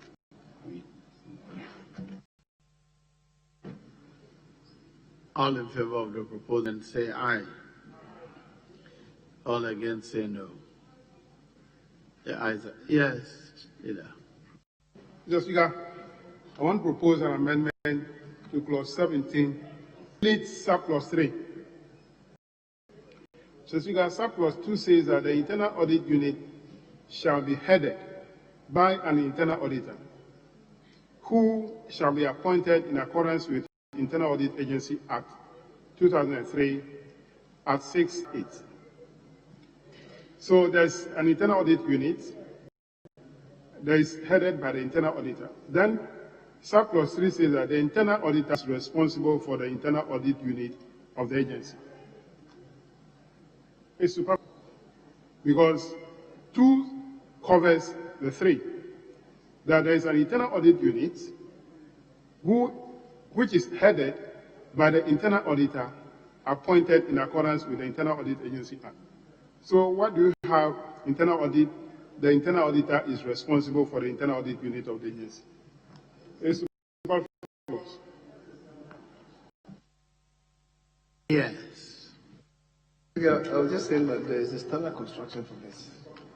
And I think that is how we have been doing it. So let's maintain it for our avoidance of that.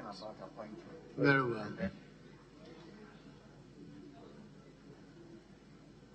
All in favor of... Yes. Chairman, we're going to move something else? Mr. Speaker, so we are maintaining the clause as it is. Did I put a question on the amendment you posed? No, 7. We are 17. 17. Did I put a question on that? Well, to No, be sure, I'm putting the question on 17.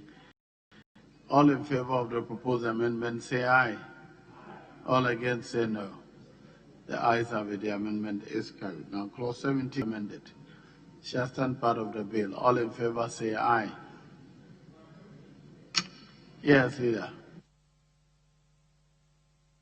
Mr. Speaker, I want to believe that the amendment to 17 is in respect of 593. Yeah. Yes. Yes. Not the one from the latter descent. No, the advertised amendment is what I put the question on. Right. So, clause 17 as amended is ordered to stand part of the. On clause 18. Funds of the agency. There's no advertised amendment to 8. Speaker, Yes, Honorable. clause 18. Honorable Member, there's no advertised amendment. Let me listen to. Speaker, though there is no advertised amendment, the fees and charges that accrues to the agency in the performance of the function, is it not simply the internally generated fund?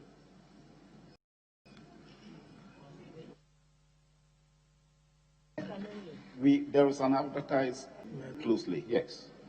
We are saying that subclause 2, paragraph B, delete. Clause 18. B. Subclause 2. The board may invest money in a manner approved by the board.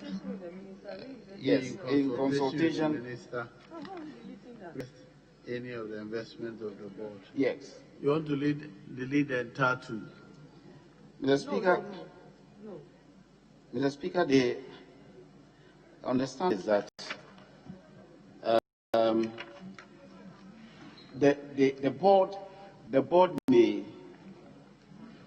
decide a certain investment plan with the fund, and they should have the latitude to be able to invest it in profitable venture that will yield income. And so it's going to consult the ministry before they can do that. I think that because apart from they can. Is it funds or private funds? No. Is the fund public funds or private funds? IGF, yes. No, okay. B. The B. So, Mr. Speaker, in that sense, we are not deleting. The board may invest the money in a manner Okay. approved by the board. Okay.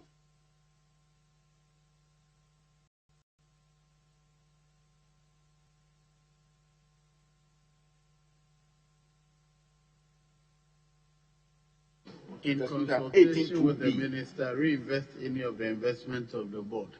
That's what you're proposing Yes. that should be deleted. Yes. And I'm asking you, if it's public funds, why shouldn't the minister know? Yes, because that's why we are saying if the board should have IGF and they want to invest it, why should it be under the apron string of the minister? IGF, are they not collecting under this authority? There is a regulation on the use of IGF. That is there. They may satisfy that. But any other fund, apart from certifying it, they are free to reinvest it in a manner that will bring income to the board. So why should we have to wait for the minister to okay it before they can do that? If you lose it, you go back to the minister, won't you? Yes. Mr. Speaker, which provision in the Act that empowers you to invest any excess fund? If you have funds to invest, under which of the provisions that you want to invest it? That is why you have to go to the Minister of Finance, because there is no provisions here that is asking you that you can invest any excess fund that you have. Mr. Speaker, we are open to your direction. I don't know whether there is an existing law that allows that. If you look at 2, Honorable Leader, the board may invest the monies in a manner approved by the board. And then B, in consultation with the minister, they may reinvest.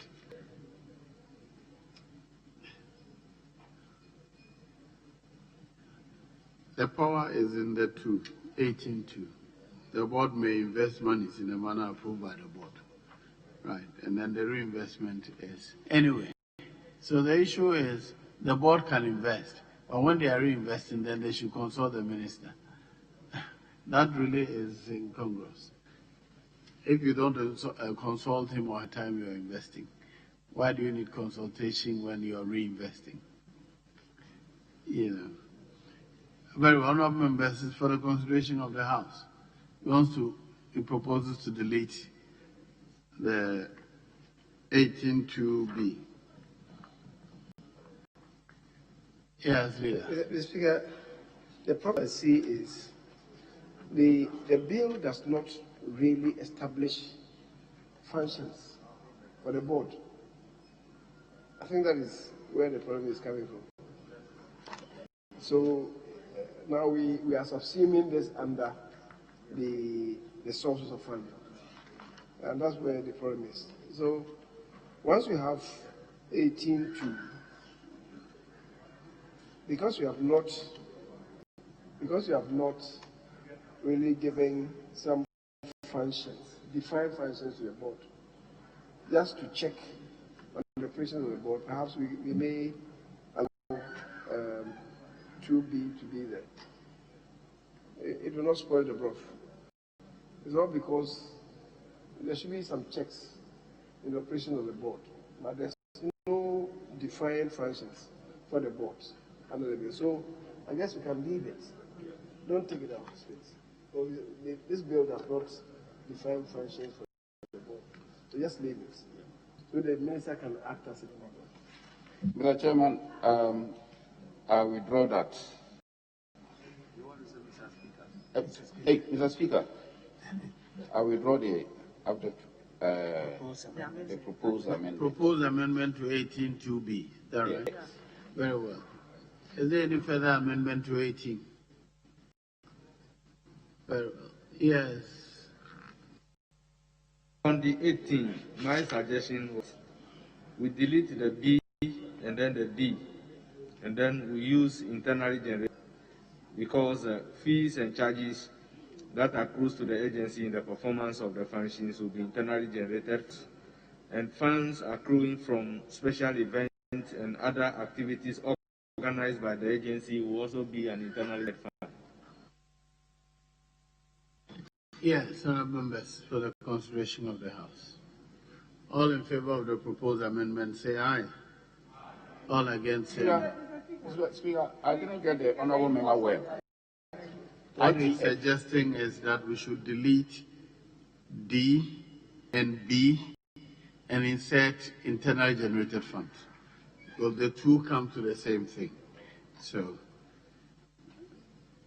delete B and E, 18.1b and D, and insert internally generated funds.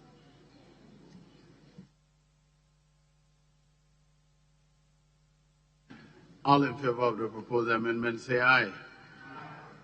All against, say no. The ayes have it. The amendment is carried. Now, clause 18 as amended. Shall stand part of the bill. In favor, say aye. All against, say no. The ayes have it. Clause 18 as amended is other than part of the bill. Clause 19. There's no amendment to 19. All in favor of 9 being a part of the bill, say aye. All against, say no. The aye. Clause 19 is ordered to stand part of the bill. Clause 20. Accounts and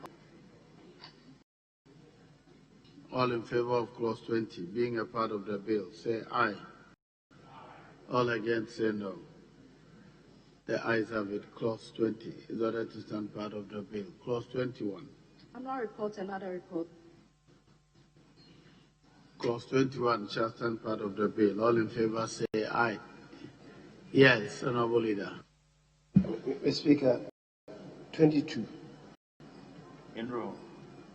We just dealt with 20. No, we are on 21 now. I'm putting the question on 21. 21? Yes. I just wanted to draw attention to 20. 20, yes. Very well. I had 22. Yes, 22. Yes. The board shall submit the accounts of the agency to the Auditor General for audit not later than 2 months after the end of each financial year. Mr. Speaker, I think we have dealt with this. There should be a reconciliation of our own position. We submitted it at the end of the financial year. Very well. I direct the draft persons redraft clause 22 in line with the template adopted by the House. Now, I was putting the question on 20. All in favor of clause 21 being a part of the bill, say aye. All against, say no. The ayes have it. Clause 21 is ordered to stand part of the bill. Clause 20. Establishment of the Creative Arts Industry Fund.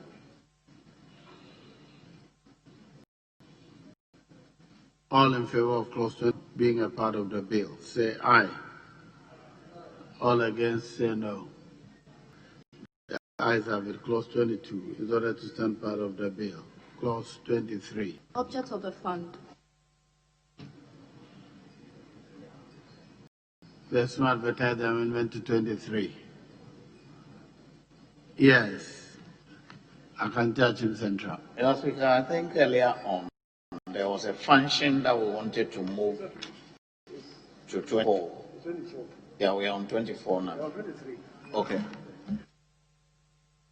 All in favor of clause 23 being a part of the bill, say aye. All against, say no. The ayes have it. Clause 23 is ordered to stand part of the bill. Clause 24. Sources of money for the fund. Yes. Honorable Member for Asante Central. If I recollect correctly, the 1% levy on revenue realized is already provided for in 24. The power is granted in the 3, but the money will come to the fund at 24. The 1%, that is 24C. 1% levy on revenue realized from the sale of products from the creative arts industry. All in favor of 24 being a part of the bill, say aye. All against, say no. The ayes have it. Clause 24 is ordered to stand part of the bill. Clause 25. Management of the fund. Clause 25. Yes, Leader.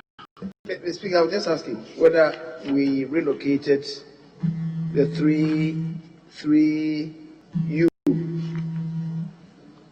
The 3U.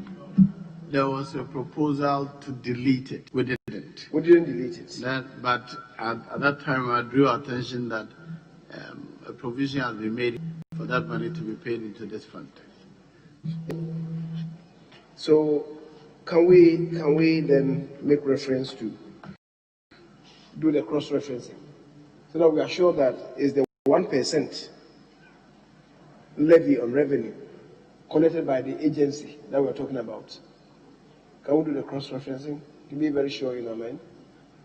I don't know.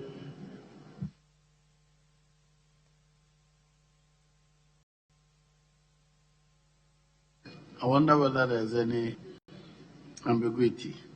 Over here, there's the function to collect it, and over here is the source of the revenue.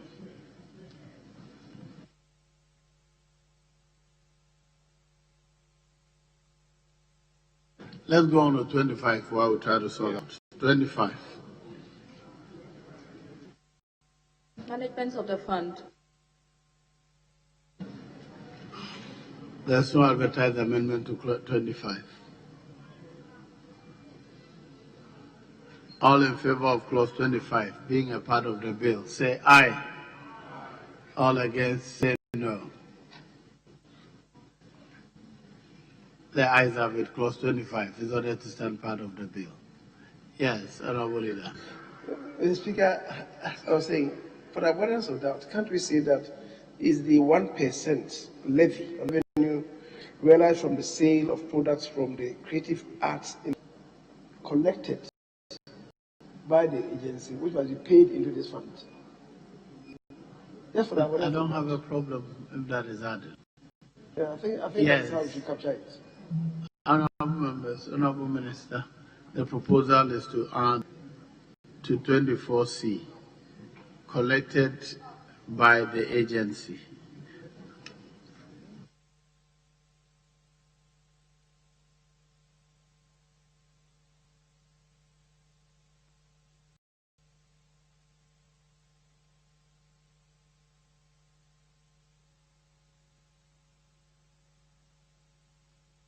Speaker, for being so explicit. I tend to go. Very well. The amendment as proposed. The draft persons are directed to redraft 24C to reflect the cross-referencing to 3U.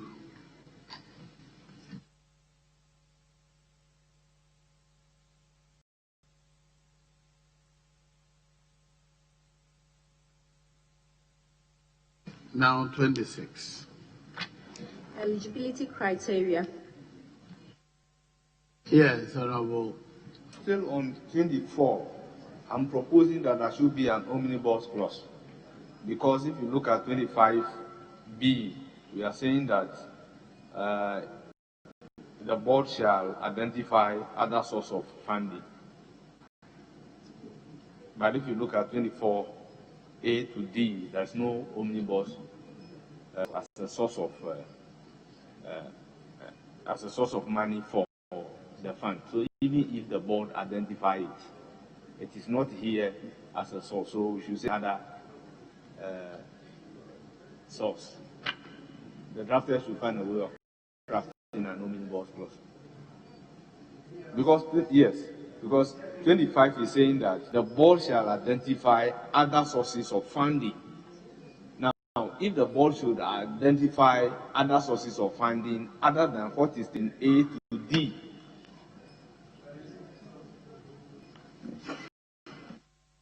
yes, Leader. Mr. Speaker, each 25(3)B does not even belong there. Does not belong to the management of the fund. Appropriately, it should come under 24. So it should rather go upstairs. That any other source of funding determined by the board. So that it should move up there, and then we it from 25 because it doesn't have any management. Very well. B shall be added to 25 as any other source determined by the board. It will be added to 24.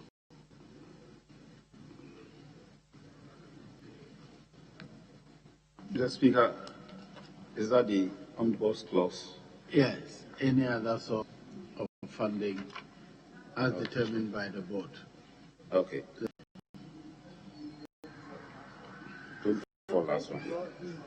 So 24 as amended shall stand the bill. All in favor say aye. All against say no. The ayes have it. The amendment is carried. In that case, 25 as amended shall stand part of the bill. All in favor say aye. All against say no.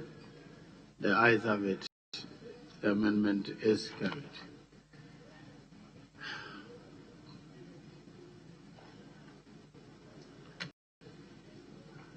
(26) Eligibility criteria.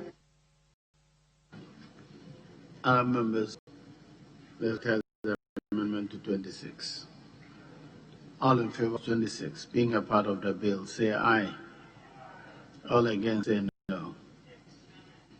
The ayes have it. Clause 26 is ordered to stand part of the bill. 27. Application for a grant.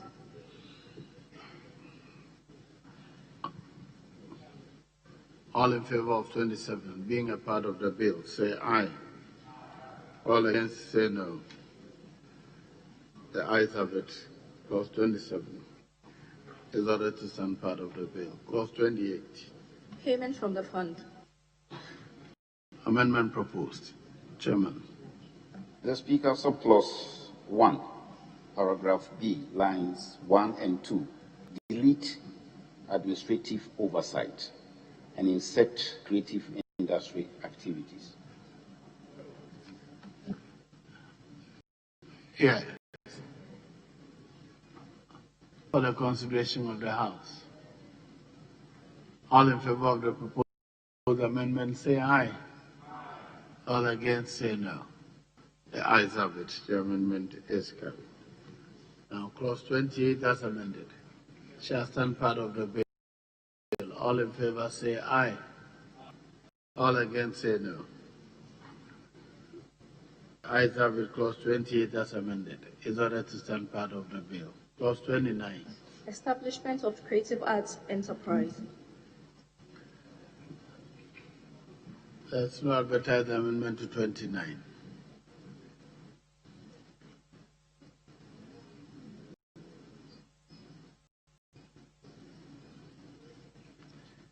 This 29. What's the meaning of it? Yes, please. Mr. Speaker, I am struggling to understand what the chairman has led us to do. Payments from the fund. It says they shall invest and set aside 5% of the fund for administrative oversight. And then he's saying that it should be 5% for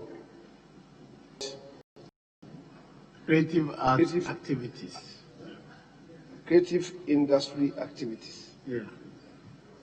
I don't understand what he means by that. What does he mean by that? Because, first of all, what does he mean by creative arts industry activities? No. Besides, I checked. It's not besides defined. I think this formulation is on the lines of, for instance, the District Assembly's Common Fund.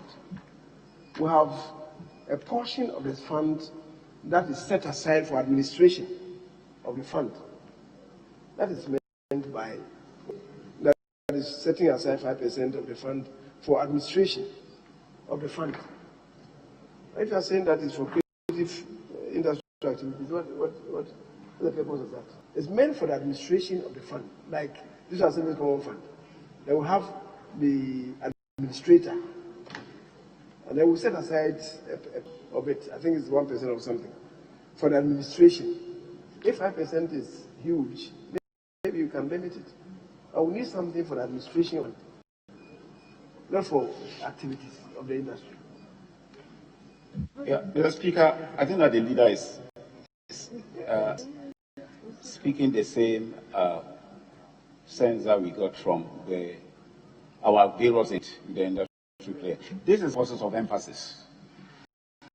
The Speaker, we are saying so because if it's creative arts industry activities, that is also part of the creative arts activities.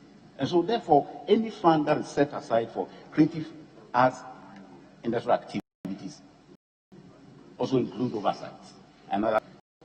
But they were very emphatic because they don't want the funds to be used for anything that is outside the activities of the creative art industry. That is the sense.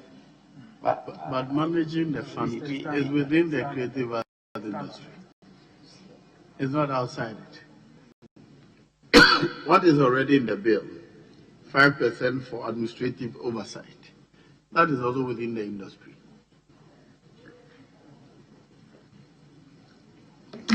Mr. Speaker, I believe that this amendment is due to the fact that the ministry has multi-sectoral oversight. We are responsible for tourism and we are responsible for arts and culture. And the Creative Arts Industry Fund, they are concerned about the utilization of that percentage that the ministry will be handling, that it should be dedicated to activities related to the creative arts industry. And it shouldn't go to support activities in tourism and culture, but the creative arts industry. That is why they changed the rendition from administrative oversight to creative industry activities. That will include oversight of the creative industry, but it will not extend to oversight of activities in tourism and culture. Thank you, Mr. Speaker. Yes. Mr. Speaker, I tend to agree with the leader of the House. Already 23 talks about the object of the fund. The object of the fund is to provide funding for projects and programs in the creative arts industry and in particular, and it lays them down. Now, here we are, having created a 1% to go into the fund. You are talking about 5% here, which is being taken out of the 5% of what? Probably of the 1%. And that one can only be for administrative purposes. That is the office running. But the entire money, the entire fund is created for the creative art industry. So I think that the amendment must be wrong. The amendment that the chairman is proposing must be withdrawn. Are you setting up the fund, you employ people to manage it and come to central government to pay them? That is the administrative expense expected to be met from managing. If you engage somebody to even write an opinion for you and you charge that person, you don't go and charge the ministry. It should be paid from the funds, the fund itself. So you need the cost of managing the fund should be borne by the fund. And what is meant by administrative oversight? If you say, what do you call it? Industry, administrative or creative industry activities, it means that you can't pay a consultant to advise you on investment opportunities from this fund, because that would not be creative activity. So I think you should be guided. Probably, if you don't trust yourself enough to deal with them, go back and explain this to them. Let's leave it at this, and then we come back. I'm tired anyway, so I'm going to end at 30. But yes, Chairman, unless you. The Speaker, I think that we go by your direction, and then because this bill must not be different from all other laws that this House passed, and whatever their intention, when it comes here, this place should be the final. Yeah, it's for them. So you withdraw the proposal amendment? So I withdraw the proposal. Very well. So clause 28 shall stand part of the bill. All in favor say aye. All against say no. Let's have it. Clause 28 is ordered to stand part of the bill. Clause 29. Establishments of creative arts enterprise. There's no advertised amendment to clause 29.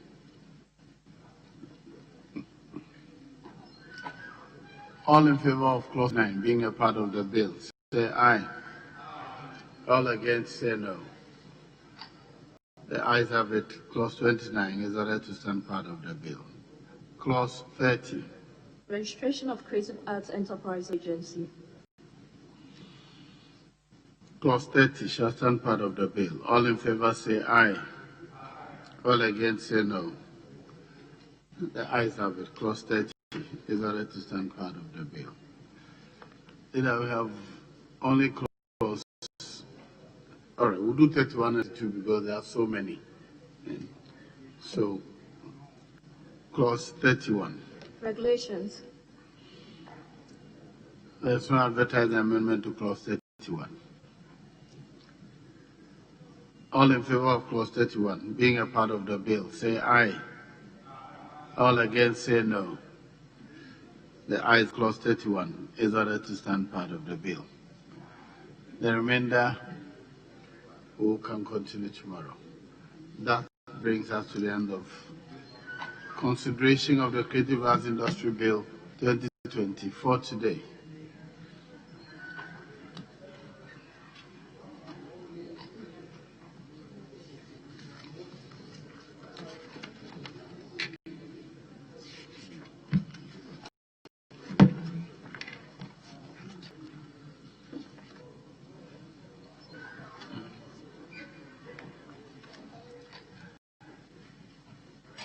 Honorable Leader, can I bring proceedings to a close unless... Mr. Speaker, I believe so. And I guess we've done tremendously well today.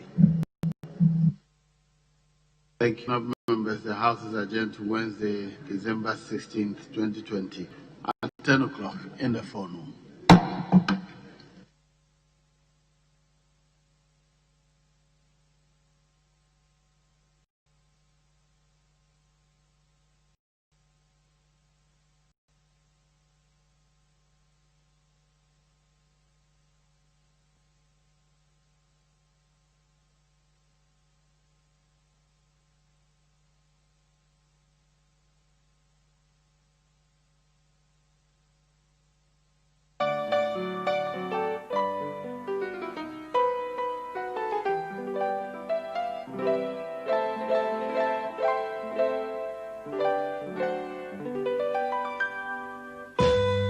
Thank you.